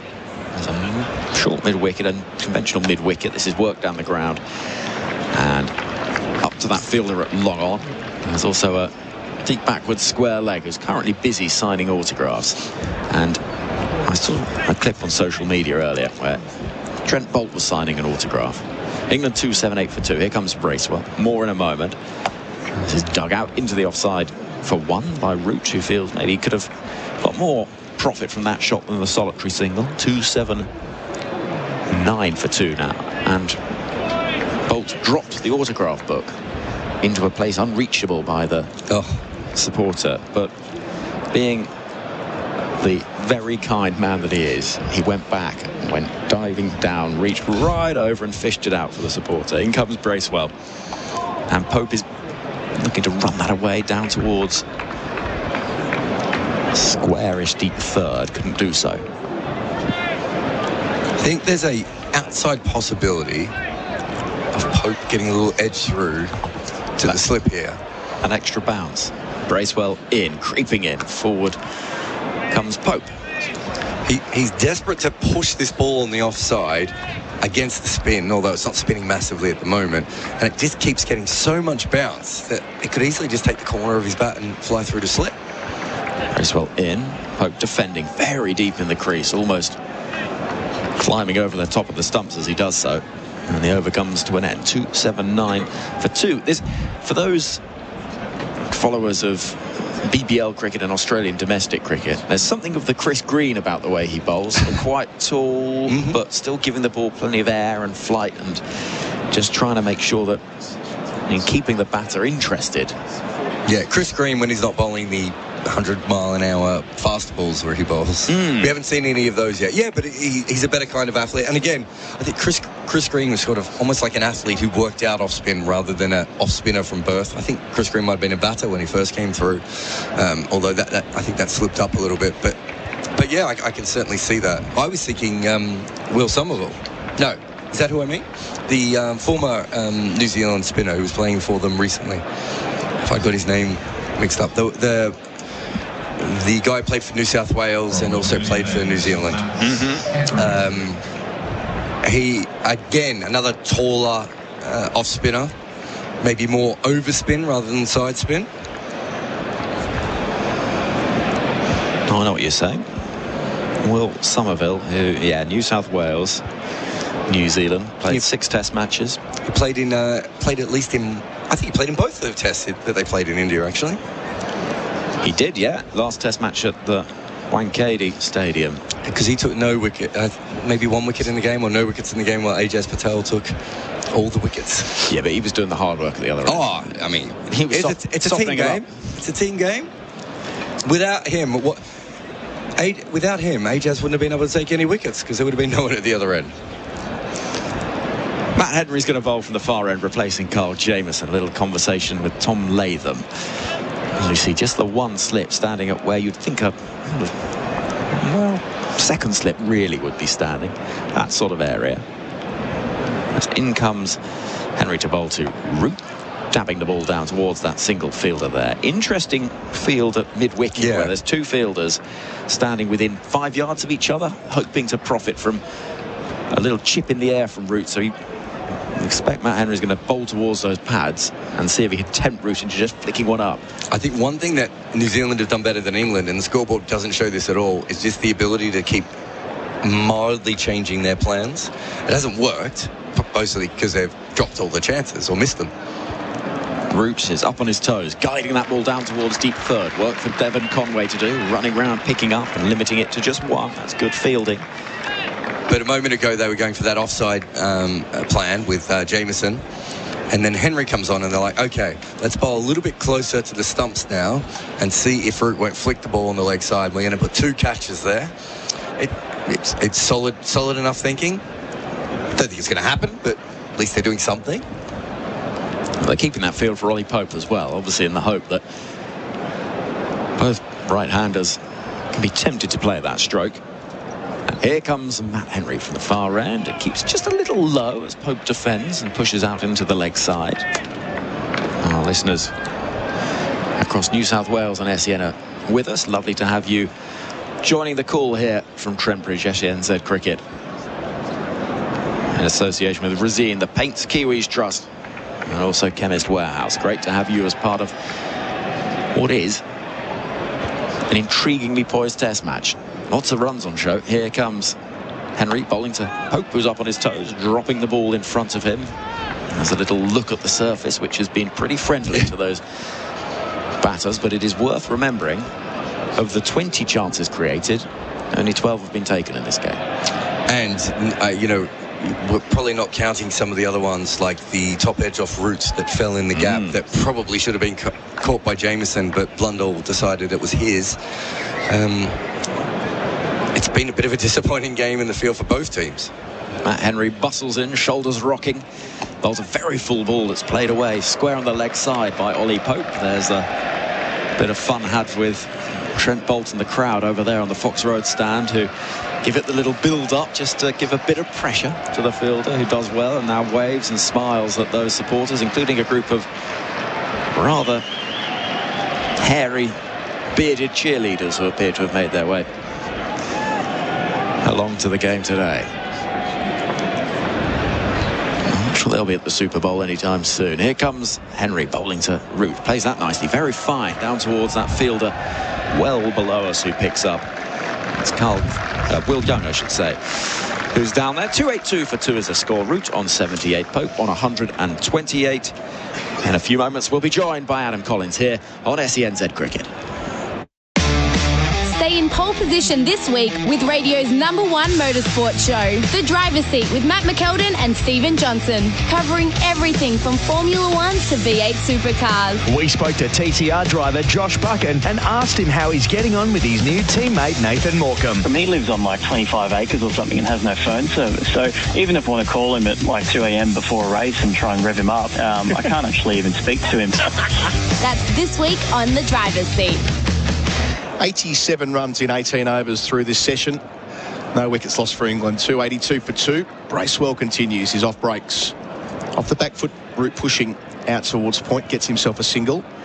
Moves along to 79. Adam Collins joining you in commentary. I've got Jeremy Coney with me, likewise Daniel Norcross. Good afternoon, gentlemen. Good afternoon, Adam. Good afternoon indeed. Bracewell bowls and Pope goes back and steers behind point. Doesn't beat the diving man. Trent Bolt in that direction. Saves at least a couple. Good piece of fielding. You've been tracking this stat, haven't you, Daniel, about it being Pope's first class century north of the River Thames, and you're not too keen on it. I'm not, and I'll tell you for why.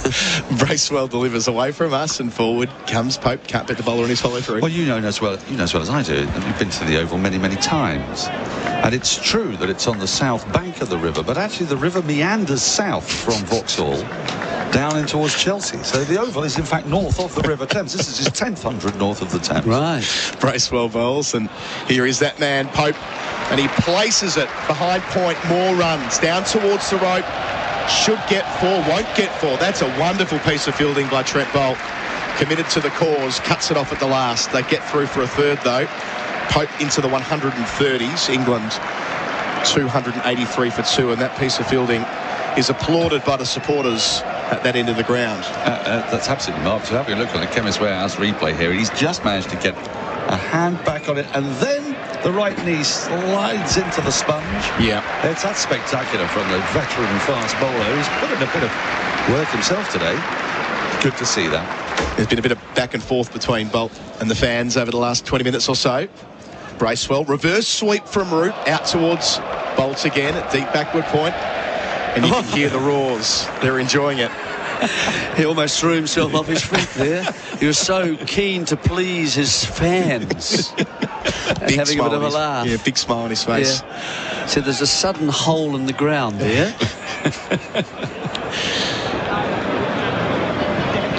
Bracewell bowls using his feet. Is Pope pushing out towards cover? No run. That's the end of the 73rd over. 266 is the deficit. England 287 for 2. Our coverage for Razine, the paint the professionals use. We've got listeners who've joined us in Sydney. We've got Melbourne, WA, South Australia, Tasmania, Northern Territory, Queensland, and all of New Zealand, Jeremy. We're all here. That's wonderful, isn't it? It is. That's wonderful. It is absolutely wonderful. It's great to welcome you all aboard. Give you a flavour of Nottingham. We had a flavour of Leicester yesterday, and it was absolutely delicious. Yeah, the team dinner.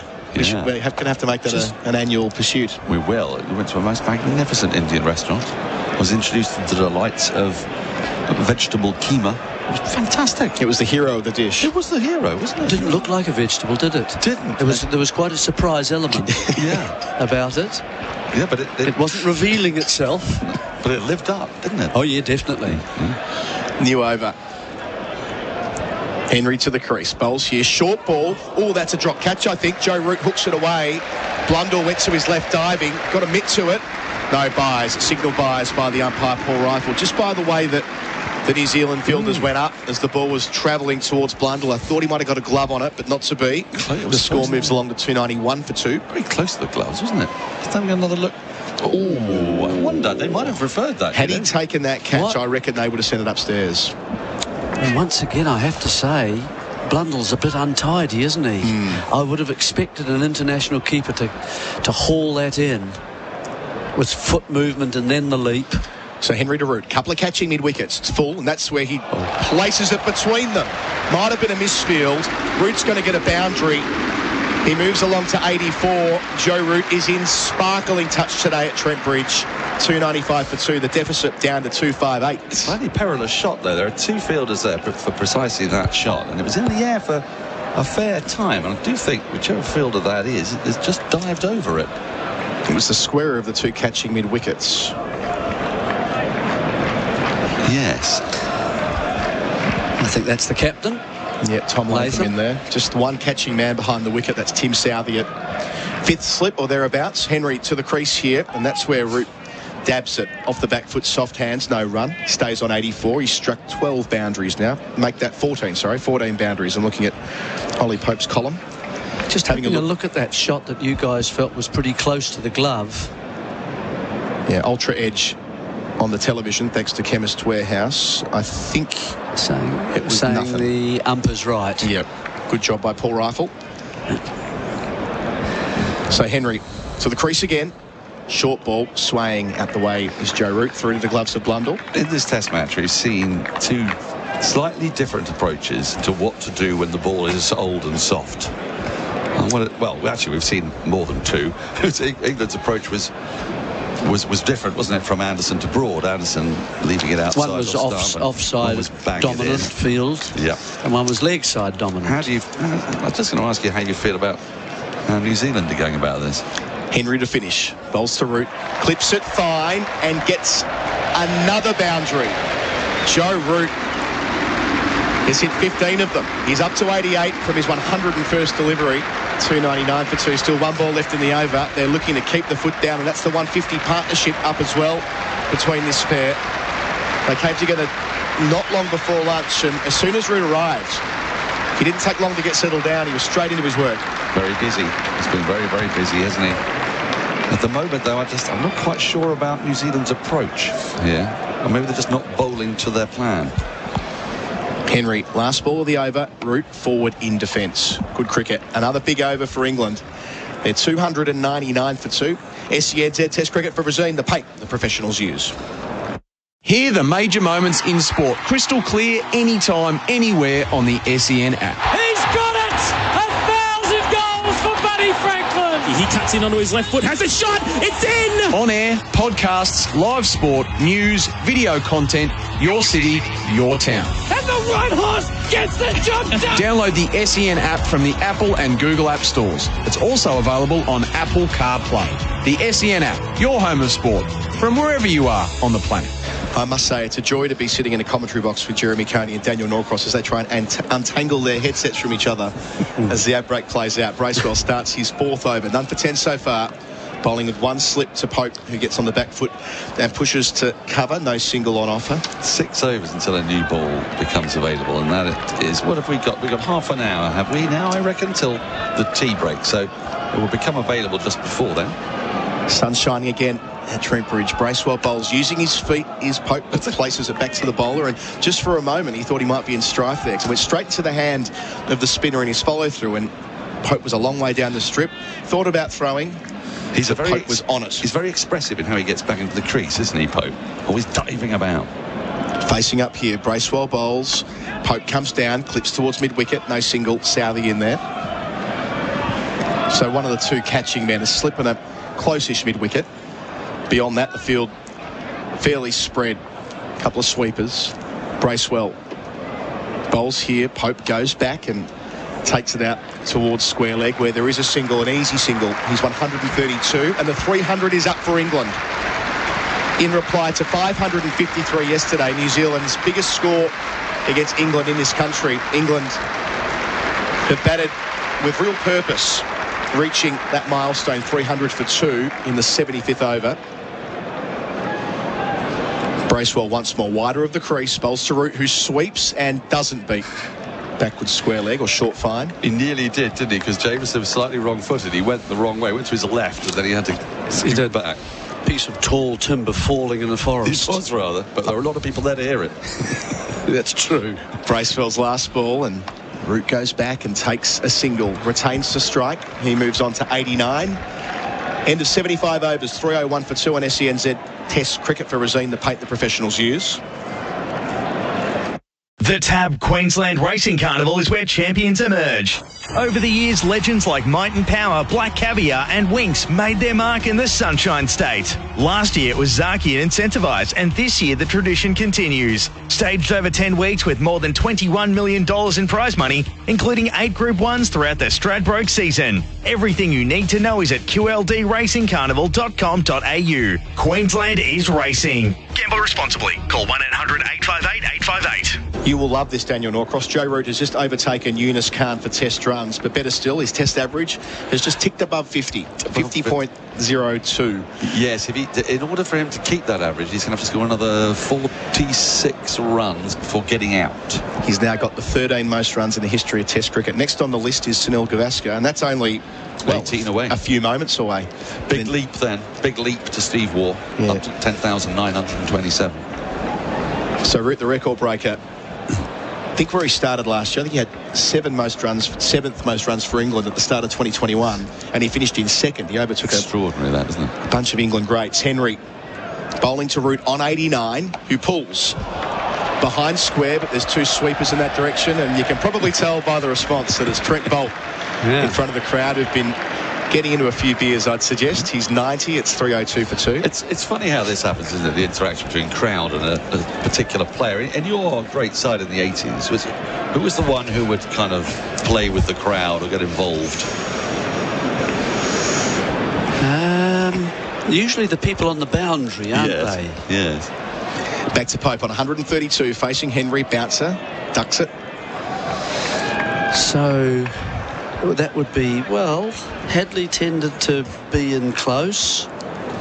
Chatfield would be one. Yep. Not sure whether I'm not sure whether he would. You know, people in New Zealand knew Chatfield and they adored him. Really, he looked a bit like a farmer. He always had the imaginary dog. 3 out on the leg side for Henry. Short ball. Pope backs away, slays it through backward point. That's a white ball shot, and it's 4 runs. Well, he knew the short ball was coming with a deep mid-wicket, a deep square leg, a deep backward square.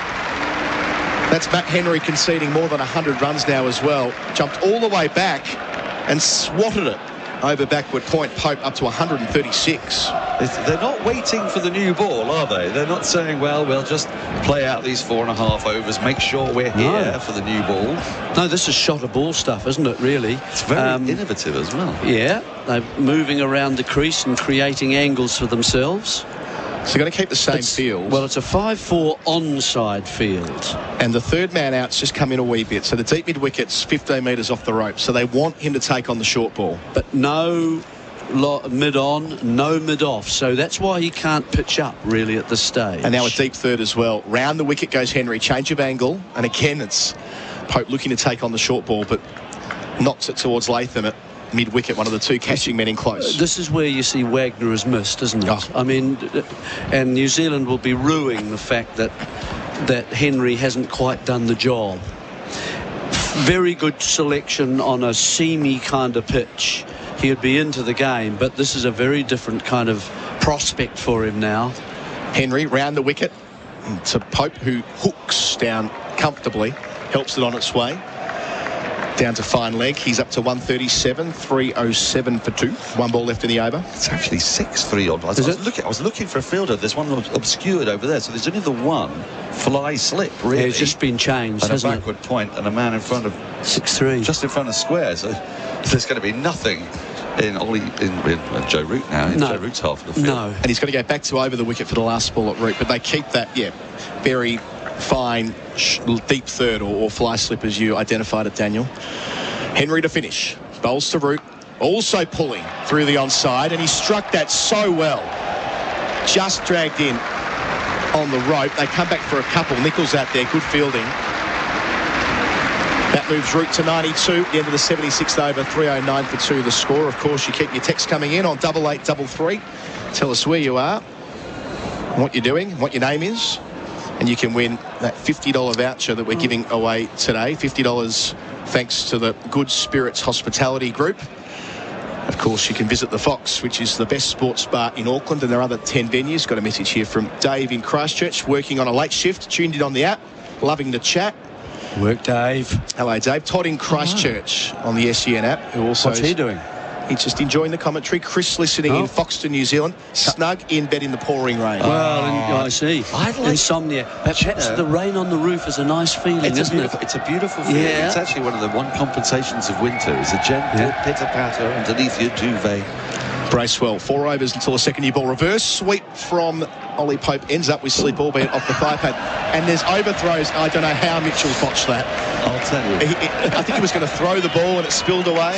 No, I'll tell you exactly what happened. What he did was he threw the ball up in the air for a crowd catch because it was hit into the ground. Right. So he was trying to give the crowd something to cheer at, but he threw it in the air and over his head. So they went through for a single. Oh, yes. Big smile from Mitchell. Back to Joe Root, who's on 92. Facing Bracewell, plays it back to the bowler. Root will be thinking, get this ton dealt with before the second new ball, I'm sure. Well, Mitchell, should Mitchell have a bowl? I don't know why he hasn't. Okay. Bracewell to the crease. Got a catching mid-wicket. Root goes back and takes one to mid-wicket. Has to go quickly.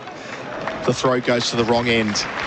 Pope through comfortably. Root 93. 311 for 2 the score. You would be trying that, wouldn't you? Certainly. Well, I mean, I'd have been trying it at 275 for 2, but 311 for 2. And the new ball is 3 overs away. Don't bowl Henry. No. Over the wicket, Bracewell. Another single. Tucked around the corner. Easy batting here. Up to 139. See, that I like. When Pope plays like that, he just manoeuvres the field. I find it slightly more concerning when he's going all guns blazing, when the match situation is still alive. Certainly. Sweepers out at deep backward point and deep backward square. And a longish long on to 15 metres inside the rope. Root on strike on 93, reverse sweep. Out the deep backward point, he struck that perfectly. There was a man there for that very shot, but Root's middled the reverse sweep. He gets to 97 with one ball left in this Bracewell over. The score up to 316 for 2. We've had the milestone for Ollie Pope to start the stanza. 20 minutes until tea, not far until the second new ball, and Root ever so close to yet another century. Brace ball, last ball of the over. Root 3 away from a ton, and he pushes towards mid-wicket. Happy to leave it be. End of the over. I'm going to hand over to Nikesh Regani, who gets to call yet another Joe Root 100. The score is 316 for 2, and our coverage is for Resine, the paint the professionals use. G'day, it's Gazy here. Are you an Aussie maker or grower exporting Aussie product around the world? To succeed internationally, you need to be strategic, be agile, and be ready to work as a team to get the win. So, for your best shot when exporting overseas, join Team Australian Made. Make the Aussie connection instantly and clearly with the highly trusted green and gold kangaroo logo. Apply now. Visit australianmade.com.au/export. Back with SENZ Test Cricket for Resine, the paint the professionals use. Nikesh Regani alongside Daniel Norcross and Jeremy Coney. England 316 for 2 then, trailing by 237. We've got Ollie Pope unbeaten on 139. His highest test score. Root 97 not out. It's nice to see though, just seen on the Chemist Warehouse screen, that Nat Siver and Catherine Brunt are in the house. They recently got married. Two England stars, England women's stars. Taking a test match on their honeymoon, as cricketers do. I mean, it's a bit of a busman's holiday, that is. Not sure I'd do that on my honeymoon. Well, actually, I think I probably would. Well, Dan, you would. You're up there in an executive box. You've got free champagne. Box, exactly. I went on a preemie moon. Yeah, because my wedding was on the 7th of July many years ago. I didn't want to miss a cricket season, so we went on a preemie moon, a honeymoon before you get married. Right. Is that the accurate terminology? I don't think it is. We've got it. Yeah. Right, Daryl Mitchell into the attack. In he comes to Ollie Pope, medium pace just outside the off stump and straight through to Blundell. There is no run. A hint of desperation before this second new ball, or just a roll of the dice? Good idea, I think. Have a look. Keep changing it. Why not? Different lengths. Skiddy sort of bowler. Mitchell, Centurion, of course, in that first innings, 190. They're missing Colin de Grandin, aren't they? So they might as well see what Mitchell has to offer. In comes Mitchell once more from the pavilion end. Pope takes a shuffle down the pitch and then just defends into the covers, and there is no run. Well, Macca was saying earlier, Craig McMillan, that they are missing somebody like a de Grandin, and he's probably the only bowler through the series where you've seen Joe Root just struggles a bit, so that medium pace nips it about a bit, that the lack of pace almost, causing a few extra problems. And this is a similar option here with Daryl Mitchell. Absolutely. I think he'll struggle to nip it about though.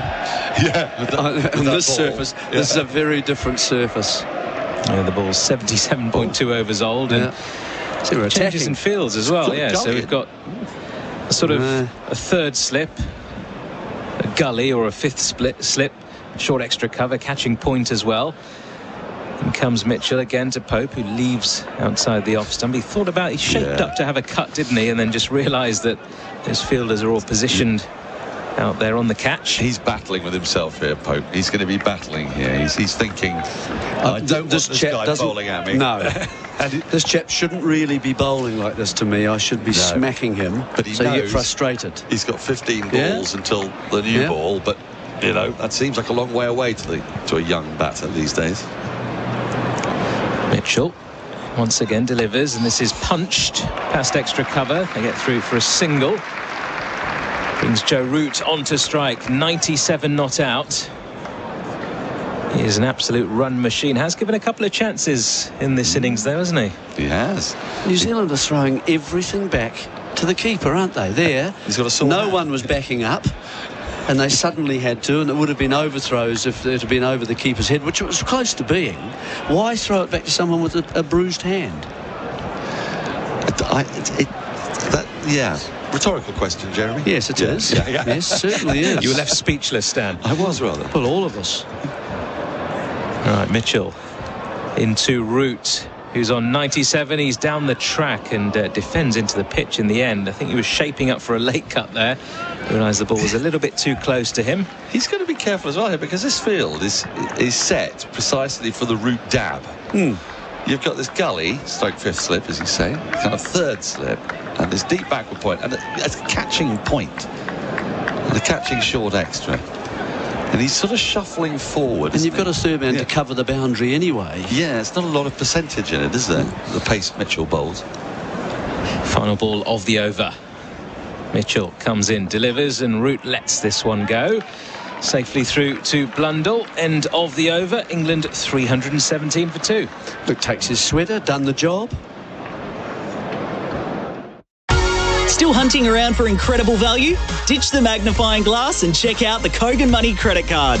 There's no annual fee, plenty of tantalising rewards, and if you meet the spend requirements, you could earn $400 in credit to spend on Kogan.com. So go on and make the switch to a great value credit card at koganmoney.com.au/radio. Offer ends August 21. T's and C's, credit criteria, other fees and charges apply. Credit provider National Australia Bank Limited. SENZ Test Cricket with Resine Colour Shops for expert paint and colour advice. Back here at Trent Bridge, and the two batters out there, Ollie Pope and Joe Root, just getting a drink, maybe a change of gloves in between overs. It's going to be Michael Bracewell to continue with his spin, and he comes to Pope, who's down the track and just pushing straight back to him. No run. Well, what do we think of Bracewell? We've seen him now for a few overs. He's very much in the part-time spin category, I think. Has been held out of the attack. And he comes again, and Pope this time is back in the crease, punching straight to short cover, no run. I mean, it's not turning much because, well, it's not a very sympathetic surface, I don't think, for spin bowling. I mean, Leach found the same trouble when he bowled. Bracewell into Pope again, this time flicked onto the leg side in front of square. They get through for a single. Joe Root back on strike. Got one to bounce just a little bit, I thought. And Pope's been fiddling at him to try and get him down past the slip. But it hasn't been too bad from Bracewell. Bracewell into Root, who's back in the crease, pushes too short mid-wicket. They get through for a quick single. Good running there. It's just a little too short. Scott Bowles is a little too short. That's easy right. to play from the pitch. And both of these batters are actually pretty good at playing spinners off the pitch, aren't they? Especially Root. More of an over spinner than a Here we are, someone coming traditional up. off spinner. And that means now the reverse sweep is on. Here comes Bracewell. And this is guided to that man who came in at backward point. So, Trent Bolt, no run. So desperate, isn't he, to access that area backward a point, Pope. It'll get him into trouble. He can get an under edge back onto his stumps here, something like that. Last ball of the over. Bracewell just takes his time here. Comes in, delivers. It's very full and it's pushed back to him. He fields with his right hand in his follow through. No run. End of another over. Joe Root still waiting to get to that three-figure mark. He remains 98 not out. He will be on strike for the start of the new over, with England 319 for 2.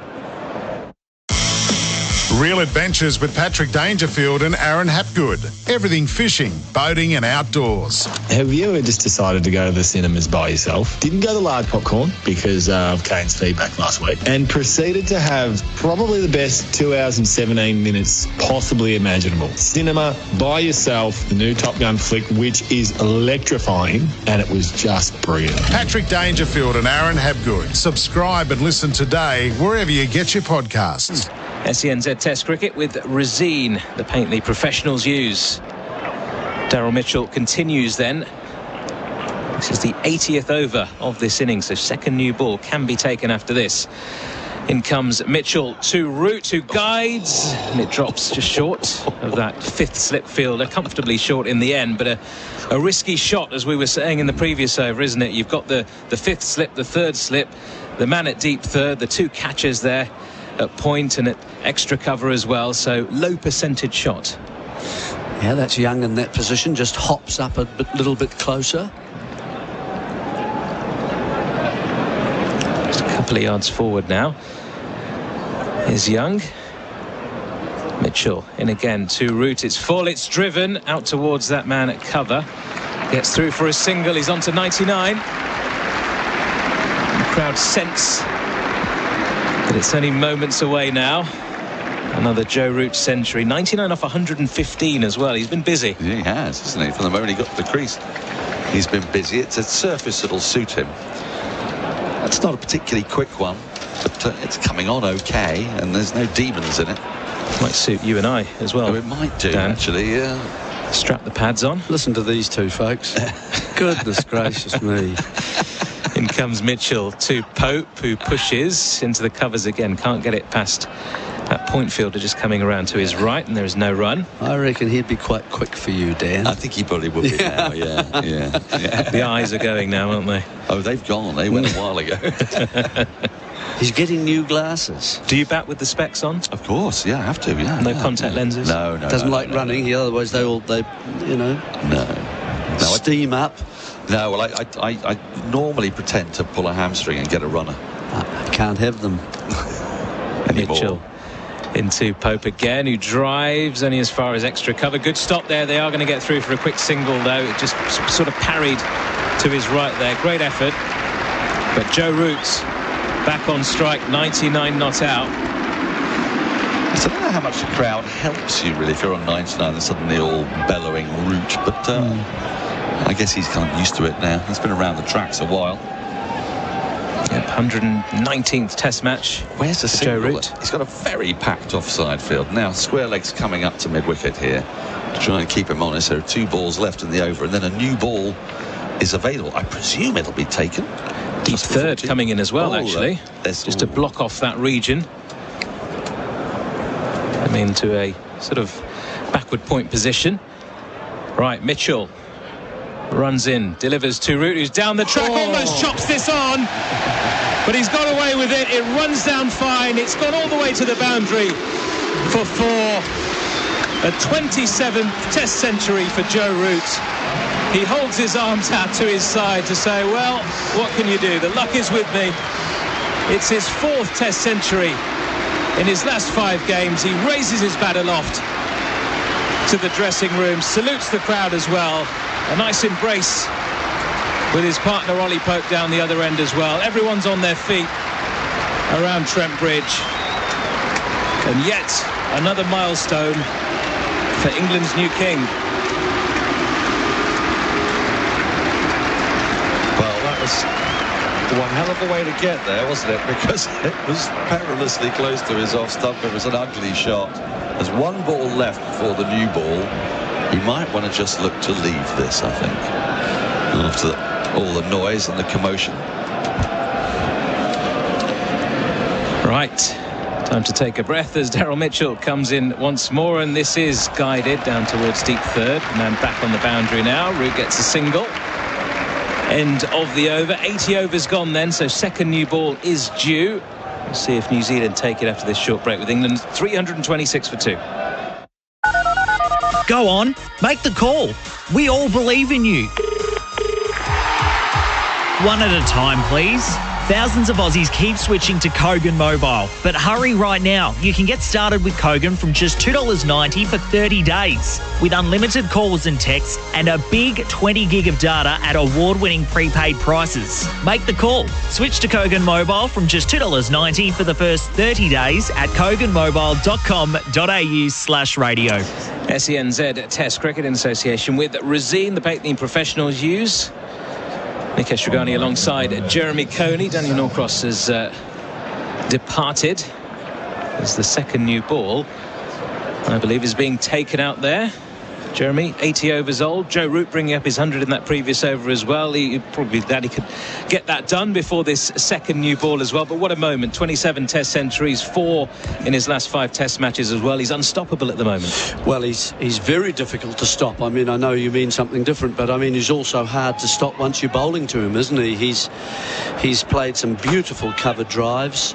He's shown a bit of invention. He's had a little modicum of luck now and again, a sweep attempt from outside off, and it went very high in the air. Luckily not caught. Southey in with this second new ball. A bit of shape away from Root, but too wide of the off stump and safely through to the keeper for no run. And Dan mentioned the last one that was cut from outside his off stump, just going perilously close to it and down past the keeper, the leg side of the keeper for 4 to bring up that 100. And he's played and missed a few times, but that's you know, not the issue. The issue is that he's played aggressively, he's looked at players' shots, he's run hard. And comes Southey again to Root, who leaves alone once again. He showed a wide variety of shots from you know, a lot of reverse sweeps, manipulating the field a little bit. He's happy to play the run down to third man. He's hooked the ball when New Zealand used that tactic of going short, and anything up, he's just looked imperious on the drive, really. His bat is actually kind of like, it's almost as if there's a current going out of his body down through his hands, through the handle of the bat. Southey into Root, a little bit closer to the off stump, but once again left alone. Yeah, just an extension of his body. Exactly, a sensitivity to it. So he's a very fine player, and he's playing aggressively at the moment, enjoying doing that. And of course, because of it, England are going very nicely so far in this game. They're still, what, 220 are they basically 227, behind? Yeah. Southey runs in once again from the Ratcliffe Road end into Root, who again leaves alone. We're seeing a nice bit of shape there from Southey. Just needs to correct his line. Yeah. So he's just at his best. He's as good as anybody in the world, isn't he? And he's playing in conditions at the moment that suit his batting. Nice pitch, nice even bounce, good carry coming through to you. You can play the line of the ball. It's not nipping about at all. So these are good conditions when you can thrive. Southey delivers again, and this time Root looks to cut. Plays and misses at this one outside the off stump. A little bit shorter from Southey, but again good shape, just away from Root. Play and a miss.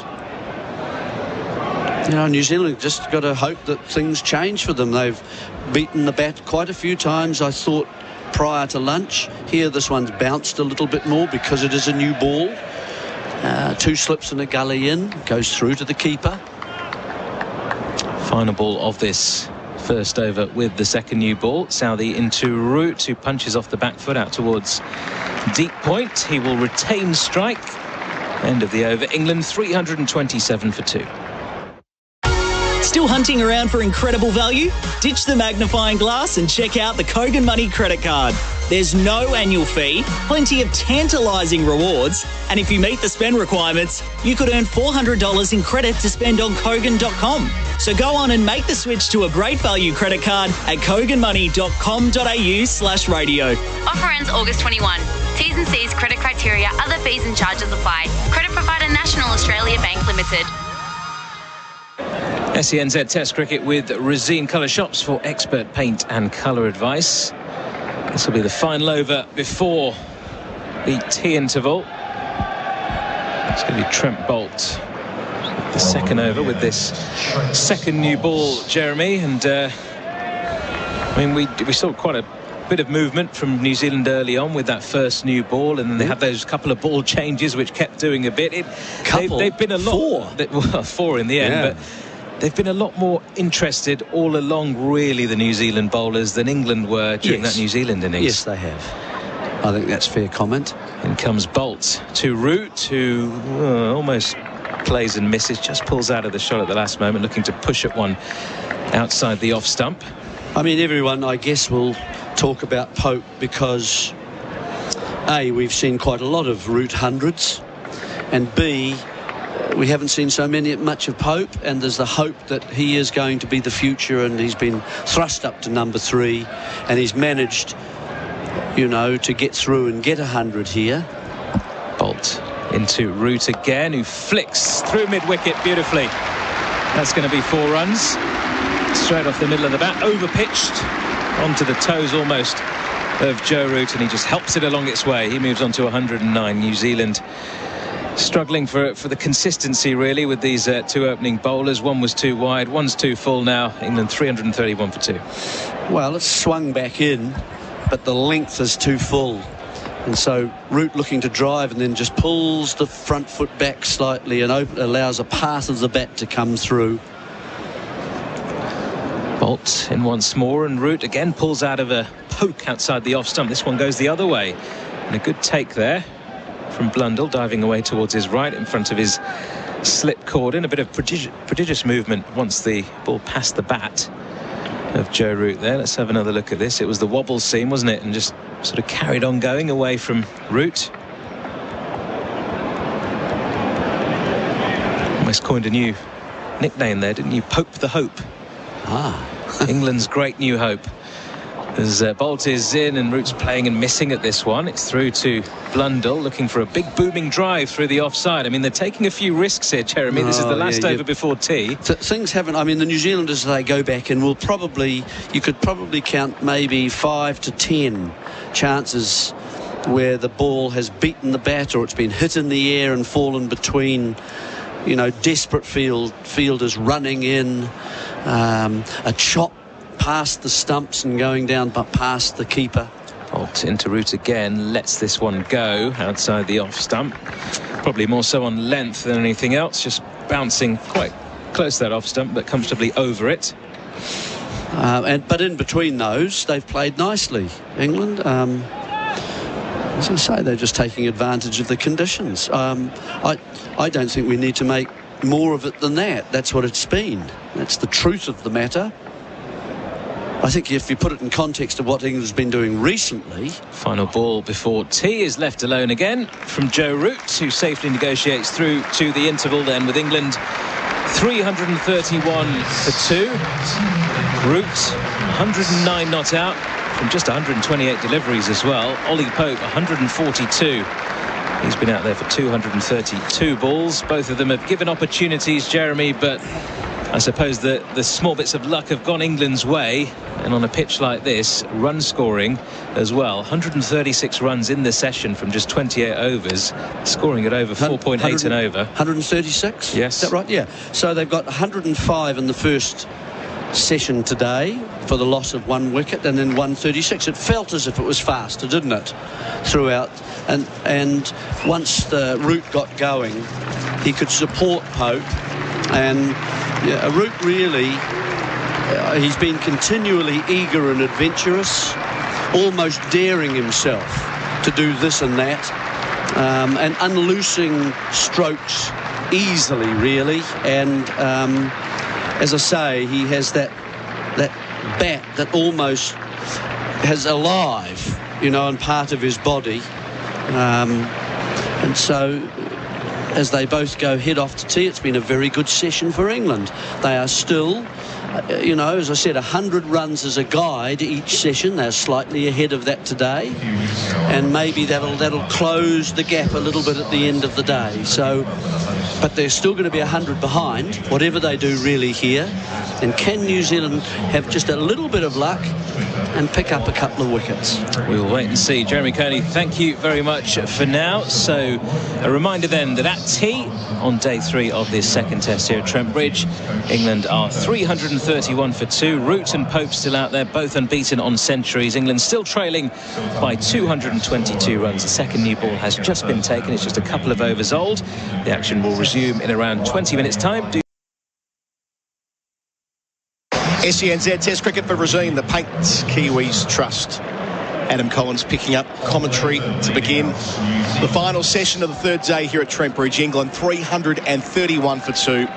They've added 241 runs today, only losing 1 wicket. That of Alex Lees for 67 from the bowling of Henry. That feels like a long time ago now. This partnership worth 184 between Pope and Root. Pope 142 not out. His second Test century, first in England, a significant milestone for a young man with a high ceiling. As for Joe Root, his 27th Test ton. He's on 109 not out. A spirit of celebration here in Nottingham as Jeremy Coney pulls up beside me after afternoon tea, with England 222 runs in arrears. And on the rate they've been going today, they'll have that down into double digits by the close, if not better. There's still plenty of overs left on the day, some 33. And even against the second new ball, which was swinging around a bit just before tea with Bolt and Southey, they'll still, I'm certain, be looking to score. Hello, Jeremy. How are we going? How are we going? We're going well. How are you going? Daniel, how are you going? Daniel Norcross has pulled up beside me as well.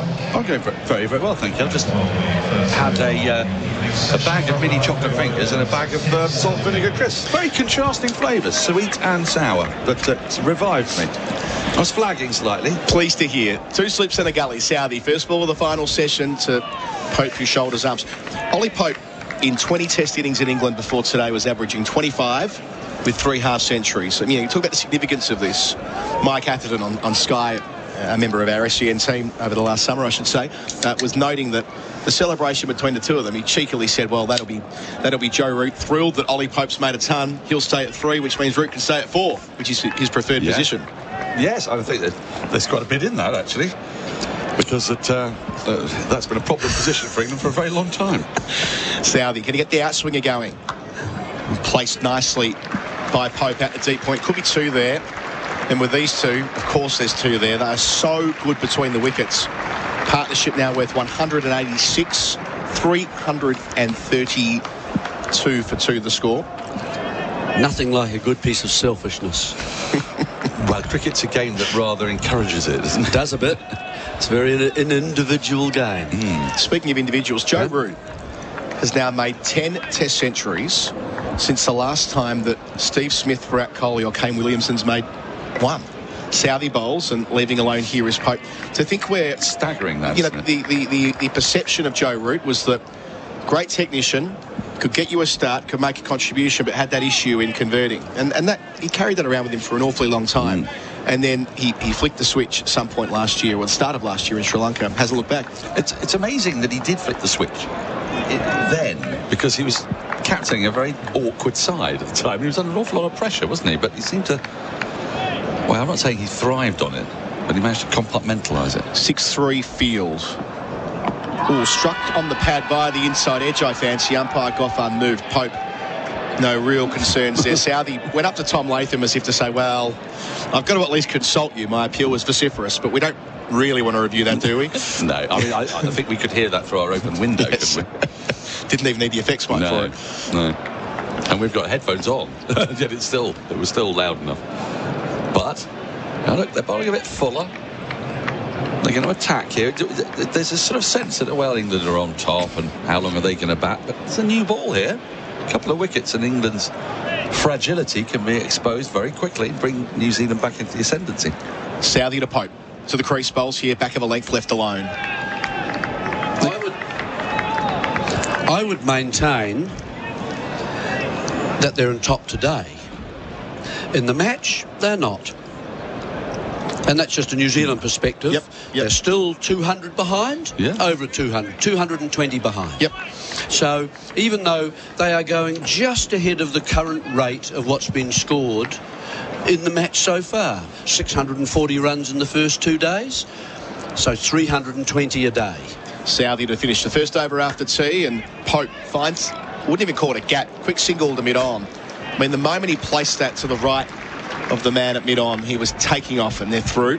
Pope to 145. He retains the strike. 219 is the deficit. England 334 for 2. Our coverage is for Resine, made in New Zealand for New Zealand conditions. Adam Collins, Jeremy Coney, Daniel Norcross with you for the first stanza of this final session. Yeah, that's right. That's the position New Zealand are in. If they take a clatter of wickets here, it's game on again. But where's the spark going to come from? That's the question.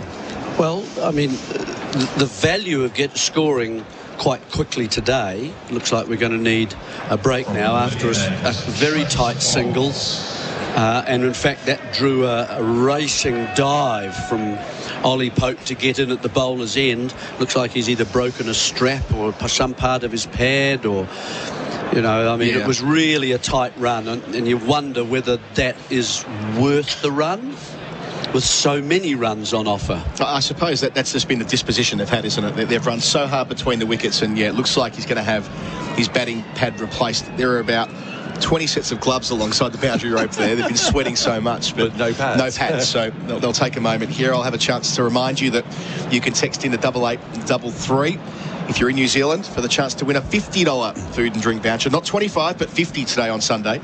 Thanks to the Good Spirits Hospitality Group for their support. Check out the Fox, Auckland's #1 sports bar, or any of their other 10 venues, and we'll read out those messages and tweets as well on the SENZ_radio account as we work our way through the final session. All you need to do is add your name and where you're listening, and maybe a message for Jeremy Coney as well, and we'll get them filtering through the broadcast. You don't need to say that at all. Might incentivise them to write it.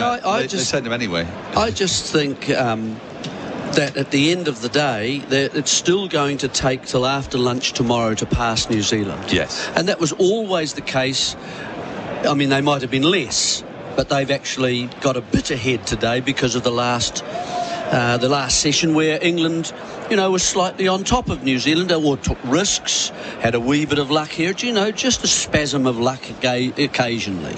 So things have gone for England today. Everyone's delighted, because in the context of what we've seen of England recently, this is something new and what England people would have loved to see for a long time. Now, I might be missing something here, gentlemen. I've had my binoculars on the new pad being put on. I know when they need a new helmet, they sometimes bring out a couple of options. They've brought out 4 pads for Ollie Pope to try on. I don't understand it. I mean, they're just batting pads, aren't 4 they? pads. Yeah, just bring him another He's got big pad. legs. What's he doing? He's now taking another one off. I mean, this is just ridiculous farrago. I suppose the one thing in New Zealand's favour is they're actually ahead of the over rate. Well, I say ahead. Oh, well, they're just about, but they're going to go behind awfully quick. Not their fault or anything here. It's Ollie Pope who's initiated this nonsense, but at long last, he's put some new mums and dads on. I mean, he's taken as long to put those pads on as he would take to put his entire kit on normally. It's extraordinary. They should time him out. Yes, it's irking me, Adam. It's irking me. And it's taken three tabarded people to do this. It's the 3 young fellas from... Don't know how many pads they're taking away. We can see on the Chemist Warehouse screen in front of us around about 6 different pads being taken off by 3 different people. How many people does it take to get a pad on an England #3? And that was not a question I thought I was going to need to ask. I kind of figured it would be 1 and it would be him. Well, after all of that, the ball goes back to Trent Bolt, and we're 10 minutes into the session. We've had 6 balls. Test cricket, gotta love it. Root on strike on 145, 2 slips, and he's pulling high out towards deep square. Underneath it is fine leg, and it's taken. Henry had a long time to hang underneath that. The top edge from Joe Root, only 1 man in the deep.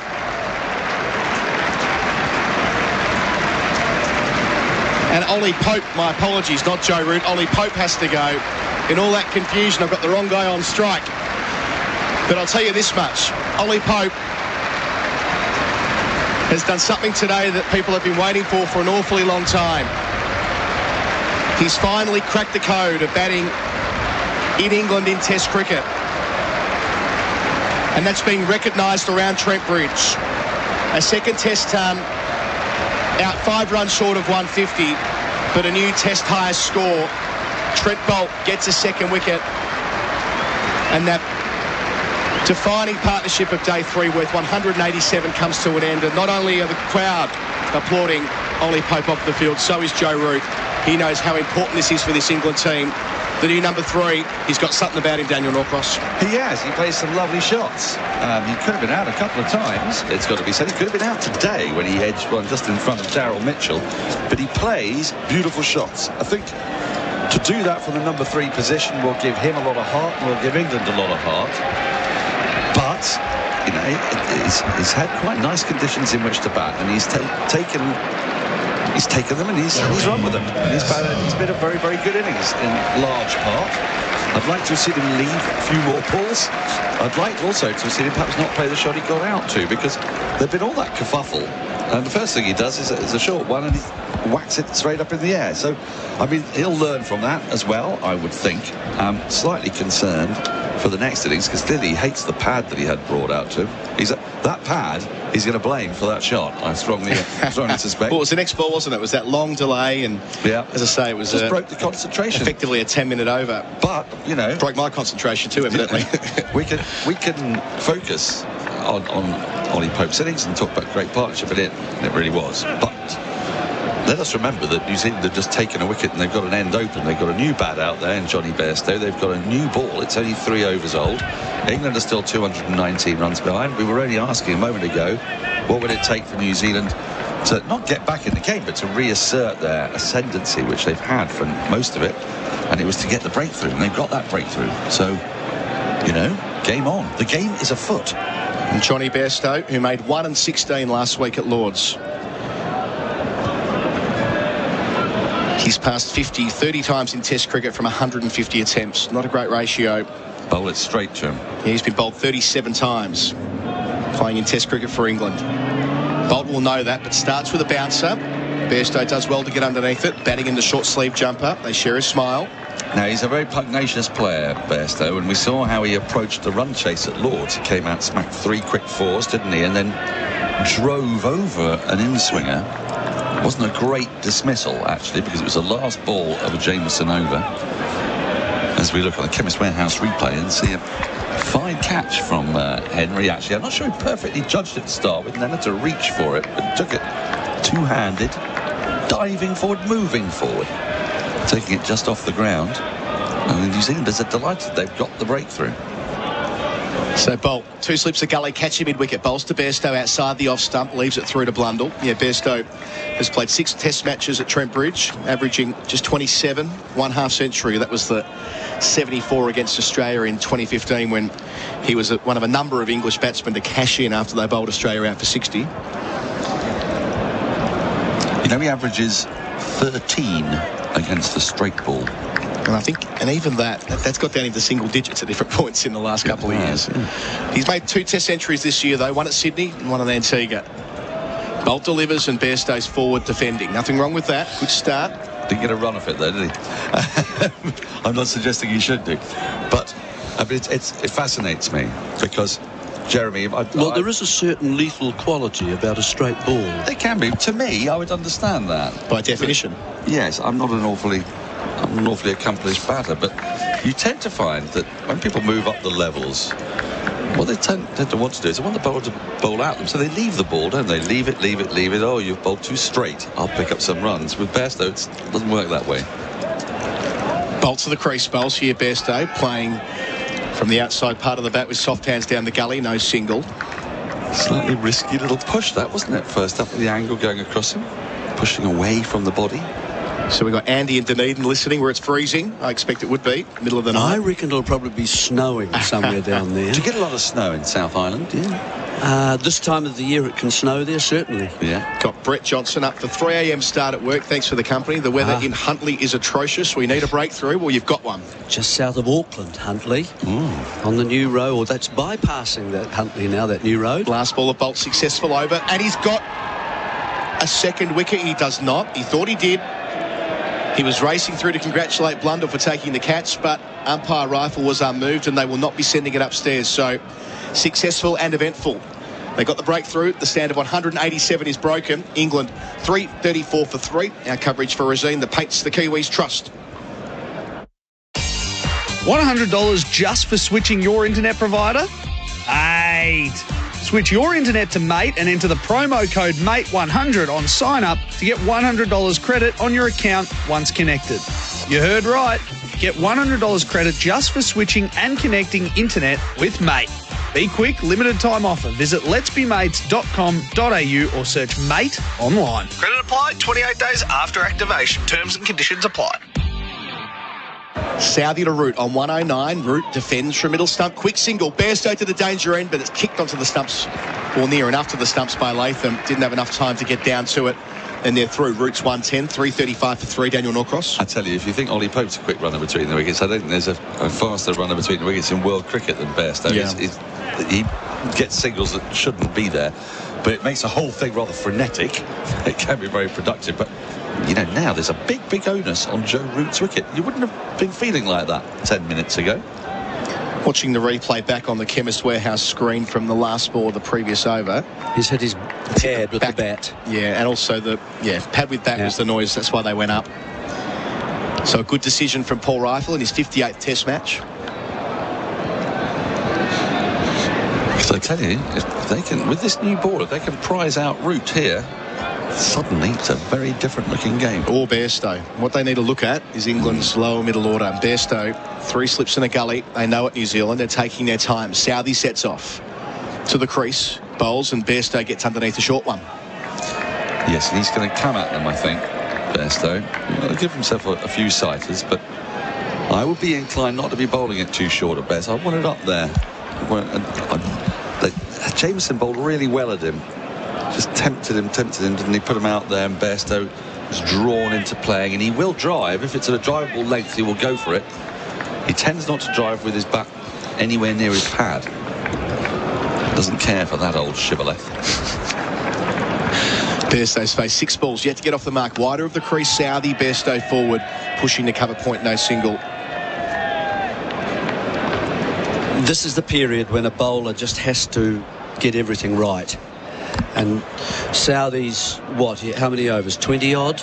Into Southey's 22nd. Okay, so he's had plenty of chance to kind of work out what is the length that I need to bowl on this pitch and try to find that each time. And if he can get it to move as well onto that surface and that part of the pitch, he increases his chance. Southey past umpire Goff, bowls here, and Bairstow's off the mark with a compact clip just forward a square, short boundary, gets himself a 4. 339 for 3. The score, England trail by 214. Easy stuff for a player of Bairstow's capacity, especially off the pads. Yeah, I mean, that's when we talk about the ball to get Bairstow out, the straight one, it's the offside straight that you're aiming for. He's gonna clip those off the pads all day long. It's only around about shin height. And there's nobody out there. There's a massive gap. He's got a mid-wicket mid-on and a long leg. There's nothing in that quadrant at all. Southey bowls to Bairstow, again on leg stump, this time pushed towards mid-wicket. You can see they've tried a couple of times. Bouncer, straight ball. And yes, that was on the pads of Bairstow with the previous delivery, but it won't take long for Southey to find his range and really test Bairstow's defence. So why wouldn't you? I tend to think of the nip backer yeah, start outside Bairstow, you know, just nipping back as he plays a big drive towards the initial line of the ball. That's how he was out in the second innings, wasn't it, Lords, last week? Because his pad is largely allergic to being close to his bat. This allows for the Brandenburg gate to swing open.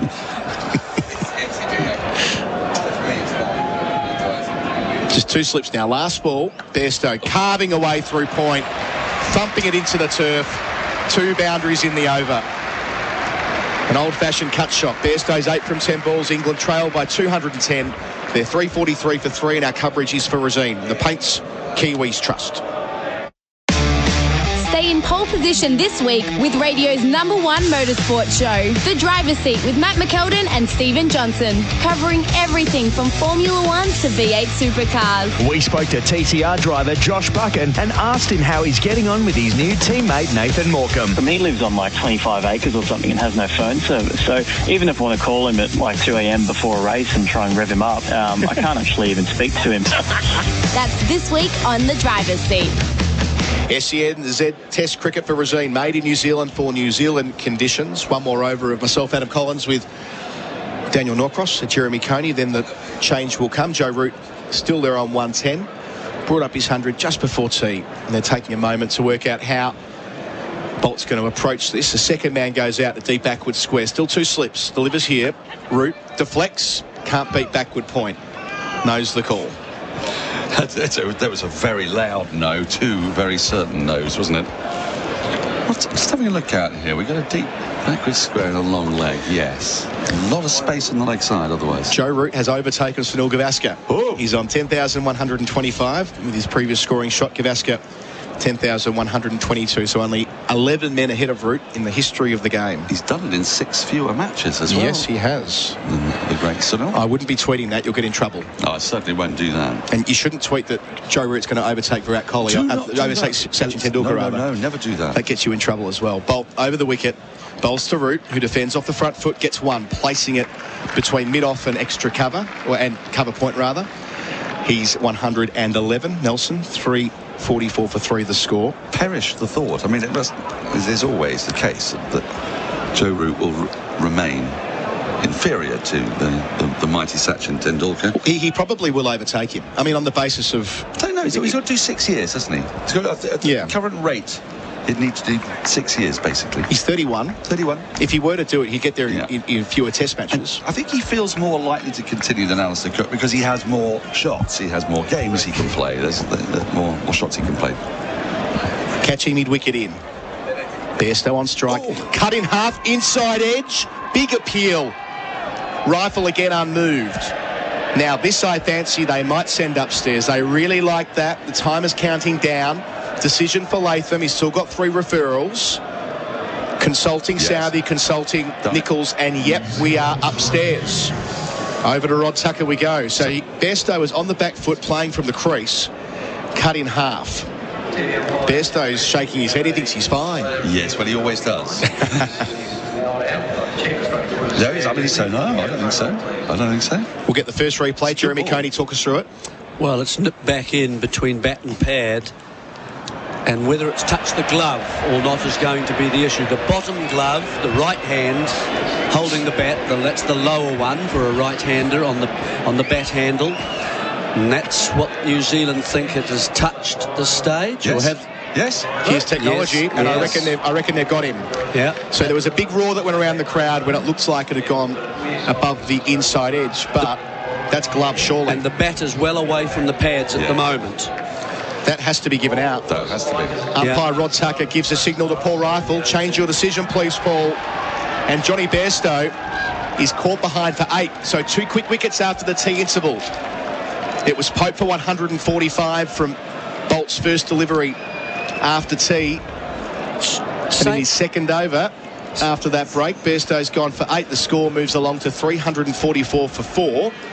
And they're still a long way behind, 209 behind to be precise, Jeremy. Same issue, really, that we were talking about, the movement of the ball creating the issue for Bairstow, and he played the initial line of the ball. It pitched and came in naturally with the swing. Once you swing a ball towards a right-hander, it continues on that line as if it had seemed. And in between bat and pad, took that bottom glove. A loud appeal from the slip cordon, so there we go. Another wicket, that's 2 very quickly now. And a big roar goes up around the crowd because Ben Stokes is walking out. Jeremy Coney, I'm going to let you go to the other place where you're due in a couple of minutes. Sure. Daniel Norcross, you can stay with me for a moment while we make the change in commentary. Jared Kimber's going to come in for me, or come in for you rather, and Nikesh Regani for me. Daniel, some further thoughts first, please. Well, that's the 2 quick wickets that we were talking about, and when that happened, the game is afoot. We said the game would be afoot if there's an end open, because whilst it's a pretty placid pitch, this is a new ball, and it's doing a bit, and it's bouncing a bit more, and Trent Bolt is a very fine bowler, and that was a quick delivery. He's bowled 2 very good balls with the new ball, one to get rid of Zach Crawley with the first new ball, and that one there swung and it lifted a bit. But it was, as Jeremy Coney was saying, a familiar issue that Bairstow has. There's no tightness to his play at all. And it's just brushed the glove. It was marvellous that he was convinced that he hadn't touched it. But that we know that cricketers, if a cricketer tells you they know when they've touched the ball, it's not remotely necessarily true. Go. Okay, you go. He looked very nervous for someone who thought he was convinced that he didn't touch it. But as you say, Jared, that turn behind the wickets, gave him away. Bolt into Stokes then, who defends his first delivery out into the offside. Bolt does the fielding in his follow-through. Sorry, it's one of the most best things ever, isn't it? On the flattest pitch of all time, everyone's making runs. He's got an absolute ripping delivery that has swung and bounced. And yes, he has a looseness in his technique. So does Ollie Pope, and so did Alex Lees, and so did some of the other batters in this game. And of course, it's Bairstow who just gets an absolute brute of a delivery. Bolt in again to Stokes, who defends out towards point this time, and there is no run. So 344 for 4. England still trailing by 209 runs. This is the point Jeremy Coney was making earlier, that it all looks good and well, and even if you added 2 wickets to the total when they were 2 down, had 2 Centurions out there, it would still look pretty healthy on the face of it as it does now, but that deficit is still pretty huge. Yeah, I mean, if one of the names wasn't Joe Root, I think New Zealand would be a lot happier at this point. In comes Bolt again to Stokes on the leg side line, and it's just pushed past the diving mid-wicket fielder, and that's going to race away to the boundary for 4. It was aerial for just a moment there, not quite a flick, it was more of a sort of leg side push with the full face of the bat. Stoke getting his account open with a boundary. End of the over. England 348 for 4.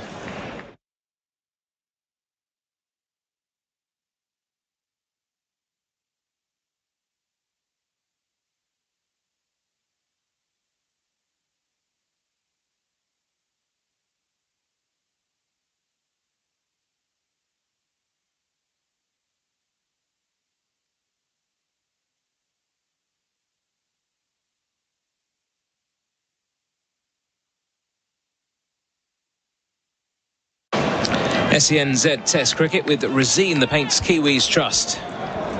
Tim Southey to continue here. None for 79 so far. Can he get his wicket-taking account open for this innings? In he comes to Root, who lets one go outside the off stump, and there is no run.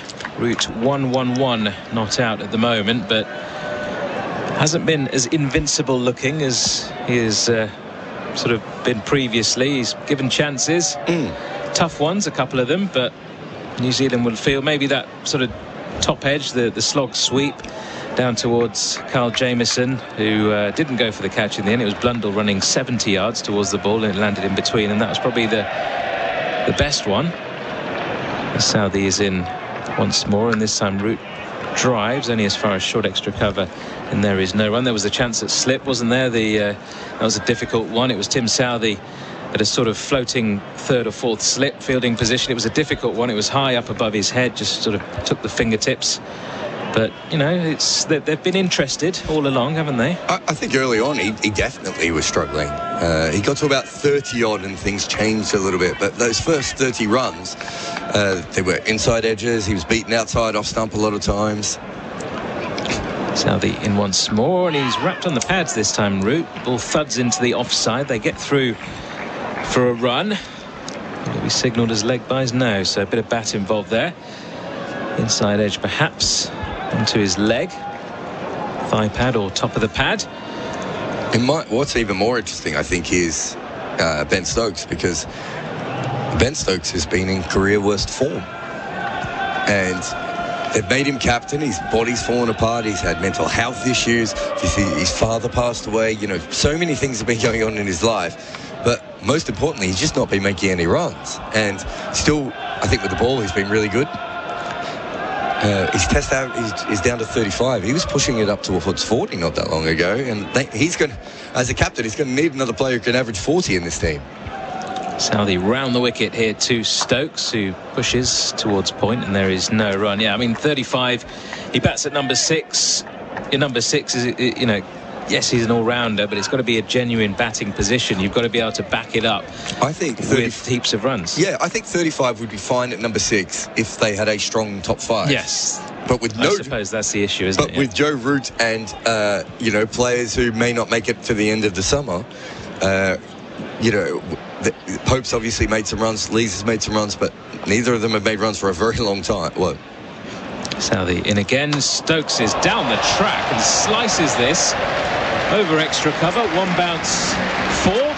Didn't quite quite get all of that, Stokes, but clear intent from the skipper. 350 up as well. It didn't look like a shot of a man out of form, did it? He played him like a spinner there. It wasn't even the mad running down the wicket that we saw at Lords. This was much more controlled. He took a couple of short steps like a spinner and went through with the ball. Interesting way. We've seen this. We saw this in the West Indies. We saw this at Lords. He's decided that that's how he's going to play seam bowlers at the moment, which maybe with all of his troubles against the quick bowlers over the last couple of years, this is something he's obviously been working on, but it's weird. He's going to pull off his mask in a minute. It'll be Rishabh Pant underneath there as Southee comes in again, and this is just defended to mid-on, and there is no run. End of the over. England 353 for 4. Real Adventures with Patrick Dangerfield and Aaron Hapgood. Everything fishing, boating and outdoors. Have you ever just decided to go to the cinemas by yourself? Didn't go to large popcorn because of Kane's feedback last week, and proceeded to have probably the best 2 hours and 17 minutes possibly imaginable. Cinema by yourself, the new Top Gun flick, which is electrifying, and it was just brilliant. Patrick Dangerfield and Aaron Hapgood. Subscribe and listen today wherever you get your podcasts. SENZ Test Cricket for Razine, the Paints Kiwis Trust. Joe Root back on strike then for the start of a new over here. Trent Boult continuing from the pavilion end. In he comes, and Root pulls a short one. Goes straight to the man on the boundary there at backward square leg. Just the single. 354 for 4. As the crowd get a little bit more spirited, let's say, singing Jerusalem in the stands over to our left. The Barmy Army in not quite full voice, you wouldn't say. The trumpeter is not allowed. Well, he might be allowed in, but his trumpet's not for this test match. Well, there never is. I mean, the Barmy Army's not really a home test thing, is it? It's really a touring thing. And they have little pockets in the home grounds, but it's not like they are when they're away. In comes Boult, and this is left alone by Stokes outside the off stump. Well, you get them at certain grounds, don't you, in bigger numbers. Edgbaston, they tend to turn up in the Hollies. Headingley, Western Terrace as well. Maybe they just go to the rowdy places at home, don't they? But they're allowed to get away with a little bit more. Even so, it's not in the numbers that you see them in Australia, and the Caribbean, and New Zealand and South Africa, Sri Lanka. Yep. It's more like the numbers you see of them in Bangladesh. Good point. Where they don't seem to go as much. I'm not sure why. In comes Boult once more to Stokes. Leg side delivery, just helped to short mid-wicket, no run. No one likes touring Bangladesh. I think it might be the lack of recent alcohol. Times today. Yeah, well, there is that. It'd be interesting to see, actually, Pakistan tour coming up for England. You can get alcohol in these places. I mean, even in India, across India, you can get alcohol. In Gujarat, which is supposedly a dry state. I mean, the drinking levels are a lot higher, and is it Gujarat? Foreigners can get permits. Yeah, you have to get a license to say you're an alcoholic. Basically. Yeah. In comes Boult to Stokes. It's full. It's dug out into the offside, and they get through for a single just wide of that short cover fielder there. Shouldn't be that hard for most of the Barmy Army people to convince anyone. No, I don't think you have to convince anyone. You just got to pay some money. You pay a thing, but you have to sign something, don't you? It's like the official visa application. There's an add-on basically to say that you want to drink liquor in Gujarat. That means you can buy the legitimate stuff, though. Yes. Which, I mean, you can buy the other stuff anywhere. The locals do it all the time. But you probably don't want to risk that as a foreigner not quite used to the conditions that these things are made in. Even the locals struggle with some of the stuff out there. As Boult runs into Root this time, who just defends out towards point, and there is no run. I mean, Pakistan, I've heard lots of stories about how you can get alcohol in Pakistan, so it'll be interesting to see the Barmy Army out there. It's been a long time. You can get it, but it's not a thing where you can go to a restaurant.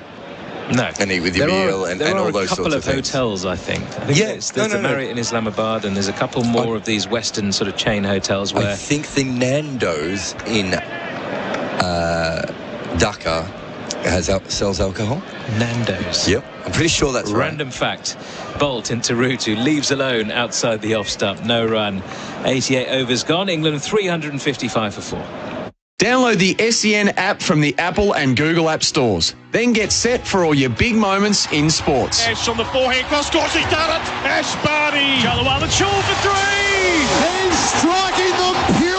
Listen to any SEN show from around Australia and New Zealand. Gary White and Tim Watson. This is Trackside. Tim Gossage. Bears and Izzy for breakfast. Bansley. Plus, it's now available on Apple CarPlay. The SEN app, your home of sport, from wherever you are on the planet.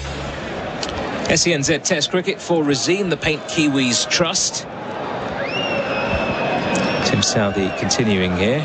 Yeah, I think for the Barmy Army, it's more the fact that you can't drink during the game, which is the trickier thing. That's the problem even in India for a lot of the tourists. Here comes Southey to Stokes, who defends to extra cover. No run. It's not Although really you can, though. You can in some Indian grounds if you know the right people. If you know the right people, yeah. There's a lovely bar in what's Bangalore's ground? The Chinnaswamy. Yeah, there's a lovely bar in Chinnaswamy, but you can't watch the cricket while you're drinking. So you can drink at the bar, then you have to come out to your seat, and you can't take your drink with you. Like football in this country as well. Yeah, it's very similar, except it's Chinnaswamy, so it's kind of posh, but also kind of dank. Here comes Southey to Stokes, slightly fuller, enough the outer half of the bat through the covers, runs away across the square. And Stokes will get himself a couple of runs, 357 for 4. Got plenty of booze flowing here at Trent Bridge. Yeah, not a problem here. Not a problem to find alcohol in this country. Well, the thing is, if you are in one of those posh boxes at either the Chinnaswamy or the Wankhede or the Eden Gardens, wherever it might be, there is plenty of champagne and whiskey flowing. Oh, so much whiskey, yeah. Certainly in Bangalore. Here comes Southey to Stokes once more, defended this time to point, no run. Johnny Bairstow's on the balcony doing the most angry Sudoku I have ever seen in my life. I've never actually done Sudoku. Is it numbers? I think it's numbers. Let's go with that. He's just angrily hitting the piece of paper with his Sudoku. Again, an incredibly Johnny Bairstow moment. He gives so butchering many. That, isn't he? Poor old Bairstow. He's got his shoes off, feet up on the railing as well as Southey comes in, and Stokes defends this one again. Is the offside for no run. It's not a massive balcony out there. Is a very, very old pavilion, as we mentioned before, built in the mid 1800s. The balcony is quite building. It's quite long, the balcony, though, isn't it? But it's quite narrow, isn't it? Yeah, but you can't use all of it because there's a camera in front of a part of it. Can you see that? Yep.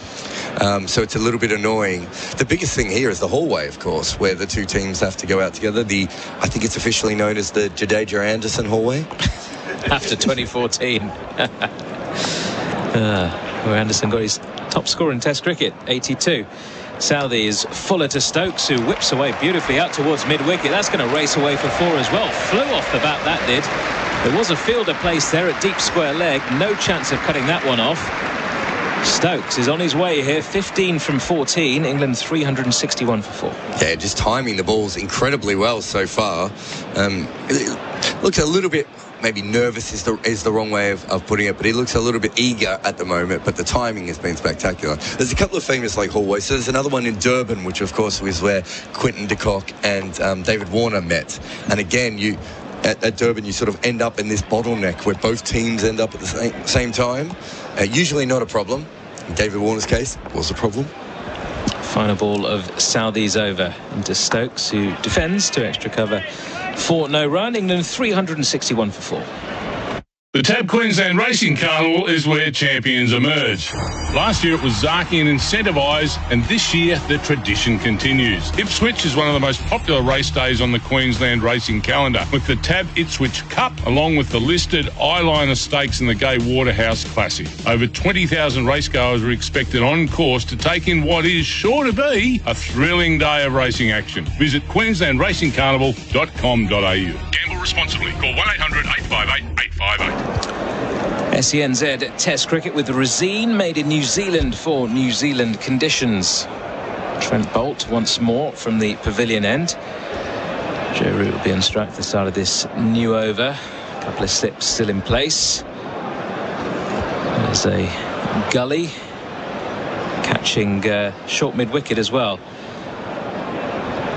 Looking for that in-swinger from Bolt. In he comes to Root, who leaves one alone outside the off-stump.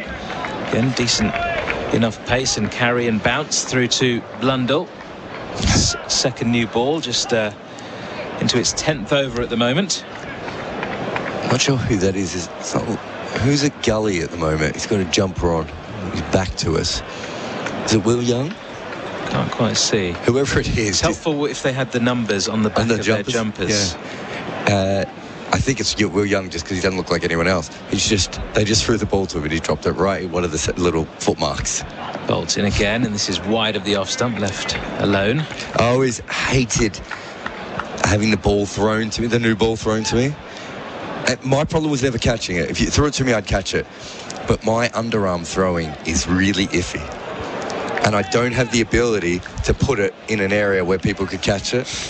And I was always doing that. In fact, you have just got to put it in an area, haven't you? You're not going to be that accurate. No, it's not like you're doing an alley-oop to an NBA player, right? All I have to do is get it roughly in the right area here. And I never could. The other thing I always used to do is throw it too low to fast bowlers. And comes Bolt again to Root out towards point, and there is no run. No, you know what I mean? I kind of feel your pain because they try and pick it up, but they're bending their back and they're looking at you.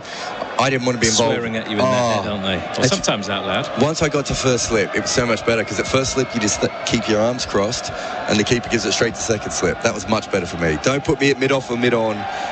Don't make me have to at second or third slip throw the ball to points or anyone else because I will stuff it up. Although, if you are at first slip and there is no second slip and you have to then take responsibility, you can overarm it to mid-off, can't you? See, overarm, I never had the problem. I would always, that was fine. It's you just miss everyone out and just overarm just it. Ping it down, you've got to field in the right places. To be tactical about these things. Bolt in again to Root, who defends back down the pitch. No run once more. And we've got this second new ball. I mean, we've seen a little bit of movement. England have negotiated it quite well. The first couple of overs with it just before the tea interval, it was a bit more exaggerated than it is now, as Trent Bolt just has a word with the umpires about the landing footmarks there. Yeah, we saw that on day one. We really haven't seen any bowlers complain since then, but certainly on day one it was an issue that was mentioned. Yeah, we saw the sawdust coming out, didn't we, on day one, which again was a very dry day. Bolt runs in again, and Root this time clips away. Backward of scare on the leg side and gets through for another single. England now trailing by 190 runs. 363 for 4. In fact, 362 for 4. I'm a little bit ahead of the scorecard. One ball remaining in this over, so 191 they trail by. Field changes as Stokes comes on to strike. 3 sips in place for the England skipper, as well as a gully. Is that Neil Wagner out on the field? Yes. Because I suddenly realised that there's a left-handed bowler and someone threw that in from left arm. Bolt is short and Stokes pulls this one fine round the corner, and it beats the man situated at fine leg, races away in front of us and crashes into the boundary rope. End of another over then. England now trailing by 187. And after this short break, change in commentary with Daniel Norcross replacing me. England 366 for 4. The season of AFL footy is throwing up some cracking games. As sports fans, our rite of passage is to cheer as loud as we can for our team. And this season is about going the extra mile. It's time to... For a full cinema-style experience, have your TV wall-mounted with Hang My TV. In line with all health practices, installs are available. Call 1300 Hang My TV or book online. Hang My TV, that's what we do. Welcome back. Test cricket. Second test match between England and New Zealand at Trent Bridge with Razeen, the Paint Kiwis trust.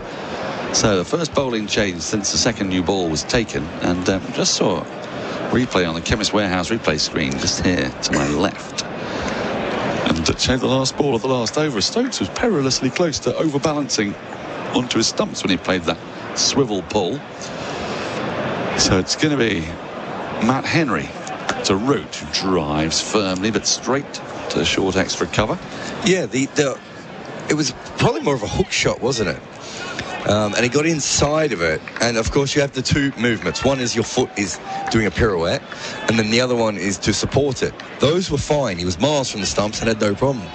After that, he was watching the ball and he got a little bit confused, and he sort of took a half step towards the stumps before he realised those are stumps. Uh-oh. Henry in, 2 slips and a galley in, as well as Root lets one go quite close to his off stump. But there's no run. We've got a deep backward point. Very common fielder these days. Short extra cover. Mid-off to go with the 2 slips and a gully. That's your offside field. 6 of them there. Then we've got a long leg. We've got a pretty straight mid-on. And we've got a deep square leg. There's masses and masses of space. There's one person barely saving one. It's Carl Jameson on the leg side. So Matt Henry's going to be putting it outside off stump, you'd imagine. Root just dabs this ball square of the wicket on the offside, goes up on his toes, gets the single.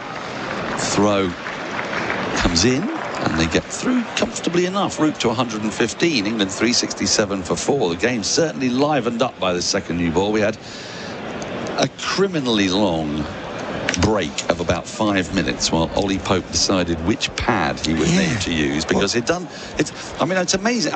He must do this to his pads a lot, because as we were talking earlier, Jared Kimber, he dives and dives and dives. So those pads take a hell of a pounding. I mean, most ordinary human beings buy a pair of pads and they get another one 10 years later, maybe. But he must get through at a rate of knots.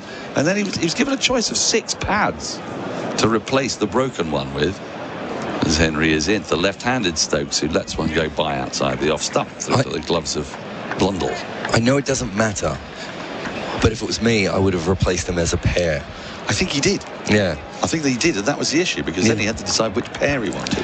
But do you know what I mean? Even though I know they're not really pairs, it's not like they're, No, they're just a pad. Just one go. Just put the pad on and get on with it. He had such a long break. Very first ball after that break, he pulled a top edge down the long leg. Here's Henry. Down the wicket comes Stokes and clatters this ball to deep cover. It was an extraordinary shot, but it's the way Stokes plays. There is a man out on the deep point boundary. He had to move a little to his left. He came dancing down the wicket, stayed leg side of it, and thrashed it for a single. He moves to 20. He's in unsurprisingly pugnacious mood today. It's 20 off 18, insofar as I'm not sure he's ever not in that mood. Well, I think he's trying to hit himself out of bad form. Yeah, it feels like that, doesn't it? All these movements. I mean, we saw at Lord's, I think one of the more eccentric 54s I've ever seen in a run chase, while Root was calmly going about his business at the other end. Henry into Root. Ooh, gets an inside edge while trying to push off the back foot, and it plops down onto his legs and just stays no more than about a foot away from him. That is the end of the 91st over of England's innings. They're 368 for 4. The thrill of live sport is awesome. The best access to the big-time sporting events. Talk to Ballpark Entertainment. AFL.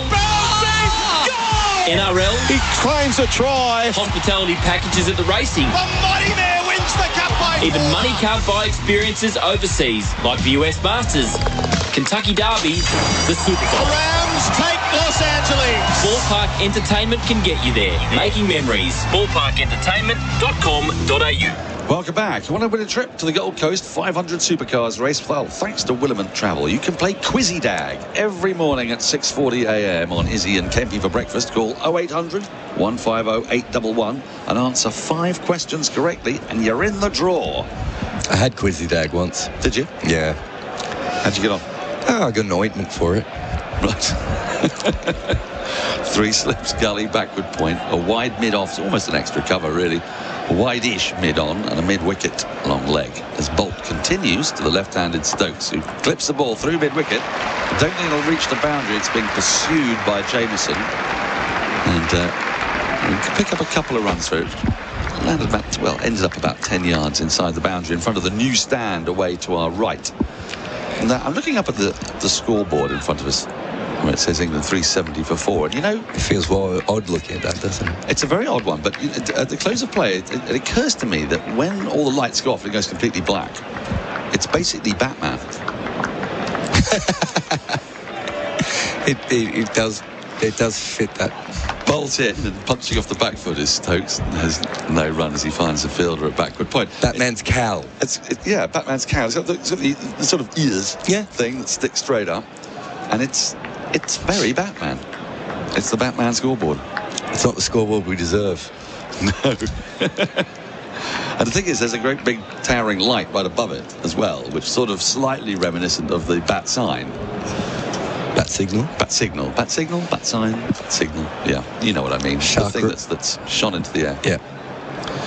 Bolt in, and Stokes is struck on the pad, playing an extravagant shot. And there is no run as it rolls out to the onside. No hint really of an appeal. No. I'd have a look at that again. The bowling's coming towards us. Is that a bit of a scrambled seam? That's that three-quarter seam. That's your ball. Three-quarter seam. Yeah. And it's hit Stokes on the back thigh. It's going over and down. But it's just caused Stokes a little bit of problem here. And as Jared Kimber says, he looks like he's sort of trying to play himself into form. But with Trent Bolt bowling very well at the moment, he needs to be careful. Bolt in, he moves across his stumps to the offside and ends up just pushing the ball down in front of him. Sorry. No, I was just going to say, he just looks a bit manic, doesn't he? That single just there, he dropped it at his feet. We know that Bolt's an incredible athlete. He sort of took off. Joe Root's like, no, what are you talking about? That's not a run. Yes. Everything's a little bit manic. I mean, that other ball, the thing about that three-quarter seam, when it does seam, it goes a massive amount. And so you can get beaten with that. That's not a problem at all. But the next ball, again, manic. Even when he pushed that one on the leg side, it was uppish. Yeah. Everything about his game is frenetic at the moment. Bolt hurtles in, left arm over the wicket to Stokes, who moves down the stumps, then smashes the ball back over his head.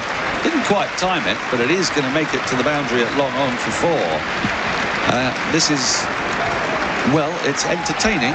I don't know what sense it makes to me, but with England still 179 runs behind and a massively long tail, 374 for 4, and Root at the other end at 115, you might have thought an hour of normal Test cricket while this ball is still new and hard and doing stuff. I mean, one thing, you'd want to see off Trent Bolt, because he's bowling very well. This is 6th over of his spell with this new ball. Yeah. A baffling shot that he mishits and could have just gone to Kyle Jamieson limply. It beat him by a long way in the end, but not massively on purpose. Last ball of the over.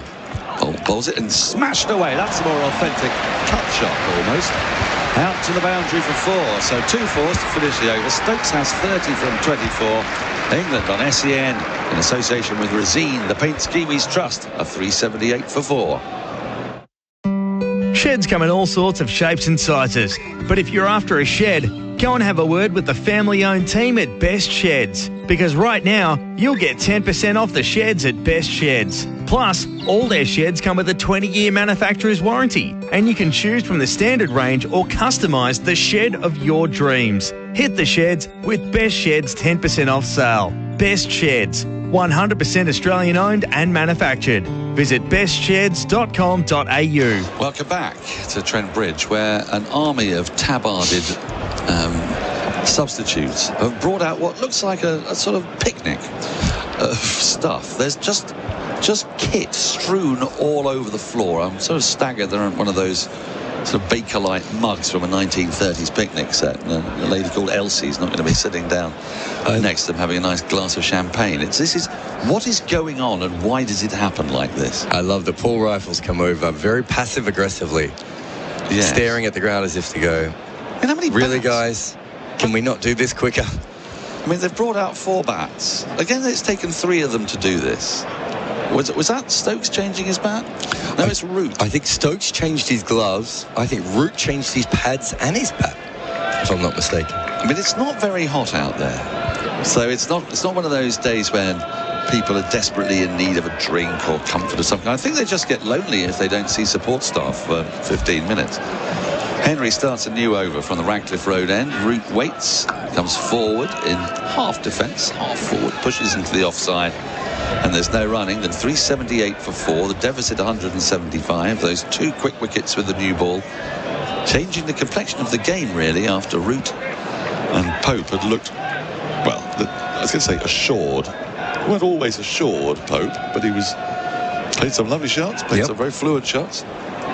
Showed why people liken him to Ian Bell. As Henry is in, wide of the off stump, cut away. That's going to run down to the boundary for 4. That was an authentic cut, and it was played deliberately back to the square, past the diving gully along the ground. And it was a poor ball from Henry, a drag down and wide. You don't see too many of them. You wrote a piece about this, talking about the relative absence of cut shots lately, and one of the reasons was that you don't see very many away swing bowlers bowling balls that are short and wide outside the off stump. Well, Henry's just dragged down a pretty filthy one, and Root, who's seeing it very well on 119 now, he's very happy to cash in as Henry's in again. That's on the pads, and that's clipped away fine. Down to long leg for an easy single. 383 for 4. Root to 120. Yeah, that was a bad ball. Henry has been disappointing outside of, 2 small periods where he bowled quite well. He's really been disappointing. He has, actually, in this test, and surprisingly so. I mean, I'm a big champion of old man Henry, but what's he going in at? Almost 5.5? 5.5, yeah. 21.3 overs, 113 runs. I mean, that was, for someone who needs to be accurate, he's not an express bowler, he's a skill bowler, that was a terrible ball. Yes. Henry in short. That's another one flayed away as well, but there is protection this time. There's a deep point, very square of the wicket, and Stokes will get a single, moves to 31. You know, just looking at Stokes' numbers when he came out to bat, started this innings on 5,116 runs. As everyone knows. As everyone knows. But so he started 84 behind Ian Botham. Botham finished on 5,200. Who would you say is the better batter? That's a really good question. I think Botham, actually, in his pomp. As Henry bowls, that's driven nicely by Root, elegantly, but straight to short extra cover. There's no run. I mean, by which I mean that sort of period from 83, 4, 5, when he batted like a proper batter, moved up the order and batted at 5, which is sort of what Stokes had been eyeing up before. And as his bowling went on the wane, I think he had a more solid technique, and he didn't come charging down the wicket at bowlers a lot. But I think Stokes is perhaps, surprisingly, more of a destructive batter, actually. Henry is in. That's flicked down the leg side, and Blundell pretends that there might have been something on it to get the crowd going. But there wasn't. End of the over. 384 for 4. With the rise of resistant worms on Australian farms, are you using a sheep drench that works? Demand the best from your drenching program. Drench your sheep with StarTect. Purchase 3 StarTect 15-litre drenches from your nearest Nutrien Ag Solutions store and claim your bonus Safeguard Cargo Net this autumn. If you demand performance, then choose StarTect for your sheep drench and stay a step ahead of resistance. Ask for StarTect at your nearest Nutrien Ag Solutions store while stocks last. Welcome back. Test cricket with SEN and SENZ at Trent Bridge. An association with Resine, made in New Zealand for New Zealand conditions. And we have got a change of bowler. Off comes Bolt after that 6-over spell. A splendid spell in which he picked up a couple of wickets, made the breakthrough. He's got rid of Pope with a short ball, top edge, taken by by Henry, I should say, down at long leg. And then, really good ball to get rid of Bairstow. He did have a bit of a gap between bat and pad and glove, but it swung in, it bounced, it got a little feathery glove, and poor old Johnny Bairstow on a good pitch had to depart for 8. Here comes Jameson, first ball of a new spell into Stokes. Stokes comes down the wicket and whacks this. I don't know where it's gone, I can't see it. Miles into the pavilion for 6. A wonderful shot. We're talking about comparisons with Botham. There's a little bit of a Botham to that, actually, but he's ticking a bit here. He went definitely to the leg side, and he's got enough on that, to say the least, and sent it soaring. What a way to greet a 6-foot 8-inch bowler starting a spell. Fair enough. Now, where's that gone? Has that gone into another pint glass? It didn't go far away. It sort of went in the middle of a bunch of people throwing their hands up, not trying to catch it. How many 6s have we had in this match? Seems a lot for a test match on day 3 by now. Jameson in, and Stokes covers up in defence. So I've done my 6. I might have another little shimmy in a couple of balls' time, but this time I'm just going to stay here. It's 37 from 27, route to 120. The partnership 46 in pretty quick time. Is this is a better innings than the one in Lords? At Lords, yes. But it has similar. Yes. It's certain things in common with it, doesn't it? It's nearest neighbour. Yeah. Yeah. I mean, he's using his feet a lot. You know, cricket bowlers. Slightly different way in that he's waiting very late and then coming down, whereas at Lords he was showing everyone he was going to come down. He's getting a bit more leg-sidey when he comes down as well, I think. Jameson is into him and he just defends from the crease, pushes it the offside.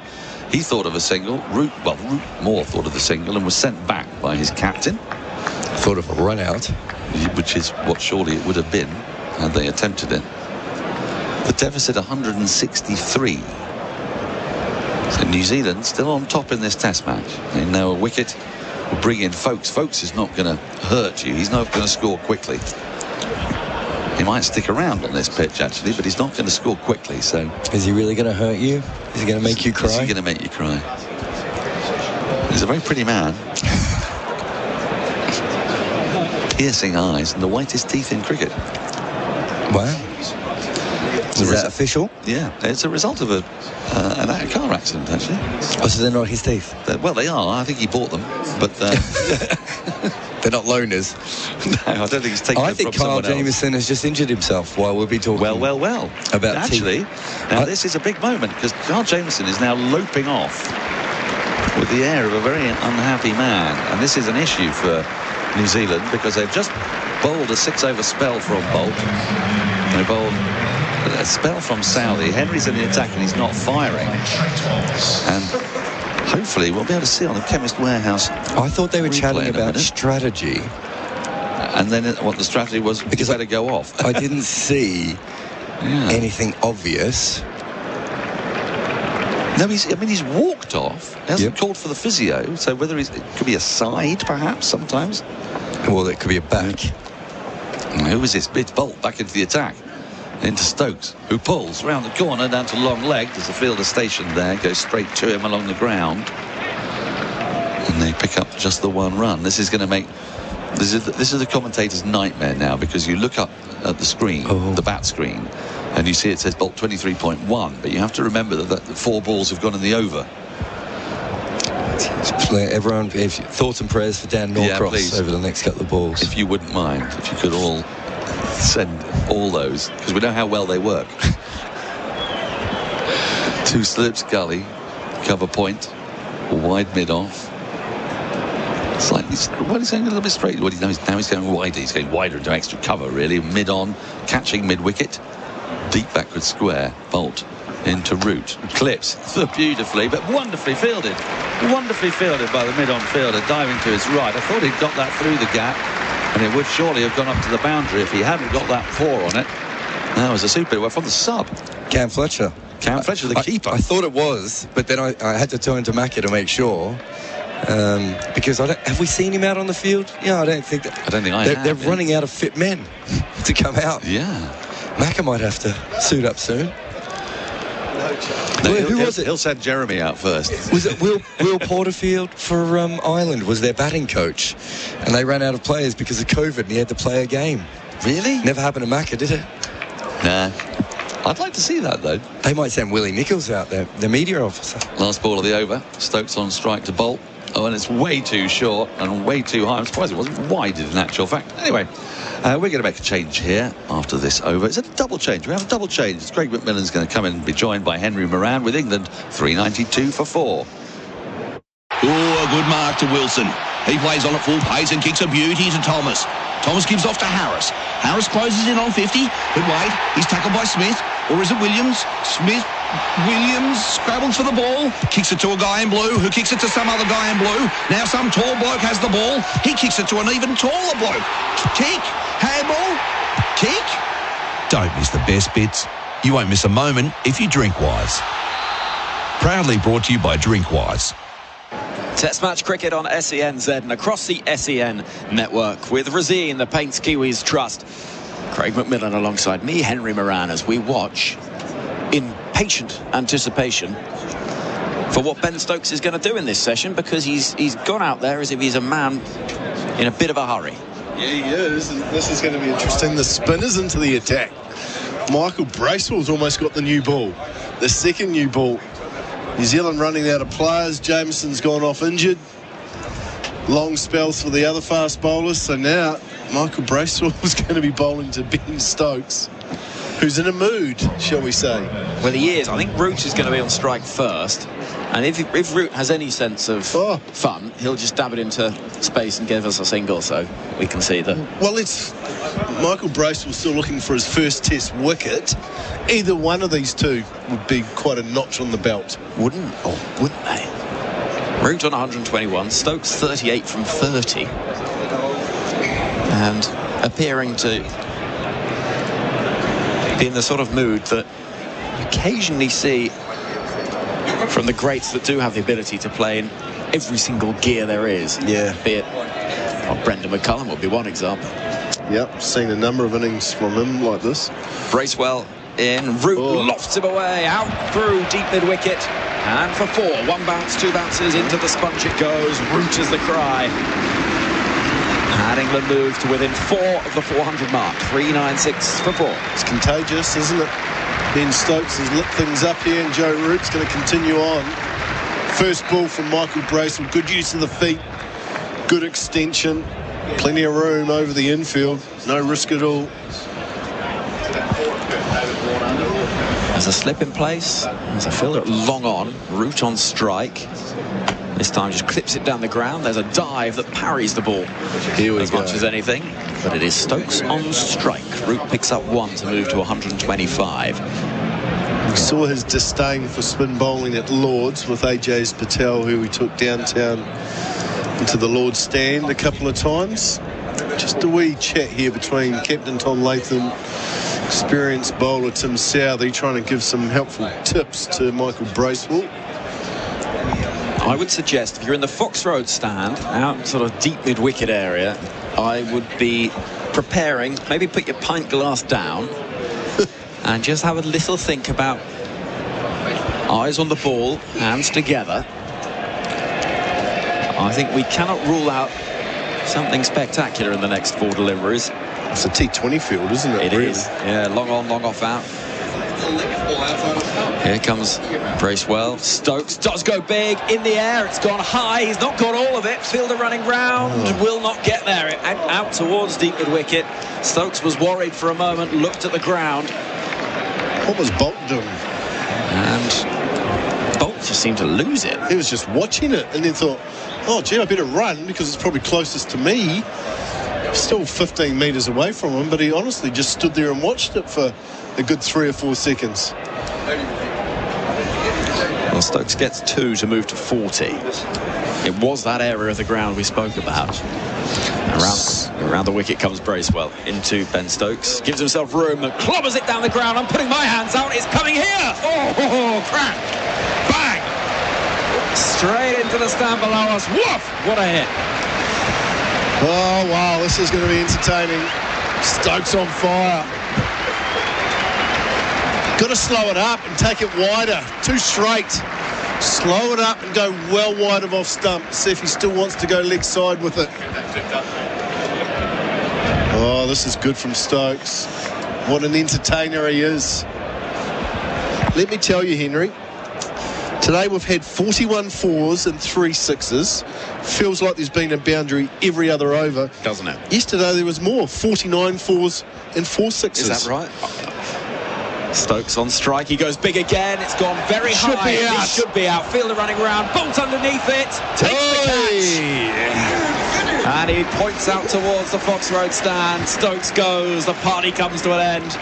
It was fun. And I think everyone in this ground was longing for it to go on as long as possible. But Trent Bolt, who famously erred when the chance came his way at Lord's in that World Cup final 3 years ago, shows no mistake this time. Well done, Michael Bracewell. Held your nerve. It was still straight, so it was an opportunity to go leg side. Bolt took a good catch in the end. Stokes was just going. He was going. He's disappointed. Didn't get one out of the middle, but tell you what, it's not a bad first wicket for Michael Bracewell. Stokes goes for 46. New Zealand have England 5 down for just over 400. Oh, it was fun. We knew it was going to be. We just sensed that this was the over that Stokes was going to decide. Well, going at a strike rate of 130 is not quite enough for me here. I need to up the ante a little bit. 405 for 5 is the score at Trent Bridge.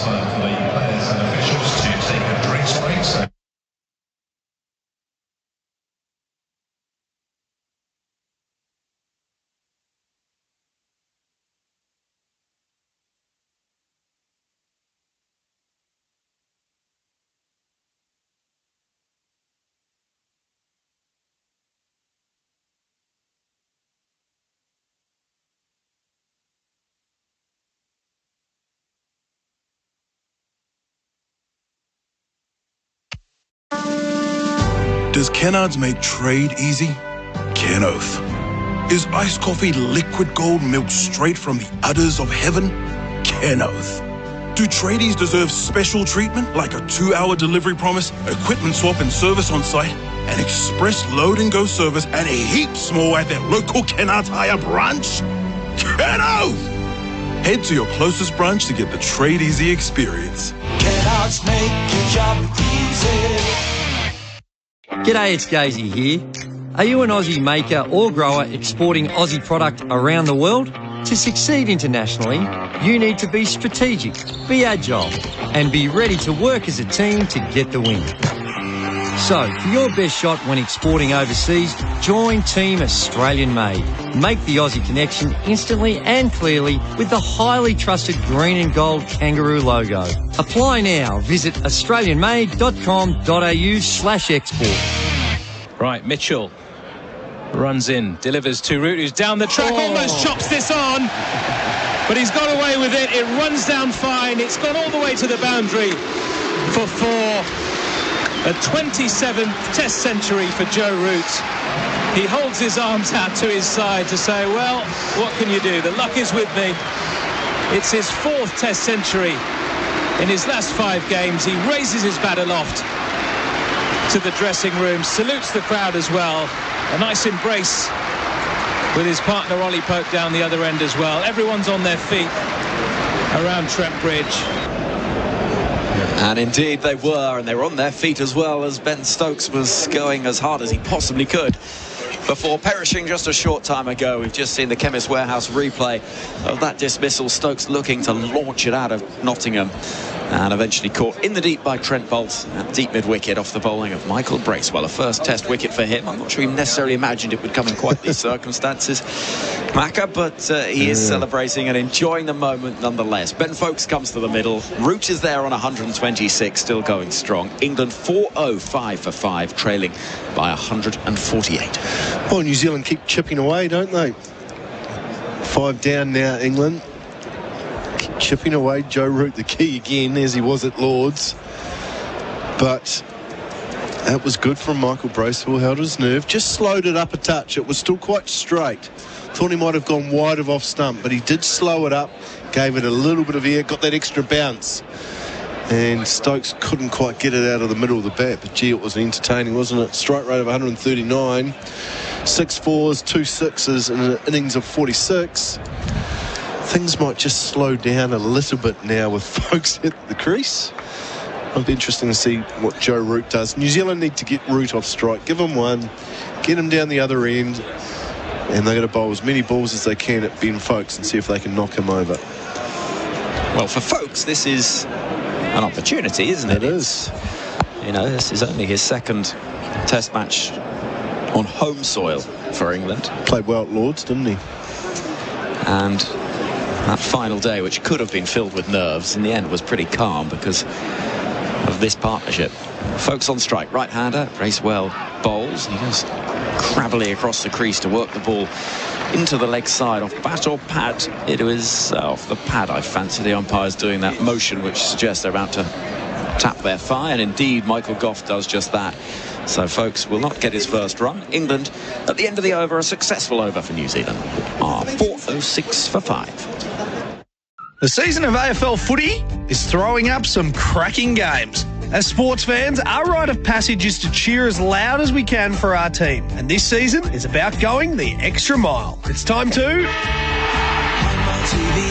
For a full cinema-style experience, have your TV wall-mounted with Hang My TV. In line with all health practices, installs are available. Call 1300 Hang My TV or book online. Hang My TV, that's what we do. Test cricket with Razine, the Paints Kiwis Trust, live from Trent Bridge. England 406 for 5. They trail by 147. Ben Stokes, the latest man out. He's been replaced by his rhyming teammate Ben Foakes. And at the other end, Joe Root with another Test century on 126. Foakes has a little look around and will be facing Matt Henry, who has replaced Carl Jameson, who went off halfway through the last over. He bowled from that pavilion end of the ground. As Henry is in, bowling to Foakes. It's high up on the bat, drops into the offside. Oh, it just feels like everything's just calmed down. There's a little bit more normality about this game. Certainly the crowd are not quite as frenzied as what they were with Ben Stokes at the crease. It was entertaining.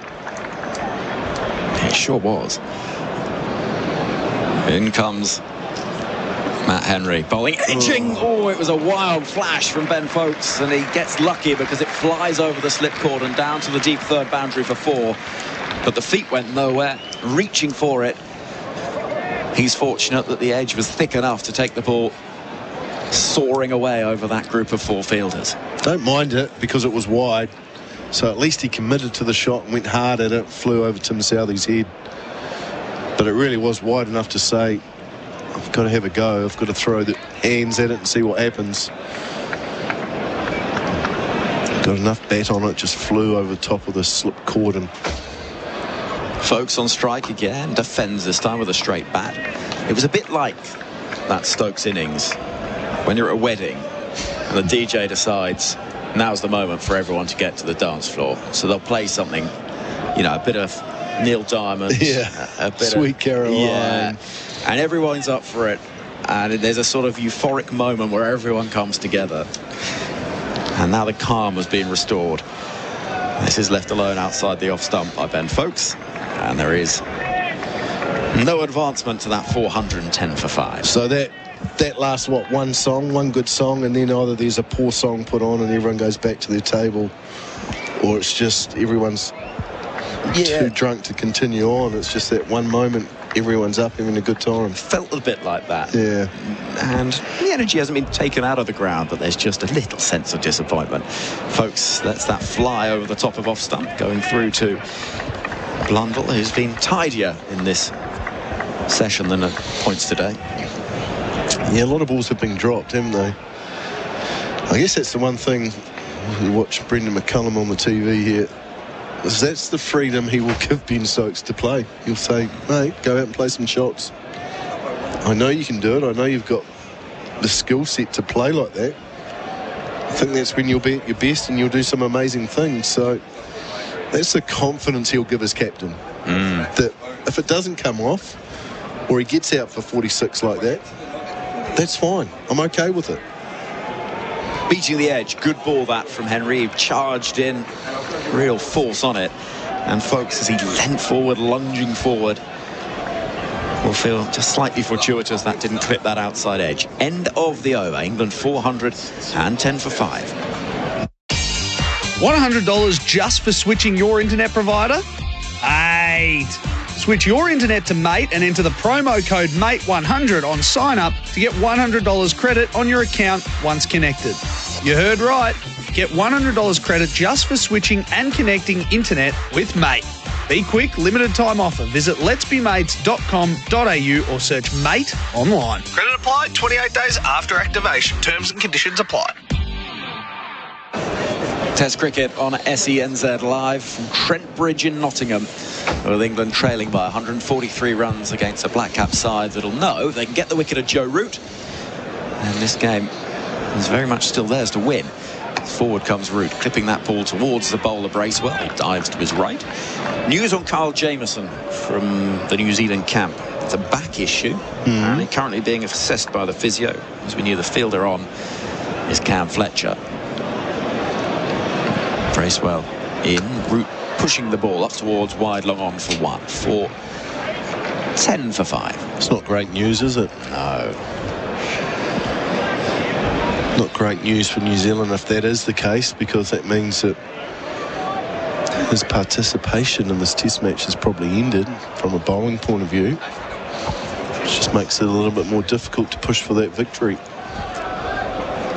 It's one of those, isn't it, when a bowler, well, 1, has to head off halfway through an over, and 2, when it's the sort of one where they limp off without the physio, but they know in themselves that something's not right. Typically, that's the sort of side or back. It feels ominous when that happens. The only upside is it's a lot worse case scenario when you're only playing 3 seamers and one of them limps off doing that. New Zealand have 4, so they still have 3 fit seamers plus Daryl Mitchell, so they've got that part-timer as well. So the bowling attack is still relatively healthy compared to if you were only playing 3 seamers, then you'd be in real trouble. Bracewell down below us, ready to bowl once again. We've got a leg slip, a short leg and a slip fielder as Folks comes forward, clips that ball nicely away through mid-wicket for 4. Good footwork from the England keeper. Just a couple of dancing staccato steps down the track, and away it went, wristily flicked away. 415 for 5. Nice shot from Folks. Touched full this time from Michael Bracewell. Folks just shimmied down and found the gap at mid-wicket. This outfield so quick, raced away. Folks 8 from 8. Root on 127. Bracewell in, and Folks is forward in defence. It's a lovely atmosphere around the ground. Went for a little stroll, and again the fancy dress has been in full show. Yeah, I haven't seen too many, Henry. I don't know where you're walking to see all this fancy dress. Not? No. Well, let me point some out to you. Go on. Here comes Bracewell. Forward in defence comes Folks. Where was there's the banana sitting down over there with a beard, you see, all in yellow. Oddly enough, he's wearing a yellow jacket. Does that classify as a banana? Yes, it's an inflatable banana. Well, no, I'm not so sure. The security guard's wearing a yellow jacket as well. Bracewell bowls. It keeps the little low and skids on. It's defended. different yellow, and you know it. Fluorescent. If you're eating bananas that colour, you're in trouble. Yeah, you're struggling to find people, aren't you? Oh, end of the over. I thought we had one more ball, forgive me. 97 overs gone in a moment. Nikesh Regani is going to take up the call. Still hunting around for incredible value? Ditch the magnifying glass and check out the Kogan Money credit card. There's no annual fee, plenty of tantalising rewards, and if you meet the spend requirements, you could earn $400 in credit to spend on Kogan.com. So go on and make the switch to a great value credit card at koganmoney.com.au/radio. Offer ends August 21. T's and C's, credit criteria, other fees and charges apply. Credit provider National Australia Bank Limited. SENZ Test Cricket. It's going to be Matt Henry to continue here to Root, who is wrapped on the pads. There's a shout for LBW. It's gone down towards fine leg. Was there any bat involved, or was it straight off the legs? Well, the umpire about to signal leg byes, and now they're discussing whether or not to go upstairs. 8 seconds left on DRS timer, and they're going upstairs. It looked to be angling down the leg side, didn't it, Matt? Yeah, it did. We'll have a look at this on the Chemist Warehouse replay screen in a moment. Root doesn't look too worried about this, but I suppose maybe it's just the added fact that it's Joe Root, and try and take every opportunity to see if there's just something. You've got 3, you might as well use one. Let's see, so Henry delivers it, his angle down the leg side. He's on his toes there, Joe Root. It hits him high on the knee roll. You can see the leg stump. That looks a little bit high, doesn't it? Straighter than what I thought. It is straighter, but I think height's going to be a major issue here, isn't it? Yep, no bat involved. Let's take a look at the ball tracking then, which is just outside off. Hits in front of leg and missing that leg stump. A little bit high, a little bit down the leg side as well. Not a lot going for it. Wasn't an awful one. Dice, didn't they? Wasn't an awful one. Nikesh, I've seen New Zealand have a lot worse than that, to be fair, in recent times. They haven't been very good with the DRS, but you can understand it. They had 3. It was Joe Root. Just take a wee risk, and if it was umpire's call, they'd get to keep it. So nothing lost. Yep, so Root survives. They get through for the leg bye as well. So Folkes is on strike here. And this will be the end that, I mean, obviously they dearly love Joe Root, but this is the end. They'll feel they've got to sniff, really. Get Folkes and get into that tail. Folkes is in, and this is left alone outside the off stump. There is no run. Played well, though, didn't he, Folkes, at Lords in that second innings. Good second fiddle to Joe Root. Saw it through until the end. A more matured effort than we've seen before from Folkes in an England shirt on a number of occasions, at least. Played nicely. Got out to a poor shot in the first innings, did Folkes, but made up for it in the second. Got his side home along with Joe Root. Henry in once more, and Folkes pushes at this only as far as mid-off. No run. Is that a Mexican wave? I can hear some groans and some cheering. I've not quite seen the arms going up around the stands at the moment.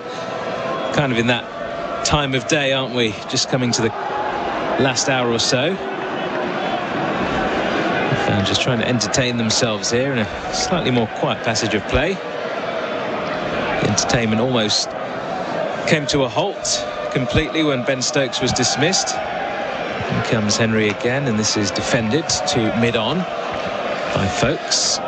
No run once more. Still a very good crowd in here. We've had a good crowd for the first 3 days. Of course, today being Sunday, weekend. Saturday, always a good crowd. Friday was packed out as well, and I'd expect much of the same tomorrow, to be honest. It depends on the ticket pricing and all that kind of thing, but always a pretty decent house here at Trent Bridge. Well, it's one thing you have to say about both these sides is that they generally produce watchable games of cricket. Henry into Folkes, who pushes into the covers this time. No run. Whether it's one-day internationals, T20s, yes. Test cricket, when the first one was a ripper, wasn't it, at Lords? But they actually really, both sides, I think because they're quite evenly matched, they're similar in the style they play, and they tend to produce really watchable games of cricket. So no surprise that there's some big crowds watching. Yeah, and it's almost like, Mac, a good point you make there across all the different formats as well. They're building up this new rivalry in world cricket, aren't they? Because there's been some classics, as you talked about. Really interesting game at Lords. England victors in the end, but it could have gone either way, and it was a very close contest, that one, as Henry comes in once more to Folkes, who edges, and he's taken. Appeal. Finger goes up. Folkes reviews. Well, it looked as though that came straight off the glove as he was looking to just pull away and leave the ball. And now Henry's asking the question to Folkes. Well, what did that come off? Yeah. Was it maybe wrist? Was one of his hands off the bat? He went straight upstairs for the review. Finger went up. New Zealanders were confident, weren't they? They were convinced that hit the glove. Well, it sort of says that there is no glove or bat involved, how quickly he went upstairs. So perhaps just arm. Let's see where this came off. Shoulder. Well, it's almost sort of, off his chest onto his shoulder. I don't think there was any glove on the way through. There's a big old gap there, isn't there? The gloves are low down. It's off the stomach almost, actually. Not even shoulder. It was the ripple of the shirt that makes it look like maybe the shoulder, but it's off his stomach. Just sort of ripple of the shirt. Lobbed through to Blundell. There we go. Confirmation not out. End of the over. 416 for 5. Yep, 6 was up on the screen, and they've just changed that back down to 5 now. Go ahead, Macca. It was actually a really poor decision from Paul Rifle, because looking down the line, it was nowhere near the gloves, nowhere near, or the bat. Paul Rifle looking straight down would have had a really good look at the height. He did really well, played it well, folks. He dropped the hands quite low, so I'm not quite sure what Paul Rifle saw there that made him give that out, but Ben Folkes used the review straight away, and that's why they've got it. Used it how it's supposed to be used. Worked in his favour. Yeah, and in the end, doing well just to drop the hands, drop the bat as well, and just get out of the way of the ball. He was looking initially to play a shot, pulled out at the last moment. He survives. Bracewell here continues with his spin, and a sweep attempted by Root. The ball thuds into his pad outside the line of the off stump. 416 for 5 then. That deficit still 137 runs, so New Zealand still ahead. Time is running out in this game. This one is fired in and past the outside edge of Joe Root there. Just One that was fizzed in and fizzed a little bit more after it bounced. Starting to get into his work is Michael Bracewell. His variations, that one's just slid past the outside edge. It's beautifully bowled, a bit quicker, a bit flatter. He comes again. This one is on the hip of Joe Root. Just guides it down towards deep square leg for a single. He's into his 9th over, and spinners need overs to feel that rhythm and get into their work. You know, that it's very hard for them to find that sort of rhythm in 3 or 4 over spells. So I feel like Michael Bracewell was just starting to feel comfortable, and the ball's coming out nicely. A little bit of loop, changing his pace, his variations. So this is going to be a big spell for him. And he's only probably bowling because Kyle Jamieson's off the field. Otherwise, Jamieson would probably still be bowling with Matt Henry as the 2 seamers. So, you know. An opportunity, though, for him. He's picked up the wicket, hasn't he, of Ben Stokes. Big one. Stokes gone for 46 off just 33 balls. 6 4s and 2 6s in that innings. A long chat in between deliveries between Bracewell and his skipper Tom Latham. Here comes once more, and this is defended into the pitch by Folkes. No run. So for Folkes, there is a slip in place. There's a very short mid-wicket catching, and it's a short leg, but it's almost a short backward leg, isn't it? Just behind square.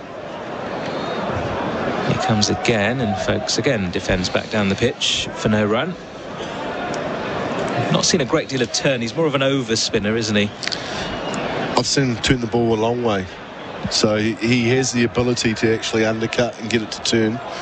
Hasn't quite seen that yet, but he does. And he comes again, and this is just pushed in front of that slip fielder along the ground. And there is no run. End of the over. 99 overs gone in this England innings, and they are 417 for 5. Go on, make the call. We all believe in you. One at a time, please. Thousands of Aussies keep switching to Kogan Mobile. But hurry right now. You can get started with Kogan from just $2.90 for 30 days. With unlimited calls and texts and a big 20 gig of data at award-winning prepaid prices. Make the call. Switch to Kogan Mobile from just $2.90 for the first 30 days at koganmobile.com.au/radio. SENZ Test Cricket for Razeen, made in New Zealand for New Zealand conditions. Looks like it's going to be Matt Henry to continue from the pavilion end, with England 417 for 5. Joe Root on strike here, unbeaten on 128, just 161 deliveries. He's been positive, but has given opportunities here to New Zealand. Henry comes in once more, and Root works this down towards fine leg for a single. Henry 1 for 119 so far. It's not been the best day out for Matt Henry with the ball. Leaped runs pretty much throughout, but to be fair, given the England run rate as well throughout this innings, they are going at 4.21, so everyone's gone for a few. And in this final session of the day, actually, they're going at over 5 runs and over, thanks in large part to Ben Stokes with that innings of 46 from 33. Folkes back on strike. In comes Henry, and Folkes tries to work it wide of mid-on, can't quite get it into that gap, and there is no run. Sun coming out again here at the end of the day. Plenty of blue sky up above as well, actually, now. Best part of the day seems to be about 4:30, 5 o'clock onwards. Sun comes out. Yeah, well, longer days, of course, once you get into the summer months here in England.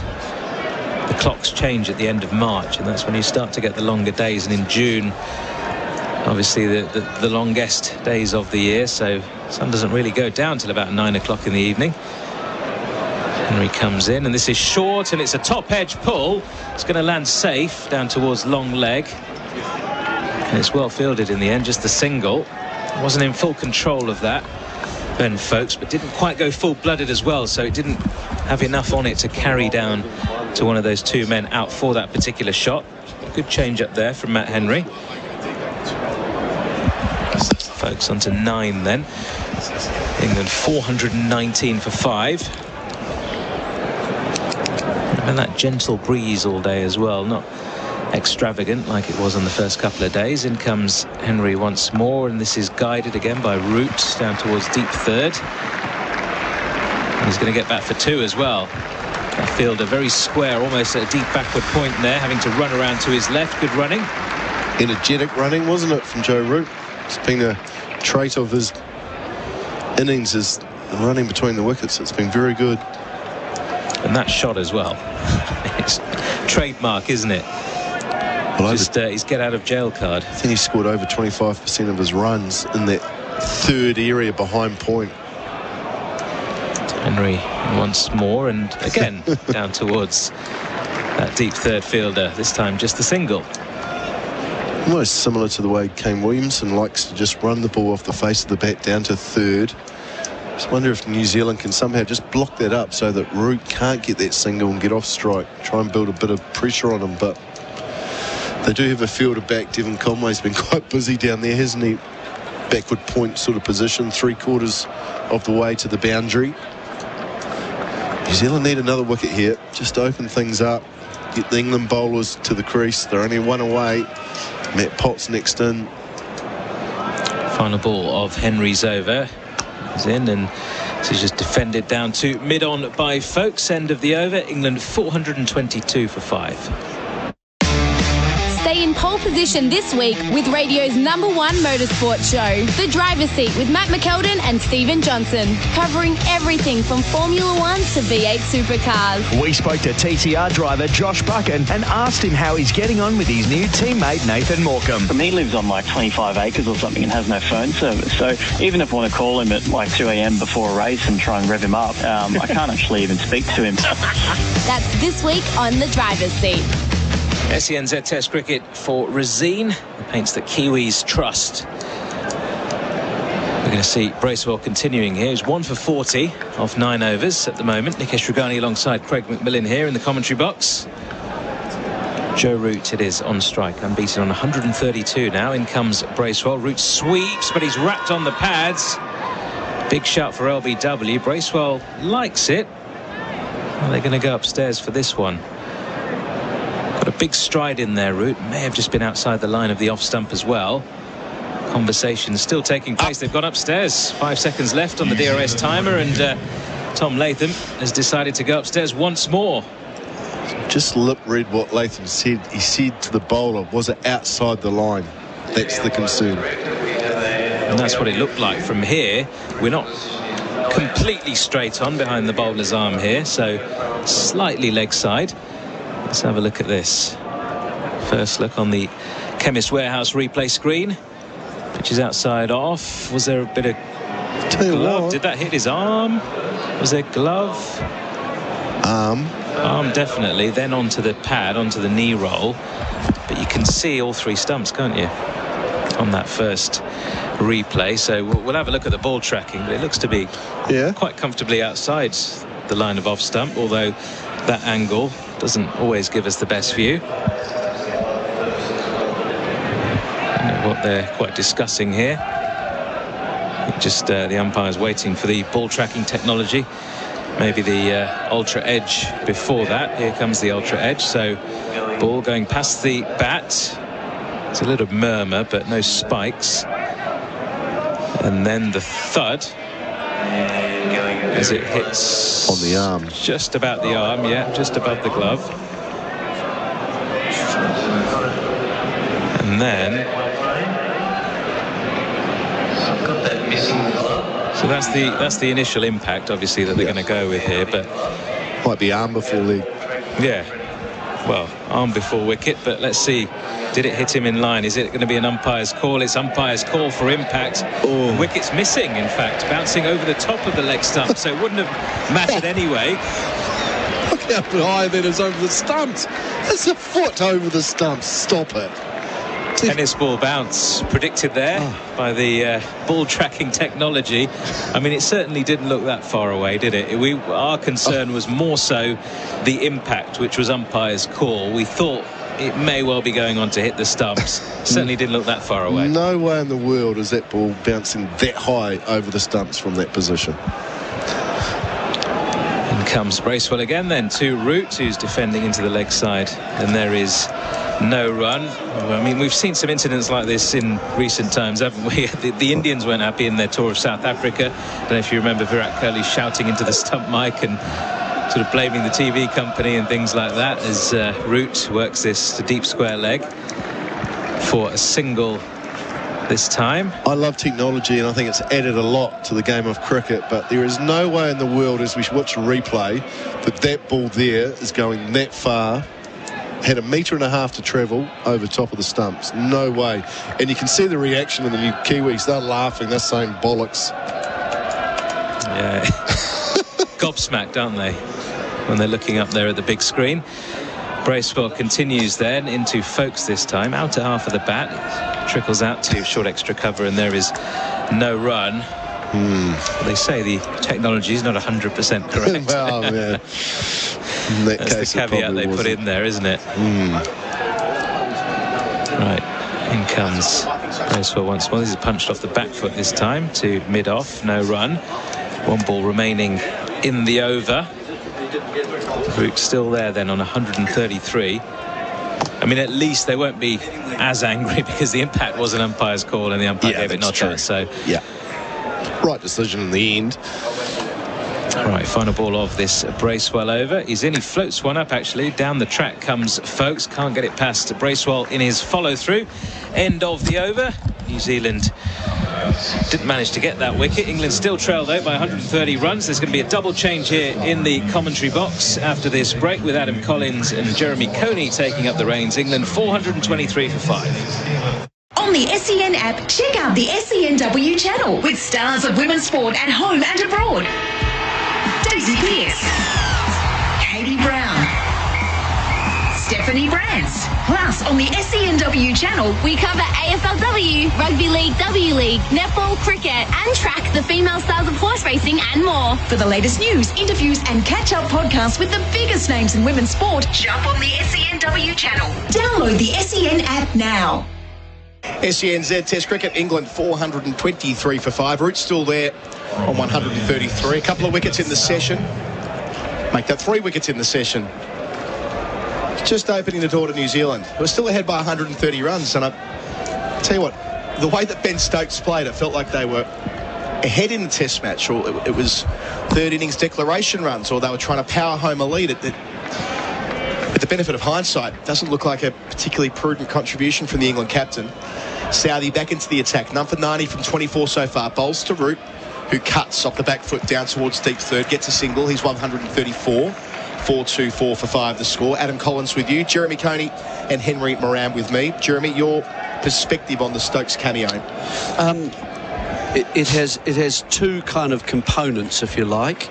As far as Stokes as a player is concerned, and I appreciate he holds the baton, if you like, for the new style of play. He is a much better player, as we saw some of the strokes that he launched into. Southee to Folkes on 9. That bounces a bit, takes one hand off the bat, deflects into the onside, no run. But I thought the way, as soon as the young kid Bracewell came on, that he just went too far. Just went too far. And so the first one could actually have been out. It didn't reach the boundary, if you remember, until it, no one really ran for it for a start, and I thought that was perhaps an opportunity to catch. Second one came for 6, which was coming straight at Henry. So that was a powerful blow. Southee close to the stumps, bowls here past the outside edge of Folkes, who was trying to drive him straight. And then a third one, tossed up just a little more slowly, didn't go wide, it was still quite straight. And he had another fly at it, and this time Bolt took the catch. But I think he's a better player. It's the same way that he doesn't seem to use himself as a bowler. That's the first component for me. So I thought it was slightly dumb cricket, actually, and selling himself short. The second point, though, I'd like to make the second. Southee bowls, Folkes defends. It may well be the best way for England to win this match, in the sense that if they get out and leave New Zealand a little lead, New Zealand may feel that they can push ahead of a bit more. or they could declare even. Now, there'd be something interesting to do in a test match. If they really want to be entertaining, they'd say stop. And they'd say stop with about 100 to go, 100 lead to New Zealand, and say, there you are. Set us something and put the pressure back onto New Zealand to do something. Southey delivers and folks in behind it.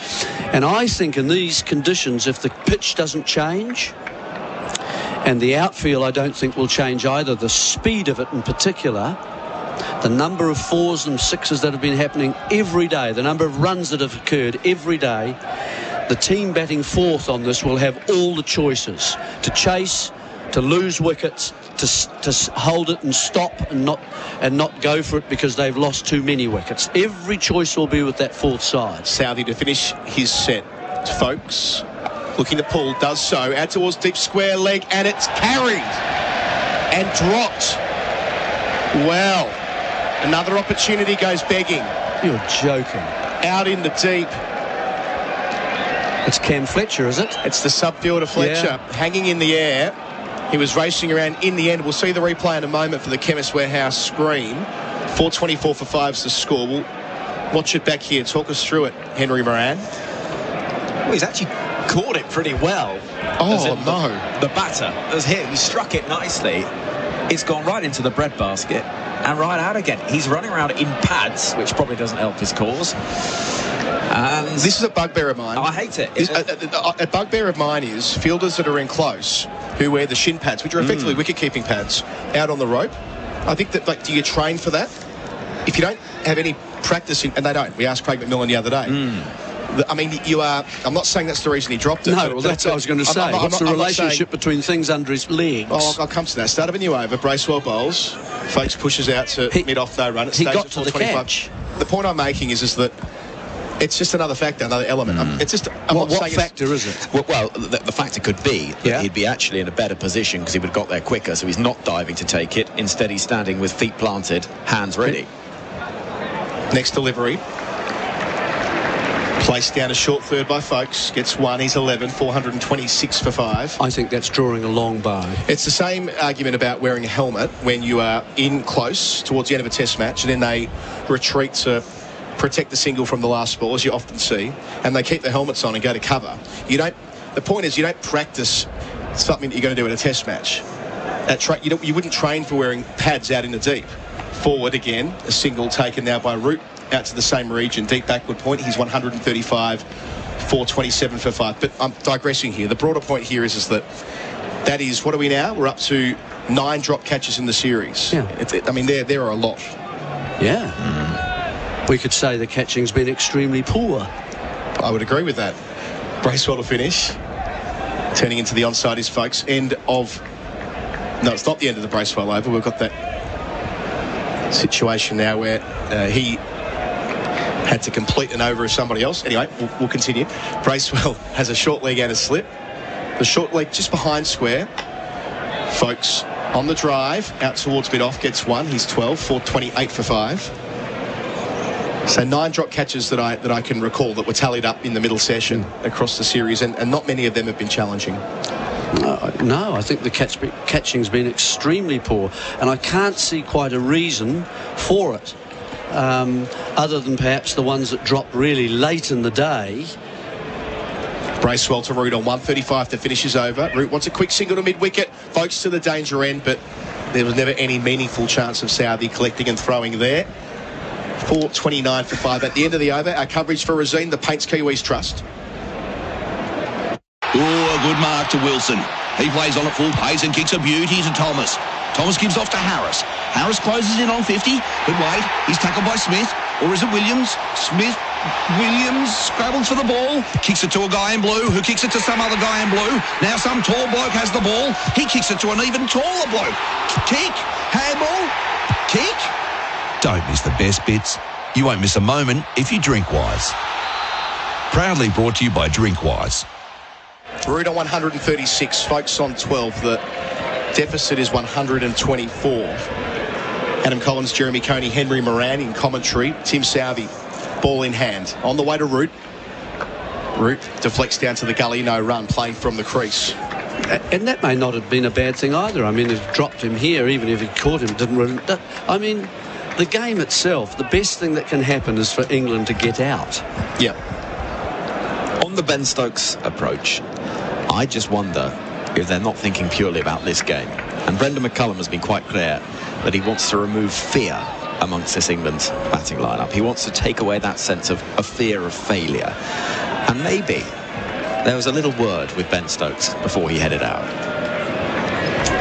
Southey here, hiding the ball, trying to find some reverse. Root tucks him into the onside, waits it well.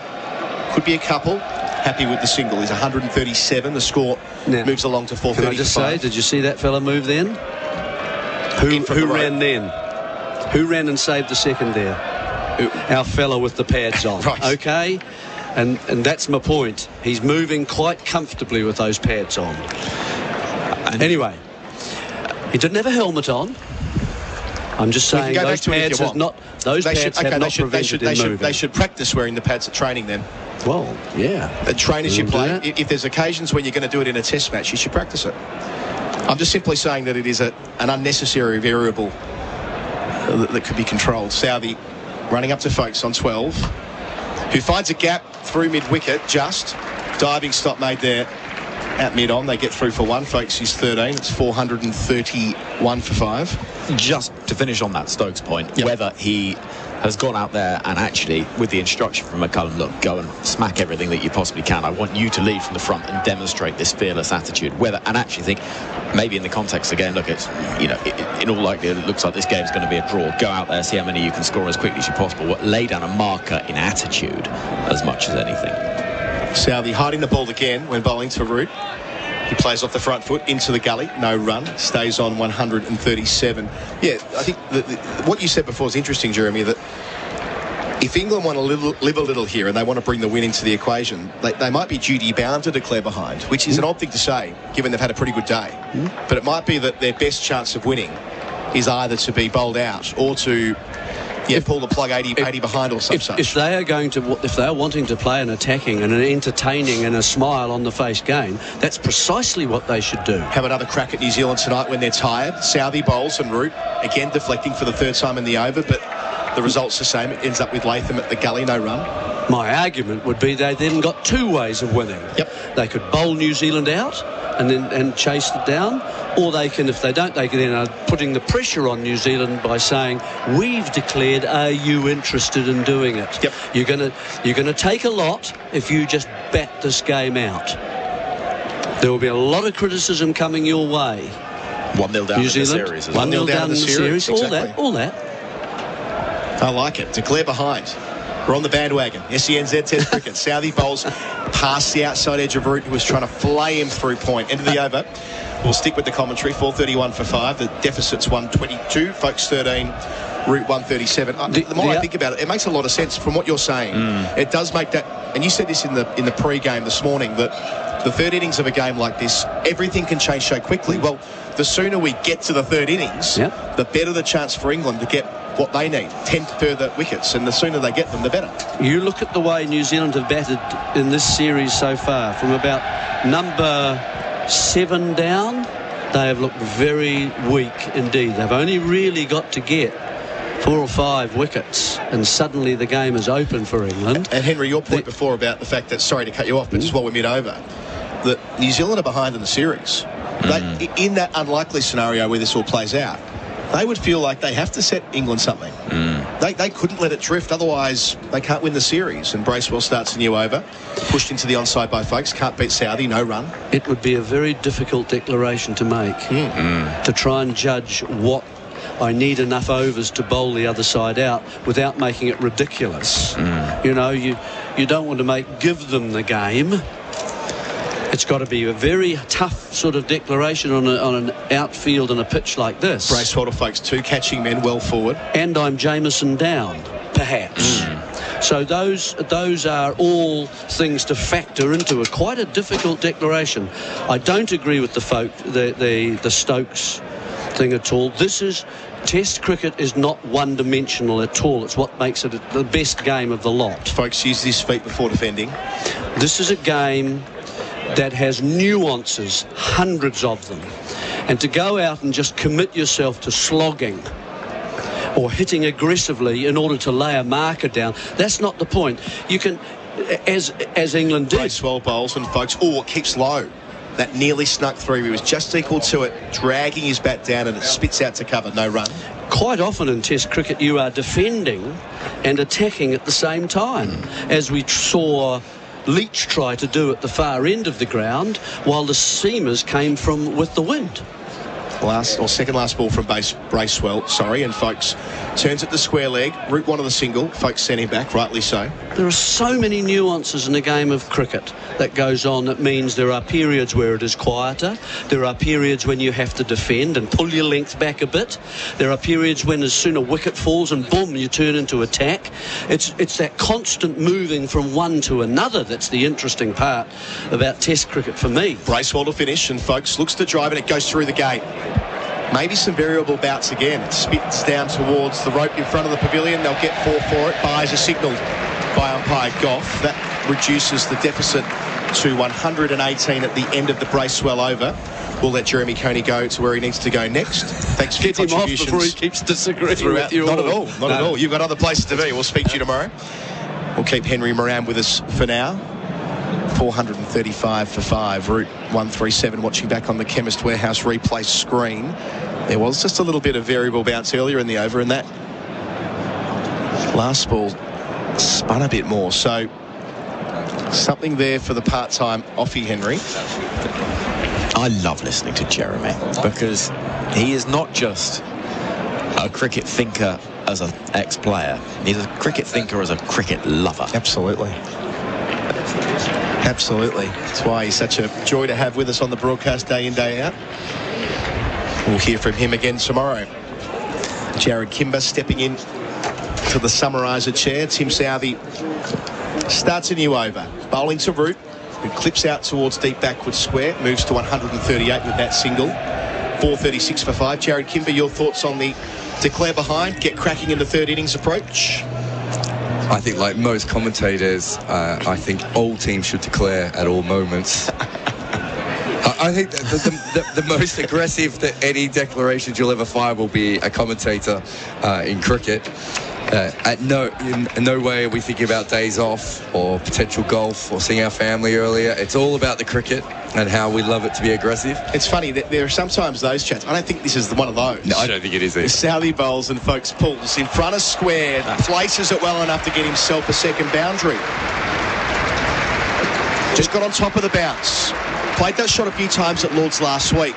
He's 17 and growing in confidence. England 440 for 5, 113 they trail by. Yeah, they'll keep bowling short to him because he's already hit one up in the air, and I think all teams in world cricket, if there's anything in the pitch, any bounce in the pitch, you'll generally try and bowl short to him. No, it's not one of those. I mean, regardless, we could be here late on day 5. No, I think we will be anyway. I guess the perspective we're sort of arriving at is that what's England's best chance of winning?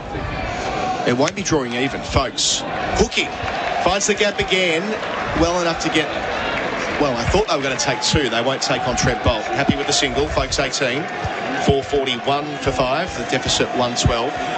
If it was a first-class game, you'd declare. If it was a first-class game, I think you would. But if you're England and you want to be, as you point out, Henry, you want to show that you are going to be aggressive and try and win from all parts of the game. They did concede 553, remember. They're not in a privileged position. They haven't earned the right to boss the game. But they could get creative. I don't mind it. Southey up to Root. Miscues the drive to mid-on. It trickles out to mid-wicket in the end, so they take 1. Root's 139. 442 for 5 the score. Would you say 1-1's the deficit? Would you say they've got to be prepared to lose to win? Cliched as it is. No, I think that they can't win if they get to a stalemate situation. If it's 553 apiece, for example, how do they win from there? There's just not enough time in the game. They're 1-0 up in the series, so that gives them the breathing room, England, to call the shots to an extent and think about how they want this to play out. Yeah, I think that they're 1-0 up in the series means they can bank on New Zealand trying to win. Southey delivers, and folks tucks one to deep square, runs from every ball at the moment. He's 19. Go with your gut. 443 for 5, deficit 110. It'd be really interesting to see how England approach this, final half an hour of play. If Root is going to be aggressive, positive as he has been. He's 139 off 177. He's gone at a good rate throughout the innings. Folks at the other end will know that, you know, this is his second home test match. There's still certainly question marks over his place as the first choice keeper. So there's a lot going on, a lot of that nuance. Last ball of Southey's 27th over. It's to Root, who gets it very fine. And he'll get himself a 4. Looking for a leg by signal. It isn't coming. Got that on it. Well played, Joe Root. Up to 143 at the end of the over. England 4-4-7 for 5. There'll be a change in commentary with Daniel Norcross coming in to replace me. And to join Jared Kimber, our coverage is for Resine, New Zealand's most trusted paint. Jared, set it all up for us as Daniel joins, and Henry and I get out of your way. That was quite interesting bowling, that last ball. I think what Southey was going for was the sneaky leg stump Yorker. Root had been moving across. He bowls those big three-quarter seam off-cutters that come in a massive amount, and he'd been giving him a little bit of trouble. And I think what Southey tried to do was just sneak in a floaty little leg stump Yorker, and he's hit it for 4, which is annoying. Bracewell starts a new over into Folkes, who pushes forward in defence to a full ball square of the wicket. There's no run. I'm loving the conversation you guys were having. I think there's something rather intriguing in what Jeremy's saying. It won't happen. England will not declare. England will not declare 100 behind. I think actually that if it came into their minds, with the tail they've got, it's very unlikely to. And I'll tell you for why. Because on this pitch, which has given very little lately, there's a little bit of up and down. There's a little bit of movement out of the footmarks for the spinner, but they think with Folkes and Root together, they've got a natural partnership that could just keep batting and could get them up to New Zealand's total and beyond, which then gives them a chance to scoreboard pressure come New Zealand's third innings. Then, even if they then one of these get out, the tail can only slog. So it then would. Well, at least, you know, Broad certainly would, as this next delivery is pushed back to the square on the offside and there's no run. Anderson doesn't really slog anymore. But he doesn't bat for any length of time. Doesn't really either. slog. He could stay in if Root was in, and that could be boring and stalematy. There's a truth to that. We don't really know about Potts. No, but we know we don't even know if he can actually bat. There's so many mixed messages about his batting. We know he'll be bombarded with bouncers as Folkes goes back into his crease and defends a flat, non-spinning ball off the back foot. 447 for 5. Root 143. He's guaranteed an average of over 50 at the end of this innings, even if he gets out now. Past Virat Kohli, so Virat Kohli's now the lowest of the Fab Four. For any Indians listening, can you please address your complaints to Jared Kimber, care of SEN? Although I'm sure these are not the views of SEN cricket. Now then, mid-wicket's coming in a touch. We've got a leg slip and a slip, an extra cover mid-off. Ajaz Patel, is he out there somewhere? He ought to be, he normally is. Because there's no Jameson. Flicked into the onside by Folkes, a tumbling diving stop. Prevents a run. 447 for 5 at the end of the over on SEN Test Cricket. Download the SEN app from the Apple and Google App stores. Then get set for all your big moments in sports. Super Bowl 56. One of the all-time against the odds wins. Taken out of midair by the man with the golden hand. Catch up on SEN-created podcasts, recreation, lifestyle, racing, and all of our SEN shows. The Sounding Board. Real adventures. Trailblazers. Great Australian lives. Plus, it's now available on Apple CarPlay. The SEN app, your home of sport, from wherever you are on the planet. Welcome back. SEN Test Cricket in association with Resine, the paint the professionals use. And we've got Southey continuing. He's into his 28th over. The other aspect of this is that England's bowlers don't often, especially Broad and Anderson, they don't often bowl awfully well in the second innings. And they bowled an awful lot of overs in the first innings. They're out there for a long, long time. 5 o'clock yesterday it was, as Southey is in. And that's driven brilliantly by Root through cover for 4. Wonderful shot. That was on the up. It was the width that allowed him to play the shot, not the length. But he's seeing it pretty well, Root. He's 147 off 179 balls, and it's felt like he's been a little bit slow in the last half an hour, but I think that's an optical illusion. He's basically not had a lot of strike. I was going to say, he's just been at the other end. Folkes doesn't really rotate strike particularly adroitly. And that was just pushed out wide, clattered through a gap to the left of sort of extra cover. It's an awkward position. He's at cover, come extra cover as Southie bowls again. He goes after this. Does Root trying to play a dab shot, and now he practices something closer to a cut shot, but neither of them really were actual cuts. This time tomorrow, we're going to have consistent, inconsistent bounce. Consistent, inconsistent bounce, yes. Because we've had a few. Are you Donald Rumsfeld all of a sudden? There are known knowns and known unknowns and unknown unknowns. Because I get the feeling that it's happening more and more. That ball did keep low. We saw one from Bracewell keep very low.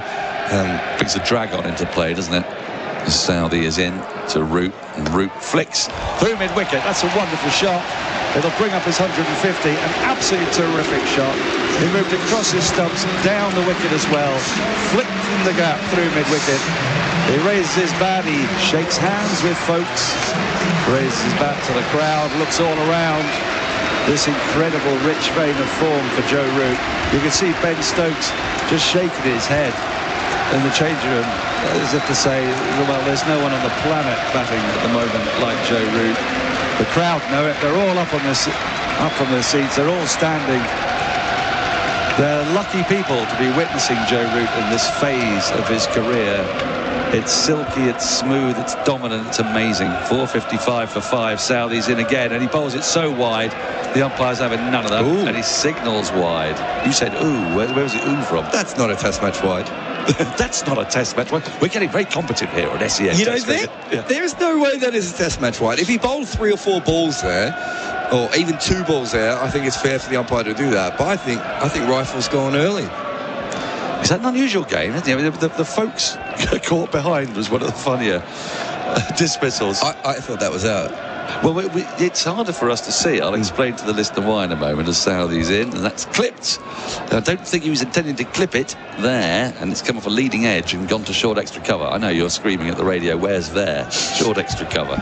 456 for 5. The lead is now under 100. Yes, it was easier for us to think it might be out because the bowling was coming towards us, but if you were looking down the line, that very, very clearly hit around the sternum. No, you're right. And the gloves were very, very low. I think he drifted off, actually. Can I say something as a fellow Victorian? You're gonna defend a fellow Victorian, are you? Southie's in, and that's dabbed by Root, but there is a man annoyingly placed for that very shot, as far as he's concerned, at Gully, who dives to his left to stop the ball. Paul Rifle has not ever been a very good umpire. Ooh, again, send your letters in to Jared Kimber. I mean, absolutely loved him as a player. And do you remember his batting? Oh, I sort of do. He went through about a 2-year period where all he did was time balls through cover and point. He just drove everything. Off his grill if he had to. Southie's into Root. He drives. Perfect. On drive. Straight drive. A brilliant shot. I mean, this is batting of the absolutely highest quality. It's not actually that the ball was that good a ball, but his awareness of where he was going to put that ball. He just put it straight back past the bowler to the onside of straight with perfect timing. I mean, really, it's sort of bringing tears to my eyes how good that shot is.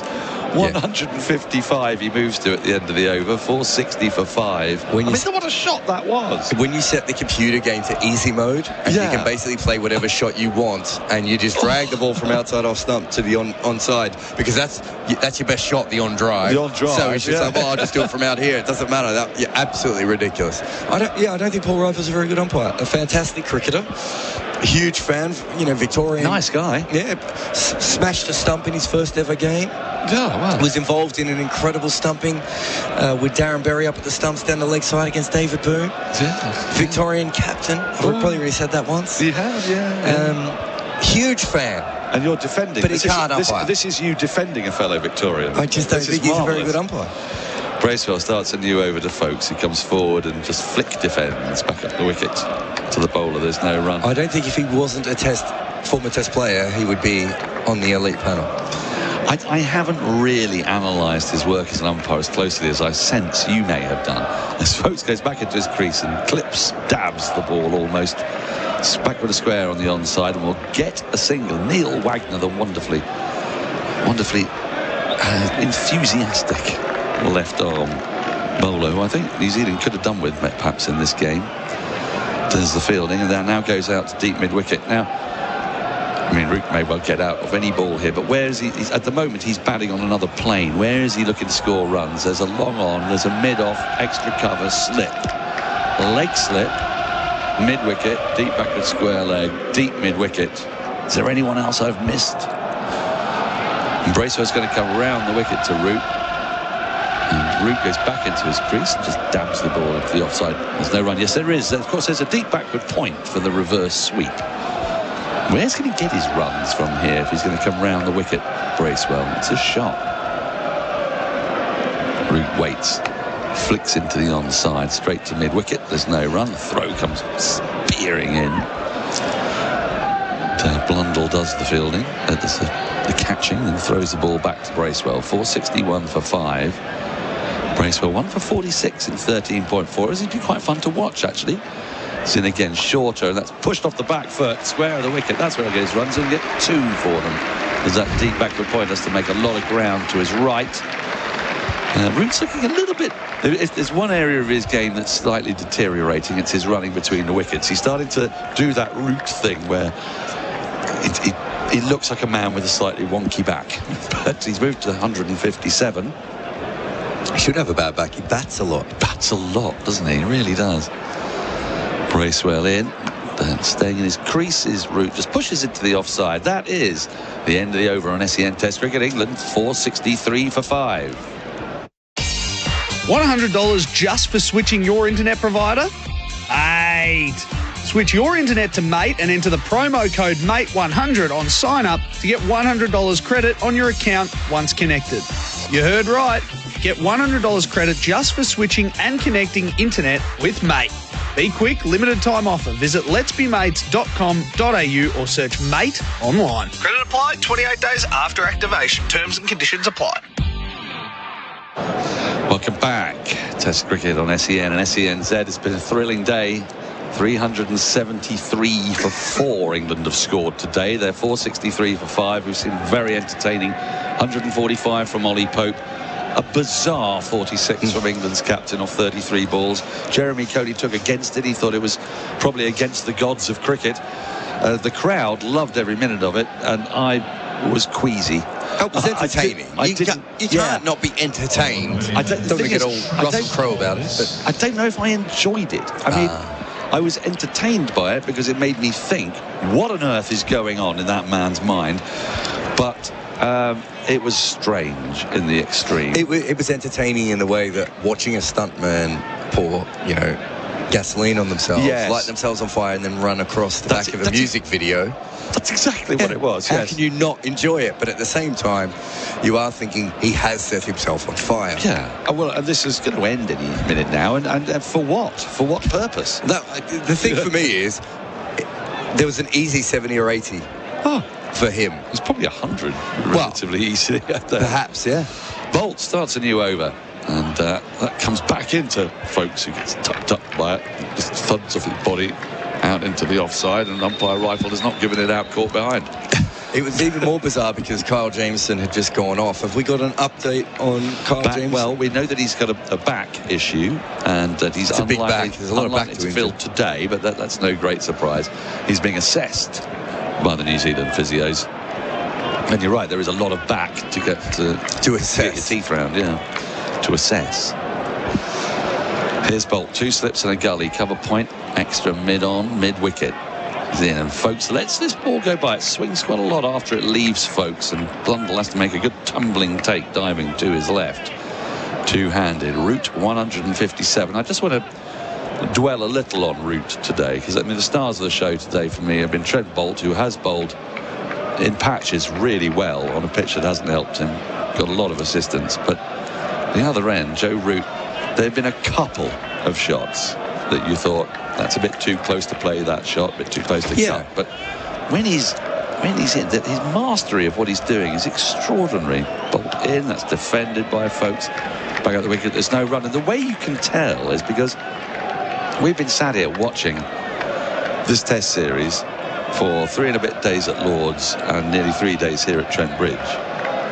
And the difference between the way Root bats and the difference in the way everybody else has batted, even notwithstanding the brilliance of Daryl Mitchell and Tom Blundell and the way they batted, they're operating on different planes.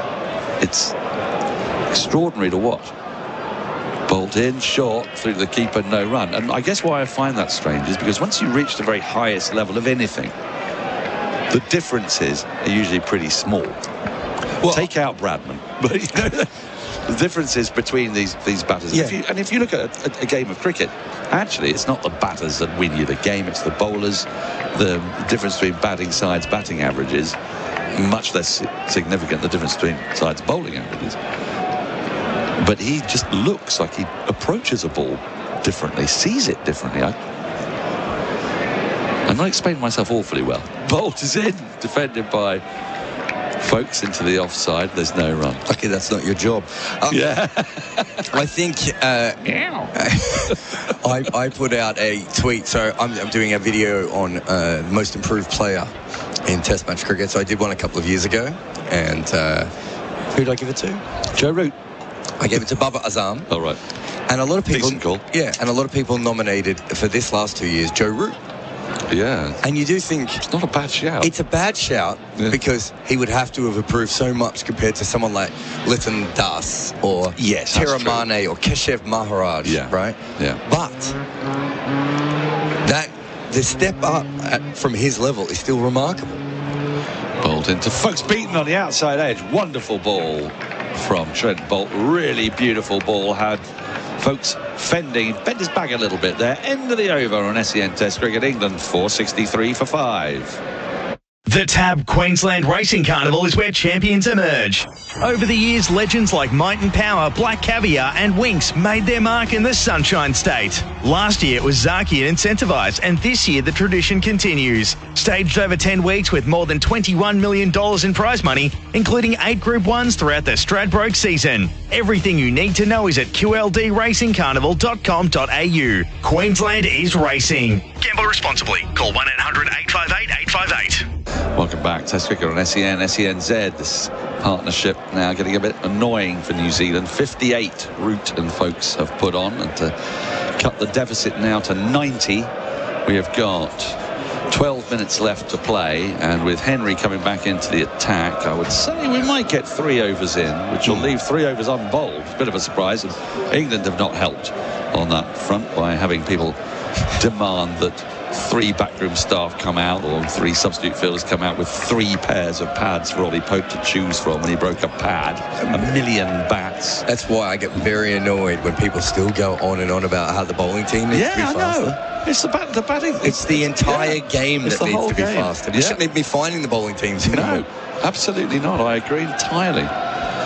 Henry in, 2 slips and a gully, and Root defends off the front foot to short extra. There's no, and I'd be interested to see how England approach these last 10-11 minutes. Are they going to play for the close of play? They're not really at any point take their foot off the gas. We've had how many overs today? We've had 84 overs and 373 runs, which is ridiculous, really. It's a very fast scoring ground. New Zealand scored quickly in their innings. Henry into Root. Well, he's not into Root. He aborts his run up. We'll have to go back. The lights are on here at Trent Foreshadows. Foreshadows? What do you think? Not foreshadowing. I'm not saying that we're suggesting something's going to happen later in the movie. You're looking at the 4 shadows made by these lights, which does tell you how dark it is. It's very, very dark indeed out there as Henry is in. It's pushed up to mid off this there, but it's not that dark. I love what you do, Bill Laurie. Yeah, thank you. I mentioned this earlier. I'm not sure I mentioned it on air, but we look. Did I mention it on air that we look constantly at the Batman scoreboard? Yeah, we talked about that. We talked about it. Well, we're going to see it shortly. Adam West. That's going to go black in about 20 minutes' time, and hopefully the light will still be on. It'll just be perfect. Henry's in, outside the off-stump, left alone by Root. That might be an indicator that he's now thinking about stumps and as in the close of play. He might think about stumps all the time, in the same way that Steve Smith thinks about batting all the time. Root just dreams of his stumps. That ball, I'm assuming, hit something on the pitch. He's gone, has it? It went sideways. I didn't see anything pop up off the surface. Henry in once more. And it gets thick edge, and that's going to squirt down to deep backward point. Root only wants the one. He's very happy to stay at the other end now. So 158 he moves to 464 for 5. That's what Joe Root dreams of. Squirting the ball down to deep backward point. Being at the other end. He's the world's best man at the other end. Man at the other end, yeah. Well, he gets there very easy because he manages to find singles. Yeah. It's impossible to stop him scoring. Probably between mid-wicket and backward square leg and gully and cover, really. He's got those two gaps, so you can't bowl too straight, you can't bowl too wide. It's strange, isn't it? I mean, what happens is when you get someone like Folkes in, he gets a single, and then we watch a bit of Folkes for a while. Folkes has driven this nicely through the covers for 4. There was a full ball, another very full ball from Henry. I think he's trying to find swing more in hope than expectation, but by putting it up there, Folkes was happy to just lay bat on that. He's not a flashy batter, isn't Folkes? He's very competent, and he has got a nice tight technique. But he's not going to hurt you if you've got a really brittle tail. But if he's got Joe Root, one of the world's best batters, probably after this innings, his ICC ranking would take him to the top. I think he's already number 1, isn't he? Number 2, I think he was. I thought he went to number 1 earlier. Did he? Henry in, and has beaten on the outside edge. That's a good ball, and that has actually held up ever so slightly and flown through to the keeper. It's the end of the over. Root has 158. Folkes has 24. England 468 for 5. They are 85 runs in deficit. I reckon we'll get 2 more overs in today. Why don't you go have a wine? I think I might go and have a cheeky Sauvignon Blanc. I think I might do that, and I will allow Henry Moran to minister to the good folks of Australia and New Zealand and leave you, Jared Kimber, in his most esteemed company. Good spell. In fact, that last over from Henry was probably some of the best bowling we've seen from him in this test match. He struggled a lot, but that leg cutter that hit the seam and just went sideways en route, and that last one again, incredible bowling there. We're seeing some movement under the lights, Henry. We are. Supporters just beginning to think about packing up the blankets and the picnics and stacking up the beer glasses. As in comes Trent Bolt, a fierce look on his face, bowling to Root, who for what feels like the millionth time this innings just drops that down towards the gully. And the score remains at 468 for 5. I don't think the crowd today will leave here feeling they've not been entertained. No, that's certainly not going to be a problem with this scorecard. We have anyone going under 3.5 and over? I don't think. I think everyone. Oh, maybe Bolt. Bolt has been exceptional. Here comes Trent Bolt into Root, who lets that whiz-on pass through to the keeper. The cry of one more pint is shouted somewhere around the ground. I don't know if that's a shopping list, someone that's not got any milk, or whether possibly there's somebody down there that is quite far into a lively day at the cricket. It's possible. They did get a very good Hey Joe Root chant going earlier.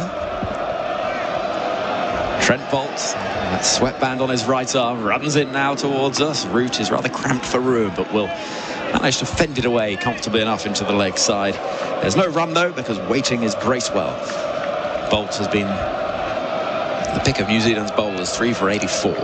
It's not just the wickets though, it's, you know, consistently put pressure on them, but he also just hasn't gone for runs, which is, I mean, Henry's now dropped under 5 runs and over, but for a long time Henry was well over 5 runs and over, and Bolt's just managed to keep pressure on all day.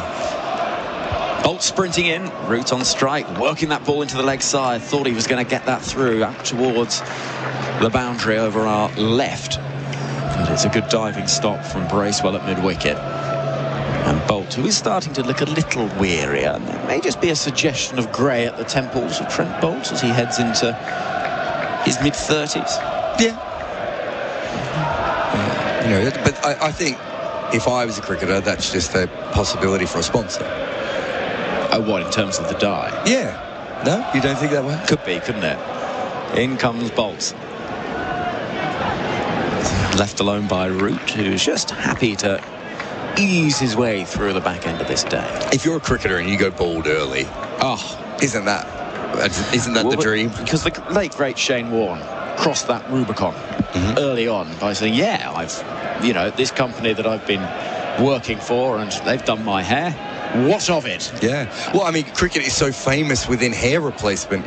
Gooch, Crowe, Warne, Greg Matthews, Darren Goff. It's ridiculous at this point to not get it done, to not take their money. In comes Trent Bolt, left alone. Again by Root, it's a little wider. End of the over. The score 4-6-8 for 5. Well, I think there's 2 members of the England side playing that have had some. Stokes. Yes. Who's the other one in this team? I think Stuart Broad. Oh yes, that is possible, isn't it? I think they paid for it themselves, though. I don't think they're officially sponsored, are they? No, is that not?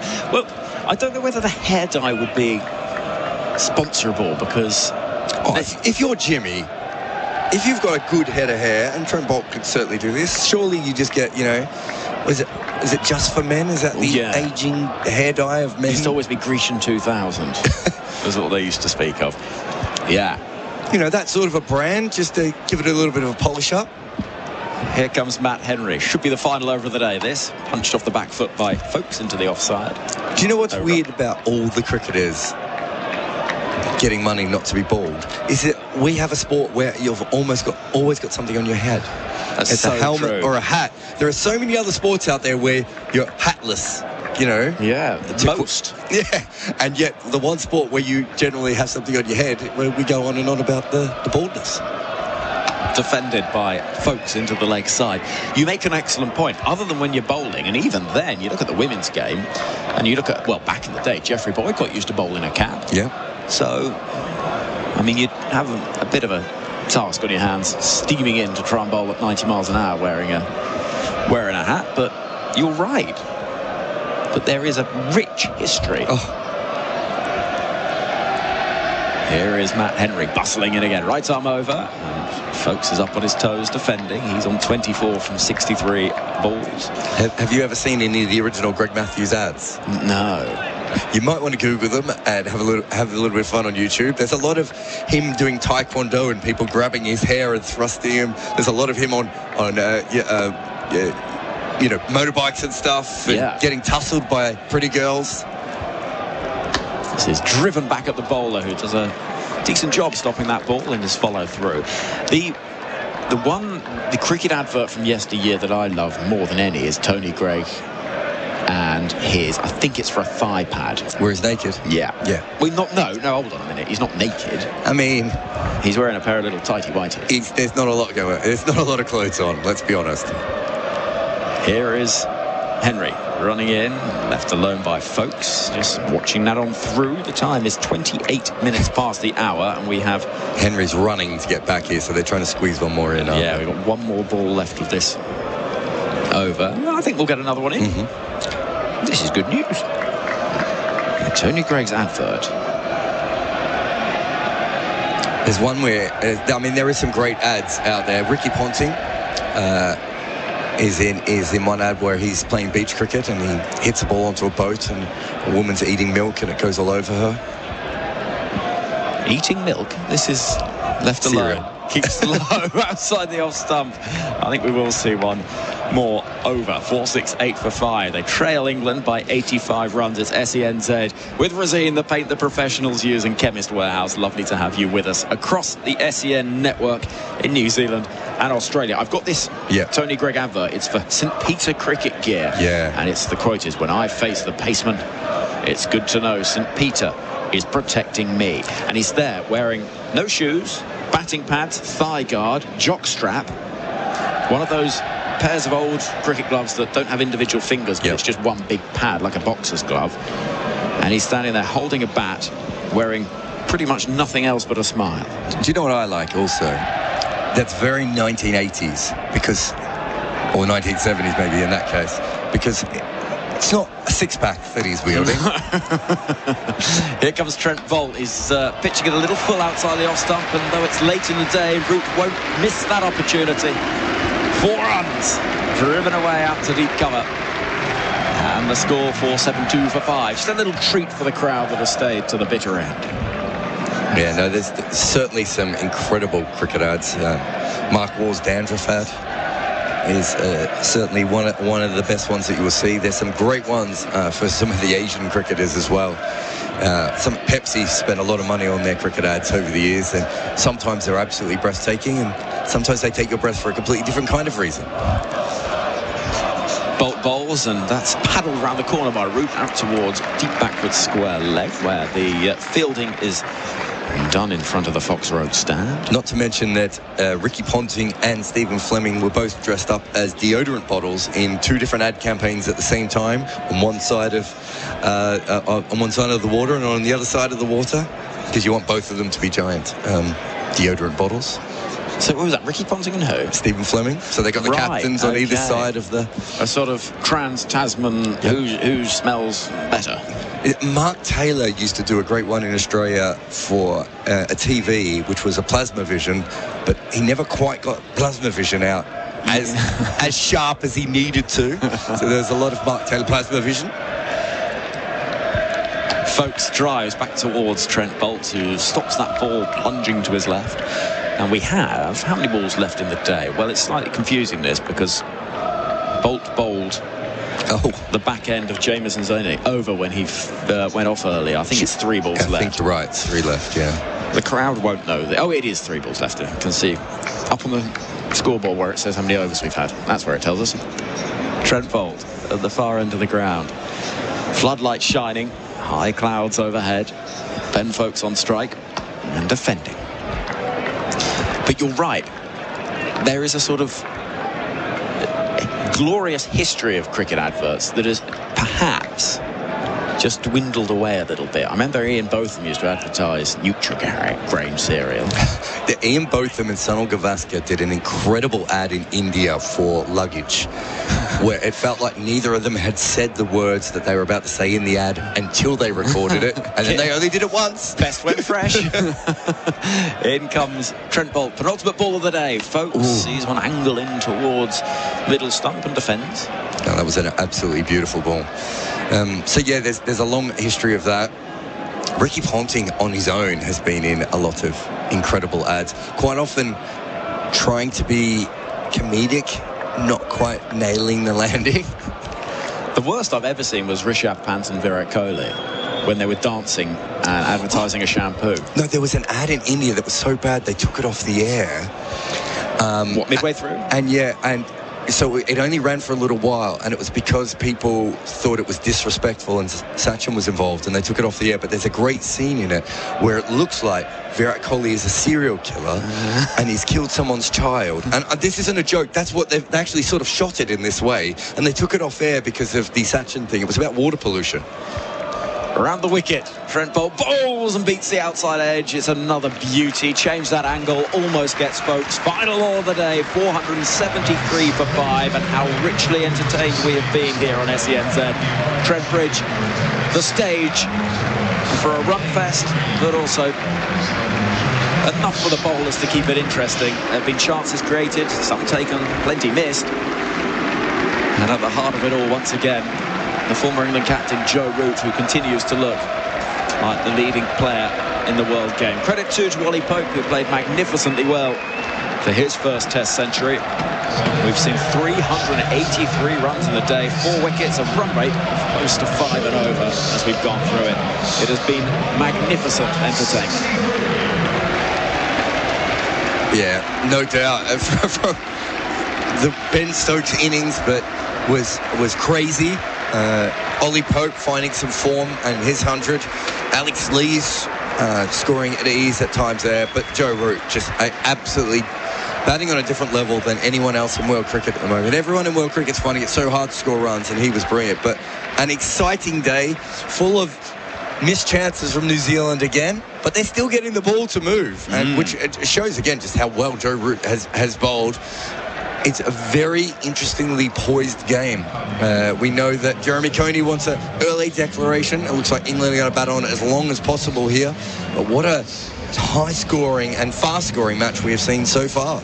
We have. Ollie Pope making 145. Root still there on 163. It was 67 from Lees. And 46 from Ben Stokes, the other significant contribution. Stokes is 46, coming from just 33 balls. He decided Michael Bracewell was going to be his target. Got one enormous 6 out of the screws down the ground, but eventually perished to give Bracewell his first Test wicket. And the bowling figures, well, they have throughout this game made fairly painful reading for the bowlers. But Bolt's 3, I should say, for 89. Impressive. Matt Henry, 1 for 128. Bracewell from his 14 overs, 1 for 48. There's reasonable going. There's only 2 bowlers that have an economy rate under 4, which tells its own story in this innings. It has been enormous fun once again at Trent Bridge. My thanks to Jared Kimber, to Adam Collins, Nikesh Regani, Daniel Norcross, Jeremy Coney, Craig McMillan. My name's Henry Moran. Thank you to Resine, the paint the professionals use, also to Chemist Warehouse. And thank you to you for joining us, listening wherever you may be. We hope you've enjoyed it and been entertained as we have been here by a belting day of Test cricket. We'll be back 30 minutes before the start of play tomorrow. We can't wait to see which way this